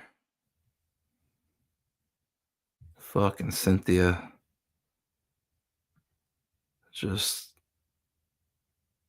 no shame in the Clout Barnacle ways. You know what I'm saying? It's kind of disgusting. Like, it's always, it feels icky every time Cynthia speaks, it feels icky. You know what I'm saying? All right, let's see what these boys were talking about. Oh, they got the Trinity up on the screen. Let's see if that's about. Hail to the brethren. Yeah. Let you see, because you're going to be laughing out your goddamn chairs in that chat. Let's go. Stand back and stand by. Boy, how's CG United coming along, Ethan? I don't know. I'll be honest with you. I don't know. Well, that's good. Yeah, they've already raised over 100K, so that's good. John, I don't know, man. I feel like what's needed is somebody to kind of like take control, and I'm sort of letting Mike Barron do that. But like, because if I do it, I can't do everything. Not like other people should like pitch in. You know what I mean? Yeah. You guys have ideas. What do you guys think? What do you guys want to do? Yeah. And Mike. So I said to Mike, here's what I said. This is what I said. I said it should be 3 issues, 32 pages each. We should. Whoa! Now wait just a damn minute. What was that chat that John Malin just highlighted? Let's see that one more game. 32 pages. I'm gonna look at his face. Huh? What does it say? CG United will ironically tear CG apart. Wow. CG United will ironically tear CG apart. Gentlemen, that's their own chat. Right. That's wild. Yeah, because I mean, we could see ways in which that could happen because we've seen all of the disputes that this has caused already. And usually their own chat is blind to these things because they're a bunch of simps. But maybe some of them see it. Well, man, I mean, when they come onto a live stream and blatantly talk about it, it's kind of out in the open. You guys nailed it on the head when they're having like private business conversations publicly. Yeah. Like maybe we should have this conversation off air, not in front of the chat. Maybe we should at least have the illusion of unity. But no, let's just do it now. like, hey, any CG creators that want to be a part of this, we're gonna have a dead stream at this time so we could all discuss off air. You know what I mean? Like, right. Well, that'd be the smart professional thing to do. But this that way, it's because it sounds like, oh, I don't want to do this project. It's like you're the one who started the project. You're the one who started drawing shit and getting everybody hyped up. And now he's like, I don't really want to do it. I want Mike to do it. So you want Mike to like run the campaign and write it, but like you only want to pay him like page rates. Like Malin is trying to like nickel and dime Baron and not being like, yeah, he should get a piece. Definitely get paid ahead of time if he's going to be running the campaign like Ethan is suggesting. It's wild, dude. It's yeah. Baron don't have 3 books in him. Like Sonic says, it'll take 6 years to get one out. Ain't no way. If you're lucky, because they're talking about giving him notes. They're like, yeah, man, we're gonna let you go off, and then we'll look at it and like we'll give you notes in case like you didn't get Cyberfrog or one of the other characters right. Like what? Oh, don't worry, he's about to throw down the outline. What oh my god. Okay, so this new, sorry. We should get. We should contribute a couple of pages each, like me, you, Shane. But then most of the book is going to be done by 3 different kind of artists that can get a lot of work done. So, and I said what the book should be is book 1 is there's an alien force that's making the superheroes from the DC universe and the Marvel universe act like shitheads. Now wait just a damn minute. So there's going to be an alien. So wait, now the alien invasion is going to be an alien invasion to make the Marvel and DC characters shitheads. They're going to fight Marvel and DC. Yeah. Wow. What? They're really. What the fuck does that have to do with plant face or face plant? This is fucking bizarre, dude. This is dog shit. I mean, one Marvel or DC character would walk the floor with Comicsgate.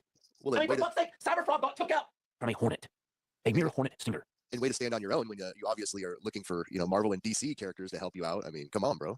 Dude, yeah, Mike Baron wrote the Punisher, right? Like all you need is a headshot, and Cyberfrog would go down. So you just headshot Cyberfrog. That's it. He's down. He's out. Just let me write it. They should just let me write it. Very confident in characters, I think. He's not confident in the project. Let's see where this goes. It's going to make them, sort of go out of control. And Comicsgate characters have to fight them and put them down because they're dangerous. So we get to kill the Marvel and DC universe essentially in the first 2 issues. And then we find out what it is, and what it would be is this alien conquering force, and then we have to fight the aliens. And it would just be 3 issues of nothing but us fighting, like our characters fighting. We get to fight like Wolverine, we get to fight Spider-Man, kill him. Yeah, kill Malin all these just holding characters his become lip. gay, you know, they become like weird like Antifa types. Yeah. And then fight aliens, and it just seems like it'd be kind of a crowd pleasing thing. Wait, what did he just say? Did he just say that the characters are going to turn? Let's say it again. Wolverine, we get to fight Spider-Man, kill him. You get to kill all these characters that become gay, you know, that become like weird like Antifa types. Wait a minute, so he's going to turn Wolverine and Spider-Man to Antifa gays? What the fuck? I don't think Shane's gonna be down with that, especially with his track record of being a supporter of the LGBT community and the LGBT youth community. You know what I mean? Like, Ethan is like, so let's all illustrate gay bashing and hate crimes against queers, and Shane is like, yeah. I'm against bullying you guys. I almost died from a handshake. Well, I mean, he has a thing of like, you know, hashtag LGBTQ youth, Right? You know, Which to me is pedo shit. You know, just Yeah. straight up. yeah, I right know, before but he Phil, got that is conversation, he true. was pumping some weird ass fucking alphabet people fucking propaganda. Yep, total leftist bullshit. Yeah, dude. And then fight aliens, and it just seems like it'd be kind of a crowd pleasing thing. And what it started out as Mike Turning Wolverine and Spider-Man to gay SJW Antifa is crowd pleasing? parents saying we need to fight aliens because it's either going to be zombies or aliens. It's going to be kind of a simple fighting idea. Oh, and he God. said, how about the Vespers? And I said, no, not the Vespers, because then it automatically becomes a cyberpunk book. Instead, let's create new aliens. And we had this conversation, this meeting in private about it, and I thought everybody was kind of agreeable, but Graham didn't show up, and neither did Billy, and neither did RC Bear. So when Oh shit! Is he name dropping the Unity? It don't really sound like some Unity. Did he thing call to it, me. did he just call it the professionals? Graham, Unity! Archie Bear, and who was the other person? Aaron? I'm not sure. Meeting in private about it, and I thought everybody was kind of agreeable, but Graham didn't show up, and neither did Billy, and neither did RT Bear. So when Oh, sweet Jesus. Yeah, Billy's like, yeah, I'm kind of running my own thing. I don't really want to fuck with your shit. Yeah, he doesn't want to mix up his girl boss character with their lamos. Too bad his fucking she character is like front and center off the fucking cover. Oh shit, that is true. So wait, was she copy and pasted? I don't think Ethan like does shit in the computer. Like I think he might have like inked that. Oh, wait just a damn minute. Smart way would have been to draw the character separately and start fucking figuring out who. Oh no, I'm sorry. The smart thing would have been to ask the person first, get a confirmation, and then draw the character. Not draw the character, have it colored, and fucking ask later. Yeah. Sorry. Go. For them, Mike Barron came back to me and said it's going to be the Vespers. It's going to be 132-page issue, and everybody has to draw 6 pages each. And I was like, what the fuck? Like, what sounds like work? Yeah, sounds more. I mean, it sounds like awful familiar. Wouldn't Ethan just recently complain about Phil Diaz trying to do a book of all the CG characters together? And you know, wasn't he calling out Phil for using these characters without permission? It seems like Ethan's using the Kane's characters without their permission. It's funny. It's kind of like what Smiller did back in the day. He had a cover for one of his books, and it was. I don't know though. I'm with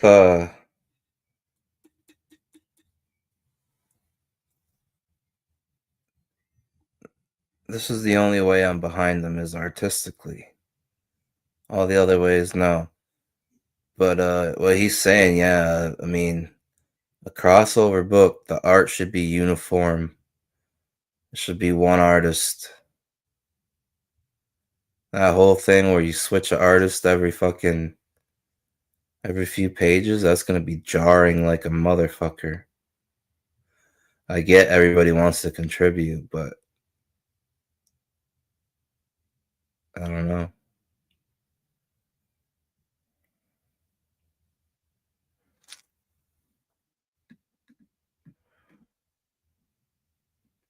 It's kind of all the CG characters together in one portrait, and it was actually the first appearance of ended up being the first appearance of CG Cyberfrog, and Evan was not happy that the first appearance of CG Cyberfrog was on a Smiller cover, and it was hilarious. Funny when it's turned around on him. That I signed up for. Yeah, exactly. Like, what are you talking about? We have David Ooh, Williams. Shane was like, that's not what I signed up for. Damn. So much for the Unity. Sorry, yeah. No, but I 6 pages. Fuck that. Oh, don't worry, John's about to get vocal as well. Who could just come in here and do most of the drawing work while we continue working on our. So basically, everything that I felt like we'd established in the prior meeting was completely undone. By Mike Barron. By Mike Barron, but also RT Bear, Billy Tucci, and Graham Nolan. And so then it was. And at that point, John, what am I going to do? Wait a minute, they just had one meeting and it's already came undone? Wow, all that Unity. Don Malin looks like he's got a nice cup of Unity with that face. That's Oh, it got sour. the hell of a face. Sour milk. Yeah. Hurt my will and be like, no, we're going to do what I said. So I said, all I said was no Vespers. I said, come up with something new and no shmesh fish. You know what I mean? Like, don't. And then the first thing he came back with is we're gonna use the Vespers again. Yeah. No, but I mean, I had to say that a second time. A second time, I said no Vespers. Yeah. So I'm waiting for the first king to flat out tell Ethan he's out of his goddamn mind. But what about Vespers? No Vespers? Apparently that's what Mike Barron wants, but it's not what Ethan wants. He had to That's why tell they his said a wife. fucking brainstorm meeting. I'm sitting here listening and I'm like thinking of different like story ideas. I can't help it, and I'm not gonna repeat them because I know they listen, and when Oh, we yeah. say shit, they fucking do it. Like with the pit. sketch I cover wanted to- fucking stuff. So I'm not saying anything, dude. But it's like, yeah, like, oh, fucking Jesus Christ. You had to tell Lazy Mike Barron motherfuckers. twice. You had to tell him twice about the no Vespis. I want him to call him senile. So why do I have to tell him? Fist, man. Gonna elder abuse. Have separate, like, you have a meeting, you figure out who's going to be there, who's agreeing to it, you figure out everybody's villains, and then you like make them team up. You know what I mean? Why not have somebody's bad guy riding on a Vespa? Like the Vespas are there, but they're being used as like fucking transportation or something. You know what I mean? I'm just spitballing, but fuck, these people are supposed to be professionals, and they are just fucking shooting blanks, dude. You can even make an illusion of unity. No. It's amazing. And these are the professional folks. Remember, these are the 30-year comic book professionals. Yeah, these are the people that Dan Lawless said are the ones who are supposed to be making comics, not us. Quality. Holy fuck. They can't even agree on the goddamn outline of the story. Right? All that unity. And it's like you have somebody named Mike Barron who's going to write the story for you.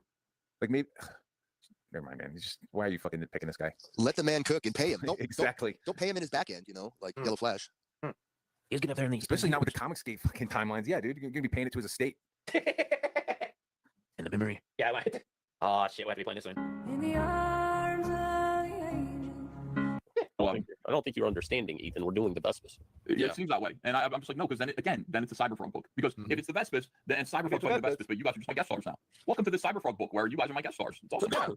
That would be what it is, isn't it? That's correct. So we Legion of Doom, just team them up, you faggots. Sorry. So I don't know. I mean, I thought it was one issue. I thought it was just one issue. I don't remember it turning into three. Oh no. Well, it turns into three because the fans are just kind of like one issue is not going to be enough. So if it's one, Who said that? CJP, CJ, or was that Pete guy? What fans? The fans are in the chat saying that this book is going to destroy Comicsgate. What? Oh yeah.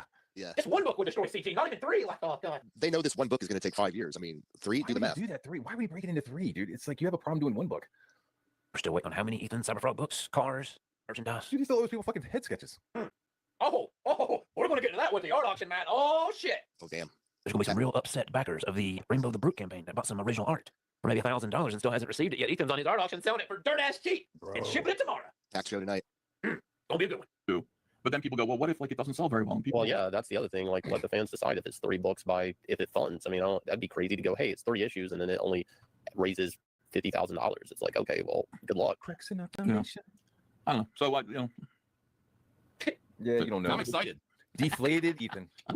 See, somebody has to take control. See, with all of these things, there's like, this is why there are party planners, and then there are more party planners than there are people who are attending the party. Because Received it yet. Ethan's on his art auction selling it for dirt ass cheap and shipping it tomorrow. Tax show tonight. Gonna be a good one. But then people go, well, what if like it doesn't sell very well? And people Well, yeah, that's the other thing. Like, let the fans decide if it's 3 books by if it funds. I mean, that'd be crazy to go, hey, it's 3 issues, and then it only raises $50,000. It's like, okay, well, good luck. Yeah. I don't know. So what, you know? Yeah, you don't know. I'm excited. Deflated Ethan.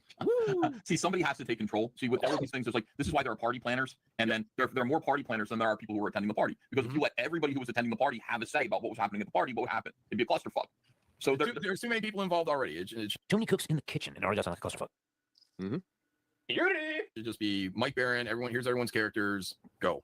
just let Mike do it. Yeah, like we don't need my input, Billy's input, Graham's input. No, just do whatever you're gonna do, Mike. Treat the characters well, and we'll come back and yeah, like if Cyberfrog's dialogue isn't quite right, we You can. hear that? Yeah, we'll go back if Cyberfrog's dialogue isn't quite right. Dude, imagine, okay, so Ethan has to have say, Liam has to have some say because he's King Liam. He'll be in there. Cyberfrog has to sound like the Jerky Boys. Hey there, Sizzle Chest. You know. Yeah, well, it's like if Ethan has say, then everybody else gets to have say to like question and send notes to Baron. That'll take a while. Yeah, he's gonna have to absorb all these different notes from all these creators so that the script is tweaked, and then you have to make sure all those different notes don't conflict with each other. You know, fuck. Sounds like a damn nightmare. And you see Malin try to pull it together. He's like, look, just give him the fucking script and let him fucking go for it. Nope. Ethan just had to be a fucking narcissist. No, we're gonna go in there. We'll make sure. Yeah, it's so fucked. I'm for that. I think that sounds good. Mike also came to me and hit me like with a like, this is what I'd like to be paid. Like I'm like, Mike, I can't sign off on it. Yeah.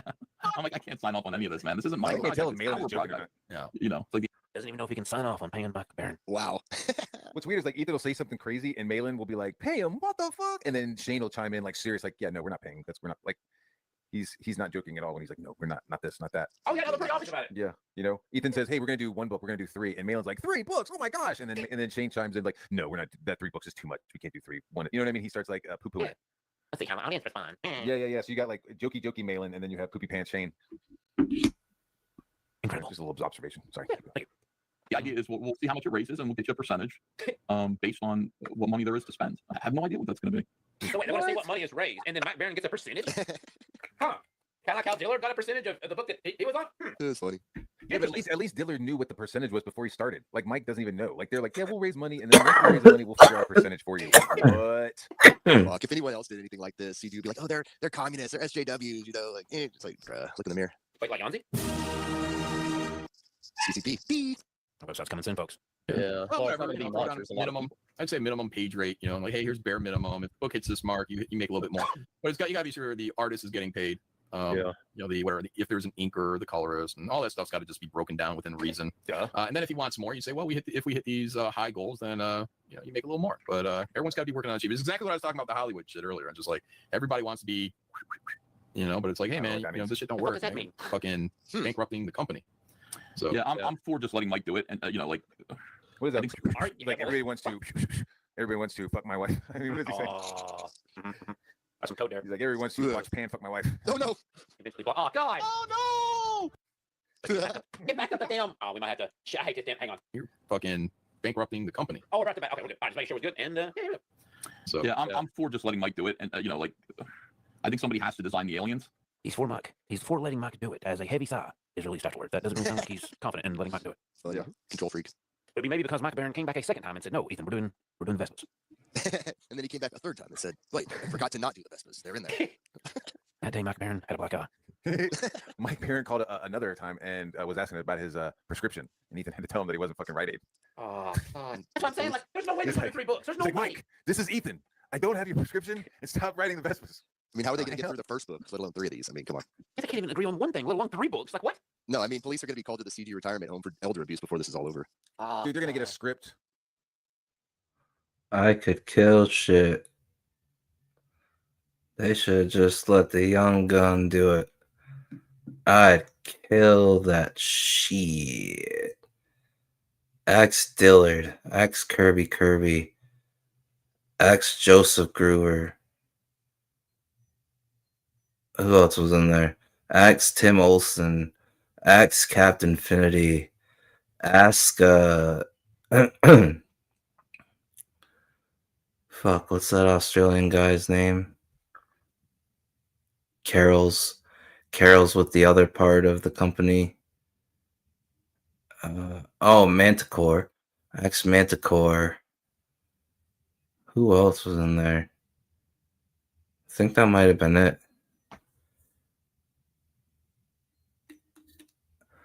Everybody submitted a quick short story. Guess whose crossover story won? You're the Glaciers. Pissed a lot of people off. Kirby spurged out. Kirby used to be called Happy before he was Raptor's artist. Kirby done spurged out because Dario's story won. Crossover genius. Don't believe me, just ask around. People will be like, yeah, I hate that motherfucker, but his crossover story won. Go ask Dillard. Ask Tim Olsen. Ask Kirby.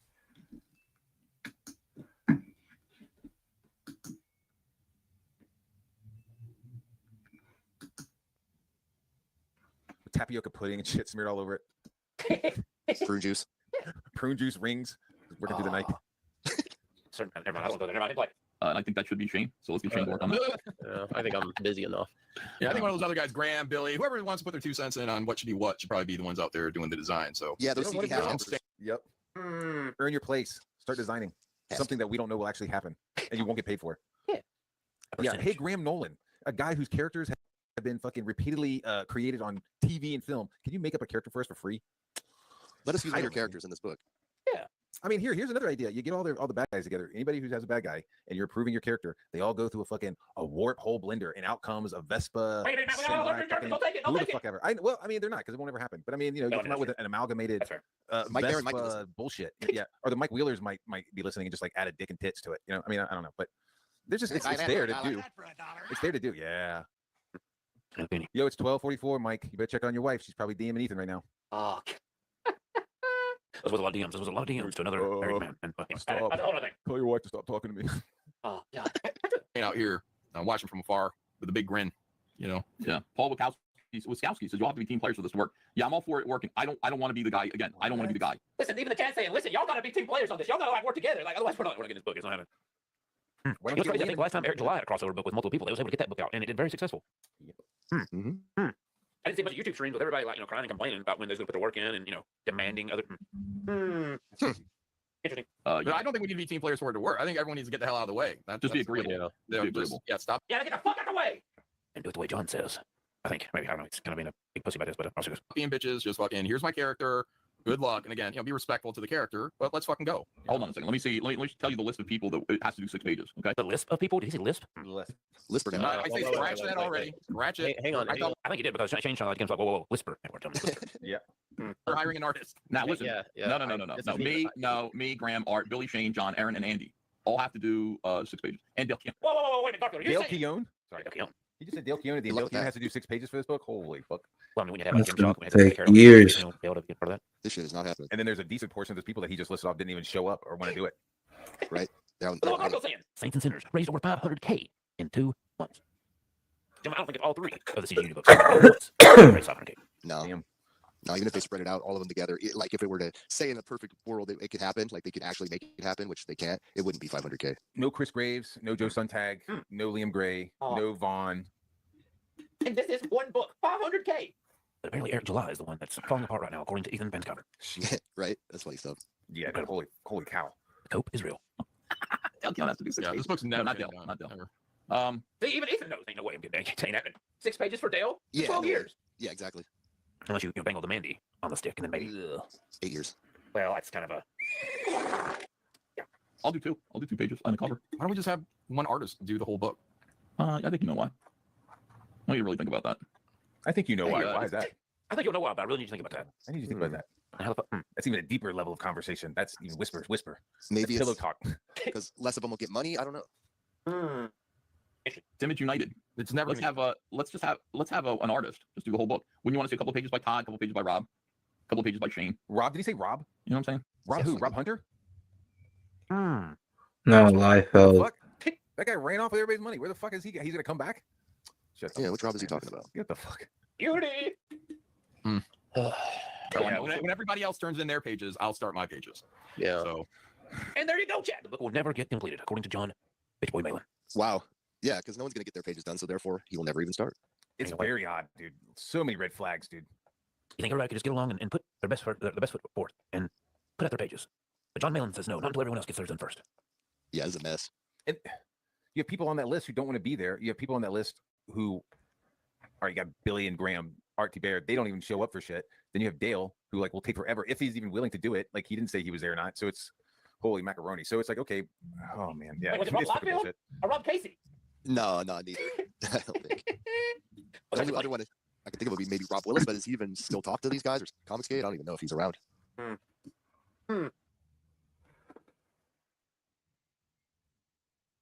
I would also like to take this chance to throw a wrench out there, throw in a theoretical.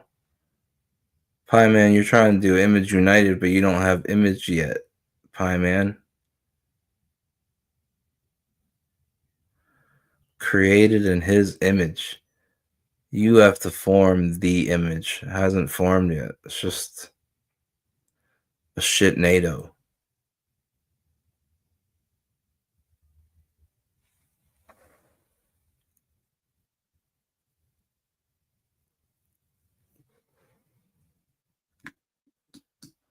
What's funny because when we go over the art auction here in just a bit, Ethan is going to go down memory lane of all those he's lost along the way. Oh, interesting. And it's totally not CG's fault, guys. Oh yeah, no. He's gonna go over all the people who could have contributed to this book. It's everyone else's fault, you know. Like CG is really good at taking accountability. You guys just. Well, see, we're going to get extra behind the scenes tonight on the art auction. Wow, well, Ethan's in a certain kind of position right now. He's had a lot of expenses come out. He's had a lot of Preston. Well, it's getting pegged. Yeah, what's that? Ethan's getting pegged in the back end, and well, he had to fork out some money to a pegger. Think about that. And then he chipped his damn tooth. Now it looks like a goddamn freak of nature, like a fagatoni. That's what happens when you make out with fucking urinal. You chip your tooth. Oh, God. Idiot. Maybe that's how he got it loose. When he passed out and he swallowed it. It don't matter. Just don't bite it. He swallowed it, and he did. He fucking bit down on it. Oh, porcelain. Damn. I bet. Nah, we just won't do it. Yeah, because I'm gonna sit there. I'm gonna draw my 6 pages. I'm gonna be looking down 5 years from now. I'll be like, "Where's everybody else's pages at?" I'll draw my 2 pages after Jimmy Reyes draws his. Yeah, Jimmy Reyes is listed as someone who people has to work on it. Yeah, can I just draw Brainiac for 6 pages? Jimmy's gonna work on it. Sure. Oh, it's gotta be true. All right, I'll do it. Yeah. No, whatever. You know, It'll happen. I'm sure. I feel good about it. Yeah, and Mike, we trust. Holy shit. Yeah. Do we? Yeah, sure. Why not? Yeah. I mean, obviously, all except for the fact that he completely ignored Ethan's request to leave the Vespers out of it twice. I'm sure He we forgot kinda he's might- old. Senile. Oh God, they got no faith in Matt Baron. Dude, once he goes to like the K&W cafeteria, he forgets shit. It's like a fucking hard drive wipe, you know? You got to talk to him before he goes to the K&W. Right? You know, it was about a month and a half ago. Exactly, dude. Yeah, it was about a month and a half ago. Ethan was talking about how he really wants to try to get a book from Mike Baron because, well, he knows his time is near. And you would think that he would have a united front if he knows that Mike Baron doesn't have that much longer left in this world. To actually get out this book, to get comics get united. Right? All the monies.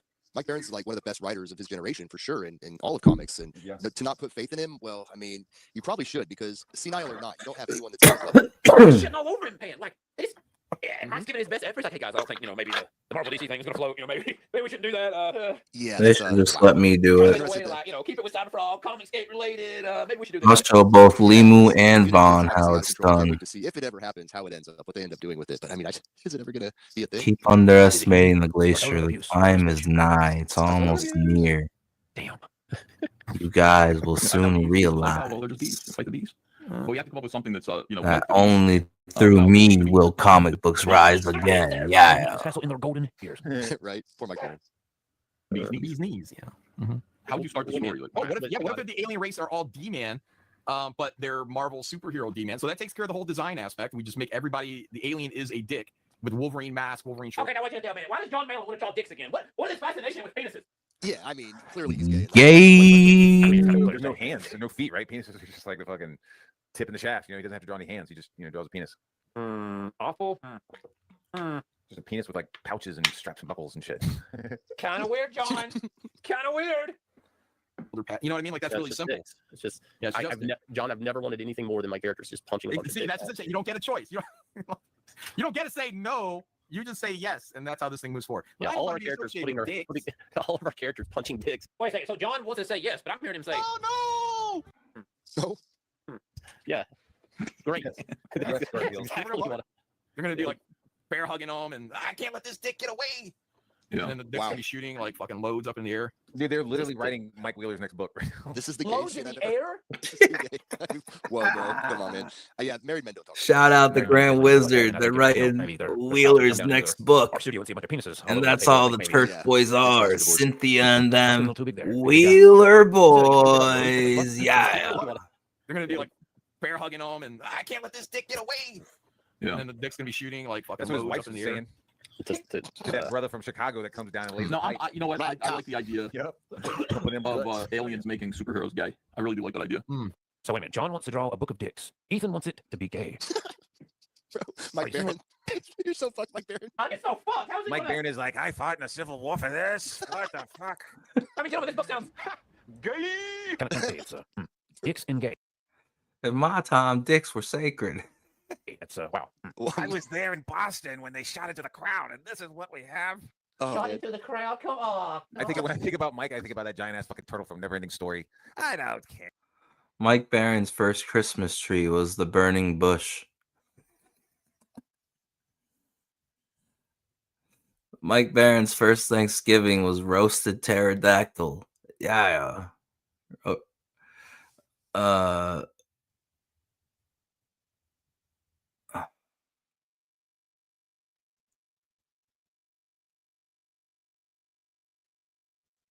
Yeah.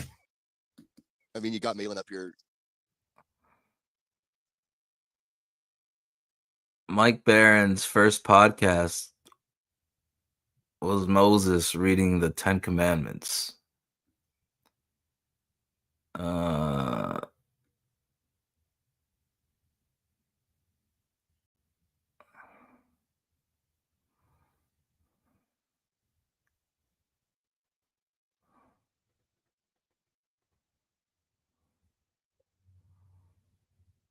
Trying to think.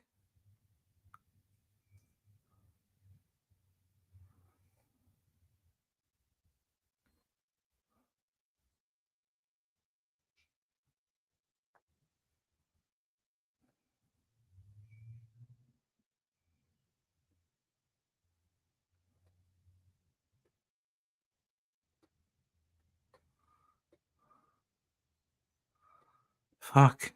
Oh no. Enacting how he would hug a dick like a body pillow. I mean, this is crazy. Well, I mean, Penny does have the body pillow of the participation trophy, Yeah. so he does have some experience. It's not on his desk anymore. I wonder where it is. It's in his bed. Yoink. It's in Oh, his God, prison it's in his pocket. ass. Oh, shit. It's in his Damn prison it. pocket. I'm only, okay. Oh, God. And so, like, we're just there in a, who would God like fight? Thor? Like, who would Adam Roth fight? Yeah, you fight. Yeah, I would. Wow, the confidence in John Malin, his character right then, was incredible. Back door locked. Fucking Thor. He'd chop his arms off, and yeah. Yeah, but it's a woman now. Can we make like can we just do like a like the fucking General Zod, Ursa, Non, like a trio, some super high. Doodle Black says Mac Baron in his twilight years drawing penises. Yeah. Can I tell you a quick something? Won't take more than 5 minutes. I probably it's not a real derailing, but it's kind of funny. It's relevant to this. So like Mike used to be on my channel a bunch, and we were like, yeah, we need to work together. We need to work together. No problem. It sounded awesome. I'm like, whatever you're writing, just send it to me. And so he like sent me a script, and I had no questions. It was like this like noir crime story about a jazz player who like kills a gangster in Los Angeles and like hides out in Fiji and surfs. Like I was like, fuck yeah. And so I just took the script, no questions asked, and he didn't have any questions. Like it was just like, yeah, you're gonna do the script. All right, I'll do the script. Super easy, right? But then because of the fighting that I was doing with Ethan, he didn't want to do the book with me anymore. Oh God. Yeah. Canceled. Yeah, he was like, yeah, I'm not gonna do the book because you're fighting with Ethan and shit. And I was like, what the fuck? I was like, all right, man, fine. So so this is where we are now, where I would have happily have drawn the book with no questions asked, and now you're dealing with this. So Mike enjoy. Baron, he tried to get into CG for years and was blown off by Evan for years. Evan didn't promote any of the stuff that he was doing with Eric. Yeah, his stuff with Ben Hennessy back in the day. I don't think Evan promoted that. Hennycuck. Nope. Anyways, it's kind of funny. Level trio just comes to fucking Earth, and then everyone just beats them up, So, but they can't because they're so fucking tough. I don't know. Oh. Yeah, I don't know. I think they all put their powers together and merge into a giant penis. What the hell is Mike wanting to get paid for if we're writing it? Huh? For what does he want to get paid for writing it? No, Okay. he's sitting here asking how much he's going to get paid, but we're sitting here cooking up the story. Like, what the fuck? Yeah, why are we doing the fucking work? What the Like, fuck? I mean, Mike's out here gotten us like, I need you to clear this page rate, and then we're come back with a story. It's like, what? Yeah. Yeah, Oh, yeah, Travis- penises. That's worth something. Gay penises. Unity. Eric says we could start the story off in Dearborn, Michigan, where they're fighting off the Muslim hordes. That's a good idea, Travis.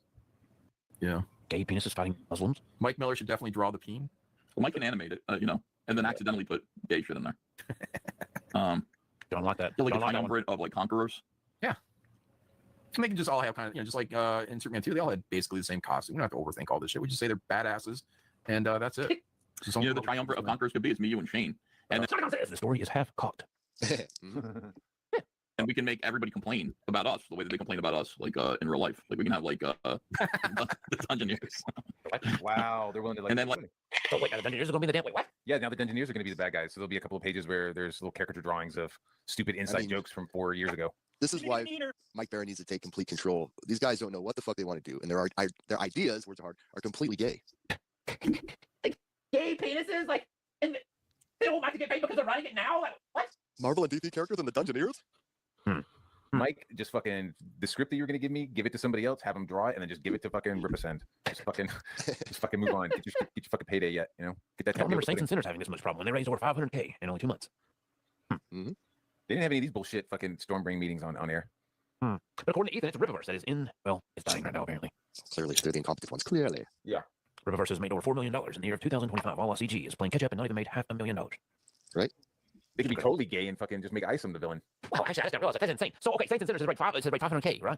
Just one book, one of Eric July's books, has raised what the entirety of CG has raised in 2025. Think about that. Yeah, that's wild. And Eric July, his company is the one that's in trouble right now. Yeah, okay. So I'm saying it's like it's crazy that we're sitting here defending Eric July's shit. It's like I don't even like his books. You know what I mean? And it's like I haven't bought any of his stuff. But it's crazy that like you're just gonna lie and get nuts on some fucking other indie creator like this. Get nuts? I don't know if that's not the. Oh, God. That's all they talking. Oh Lord, I didn't even think about. I was thinking, go crazy nuts, not like dick and nuts, like fucking Malin. Specific any more gay ideas? Any more penises? Like our characters shut everybody up. Like we show up as We're the villains. Face, right? Yeah, we're the villains. And then, they're like, trying to protect the Earth with all the LGBT, butt plugs and all this stuff. Yeah. Naked hippies in the streets and standing against us. We're just Yeah. there to decimate. Vagina Lowell's in his wife's underwear posing around children's playthings in a strange room. Oh, God. But Malin doesn't want any black cocks in the book. They have to all be white. Oh, no! That is up for interpretation.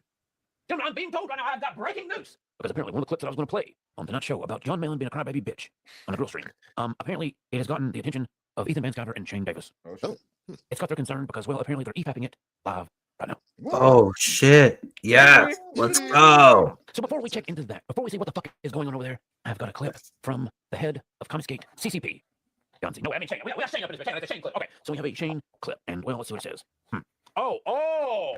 Yeah, this is a clip that happened last week. Speaking of this unity up in his bitch, well, this next clip is all about the unities. Oh boy. Let's see what Shane has to say. And fuck that guy. People are like, why do you think about Eric July so much? It's like, because I work for him. Because I had a business dealing with that piece of shit. And, you know, I have a reason to have a hate on for that fucker. He is a stony piece of fucking shit. He is. What?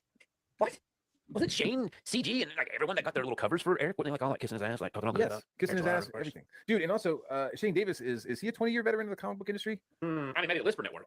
But it's like so you have you're this professional, you're this all this time spent in mainstream, but you got like side fucked by Eric July in a contract. Is that what we're all supposed to believe? Yes, baby. I mean, I'm pretty sure that whatever the contract was that Eric July lived up to it. Exactly. Some sort of problem. You're gonna tell me that Yanzi didn't? Yeah, listen, Shannon, baby cakes. Listen, the math ain't mathin'.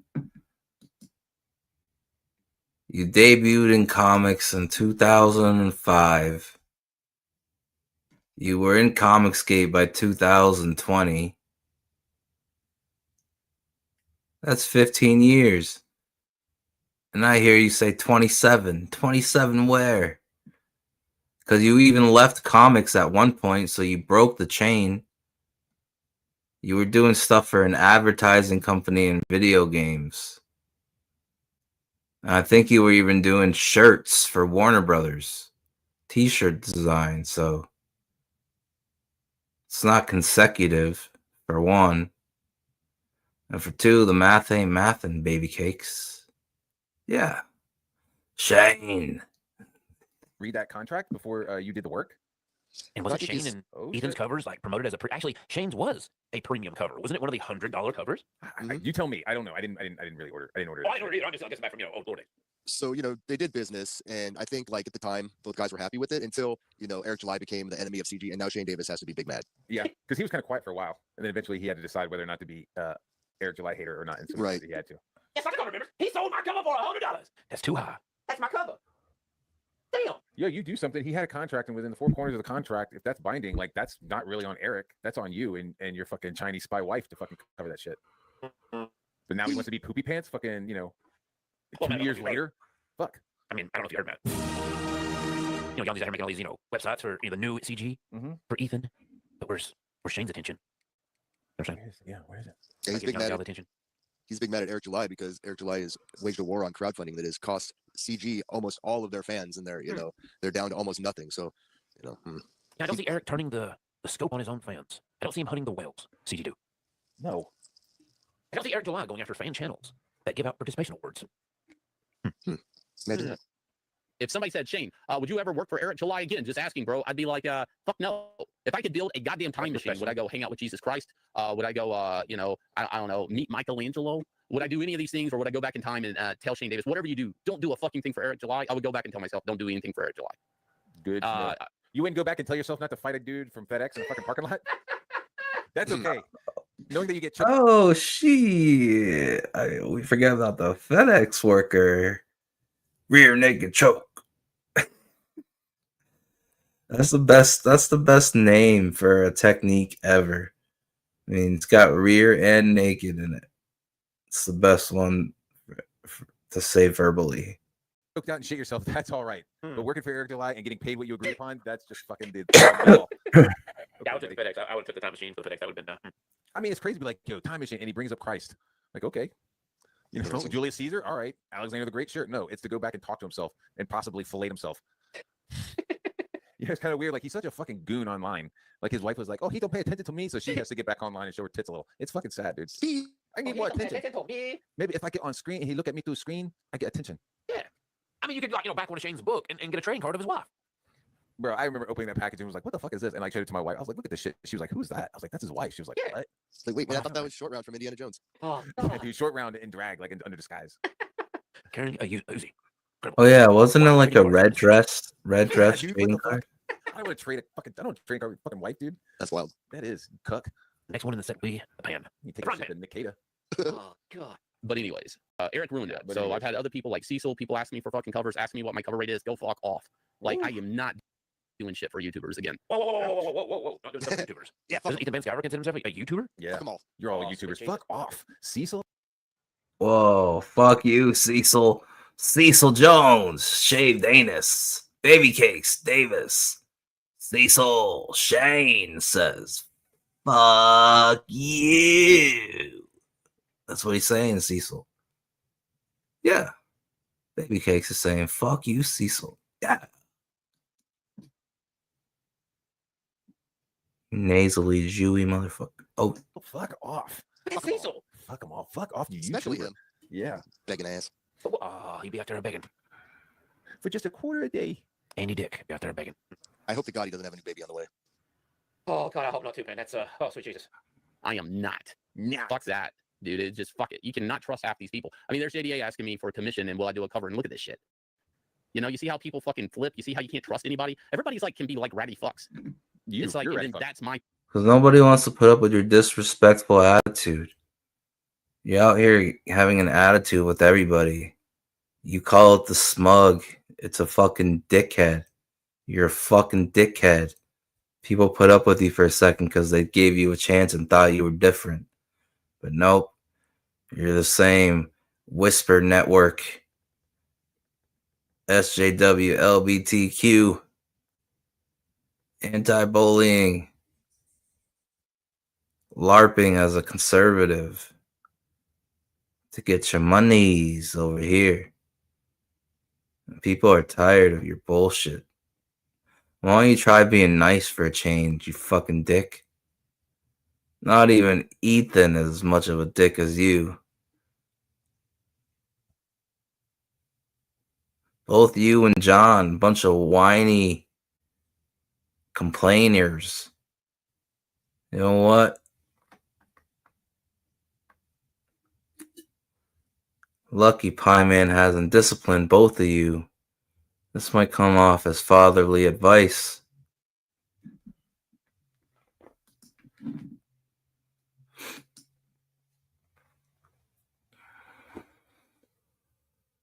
But both you and Jonathan Poppy Malin both take the positions that you're in, that you're blessed to be in. You take it for granted. You think it's owed to you. You think you deserve that spot that you and Malin have. And you guys are out of control. You think you can do, say, and act however you want, and you're automatically protected. I think Pie Man's got to give you guys a cup of coffee. Wake you guys up. Let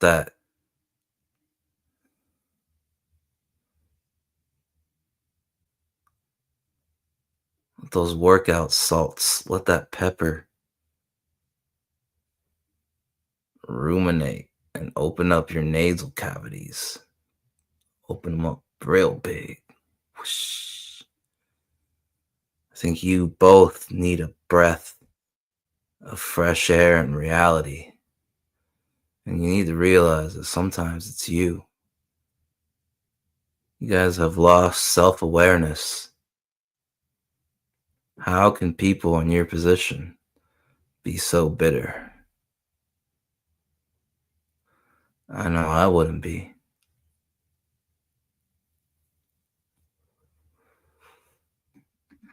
Hail, welcome to the Ice Age. Yeah. Maybe Pie Man's got to build him a new image. Created in the image of him is the only way to have an immaculate movement resembling days of the past. Hell, brother. Ratty fucks. Yeah, he's a rat fucker for sure, dude. Like a snake rat? A rat snake?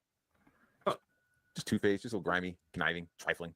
Just Like a little rat. teeth and Yeah, dude. Just looking for his little opening. He doesn't really want to build a house. He just wants to nibble a little hole through the wall and put a little tape. Yeah. Get some cheese. You know, Shaq, you can win because I'm pretty sure I actually have a photo of what we're actually talking about. I mean, he's an American rice, but he's more interested in getting some of that rice. Oh God. Well, okay. Let me see if I can find that receipt. We're almost done with this one. Problem later on. It's just not worth it. And there you go. It's just not worth it. You fucking YouTubers. He's not doing no more covers and helping them YouTubers. Don't ask him. Damn, look. Yeah, look. Little sneak rat of this bitch. All right, we got no time for that. Shane Davis crying like a bitch. I think. Wait. Shane Davis. Wow. This bitch. Oh, wait, no, it's not Shane Davis. Oh, sweet Jesus. It's a different bitch. Oh, Rice sucks. Yeah, but I'm joking. I'm calling Shane Davis a little rice king. That's all. That's where the rice comes from. Damn, I forgot to show the picture. Cut in the picture that goes with that. Damn, where's the egg rolls no more? I'm doing it again. There you go. That is what my mom looks like. Okay, we got another clip here. Apparently, this is not Shane Baby Cakes Davis. It is another Ethan Van Scarver. What the fuck is this clip? What the fuck is Jimmy Reyes dancing? Oh, it's the one Jimmy. Okay, so 133. All right, 1 second. Let me pull this up. And then we also have, oh God, it's gonna be a long night chat. We've got an Alyssa clip, which is like 49 minutes. I'm not even joking. Wow.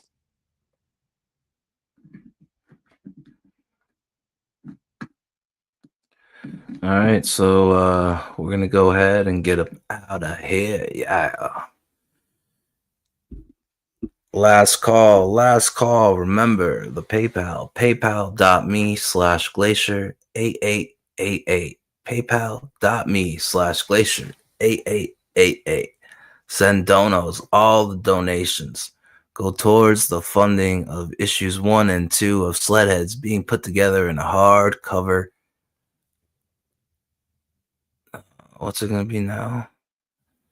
I already got Sledheads issue 1 in the can, all artwork out of pocket, 60 pages, and production on Sledheads 2 starting soon. So I'm trying to figure out how much that's gonna be.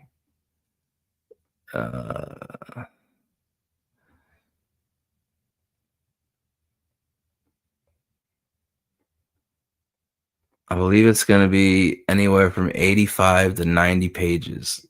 85 to 90 page hardcover will be available in the Critical Blast Publishing bookstore with art by Christian Rossi, created and designed by moi. Sledheads. No money, no honey. Coming soon. The beginning of a new era, a new age, the Ice Age, spearheaded by the Glacier. Yeah, the most froze. Thank you for stopping by and catching us live, Live. Also, thank you for watching on the playback. If you'd be so kind, leave a comment and subscribe. Infinity mode activated. Brought to you by V5 Boutique Marijuana Vapes with the live liquid rosin diamonds, now equipped with low and high voltage options and infinity mode. Hit all 3 strains on high voltage at once. Yeah.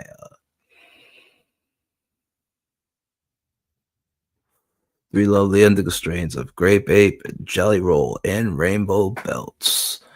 PayPal.me/glacier8888. PayPal.me/glacier8888. Yeah. Until next time, Glacier out. Ciao. Yeah.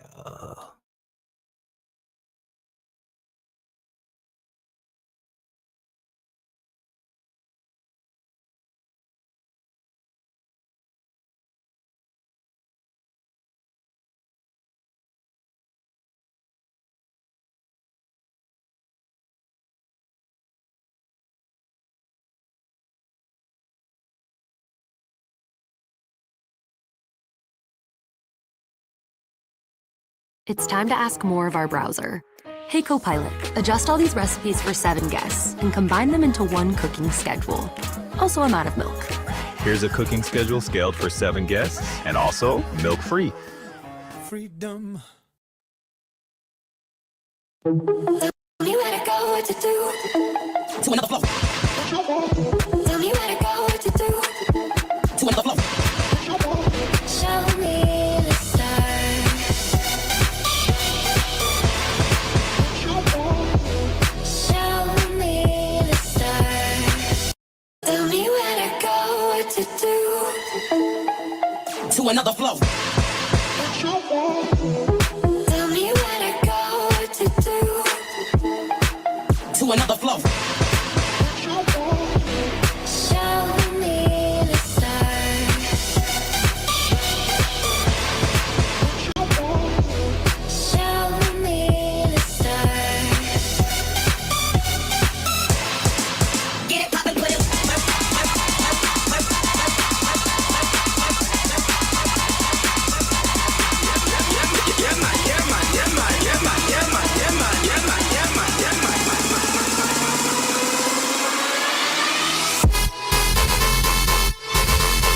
Get it poppin', put it.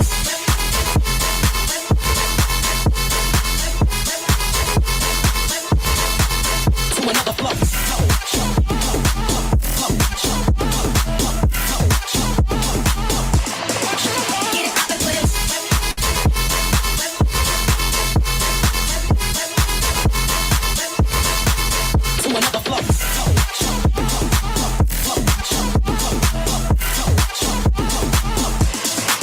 Get it poppin', put it.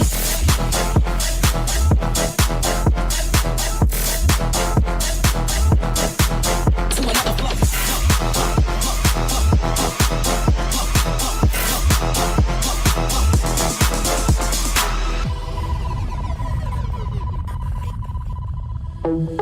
Tell me where to go, what to do. To another flow. Tell me where to go, what to do. To another flow. Show me the stars. Show me the stars. Get it poppin', put it.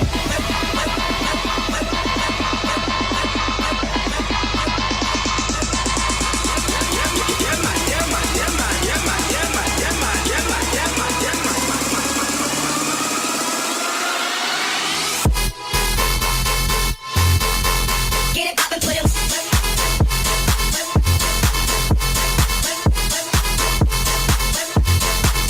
To another flow.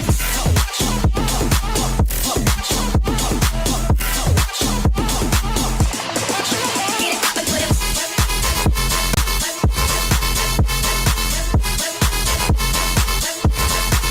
To another flow.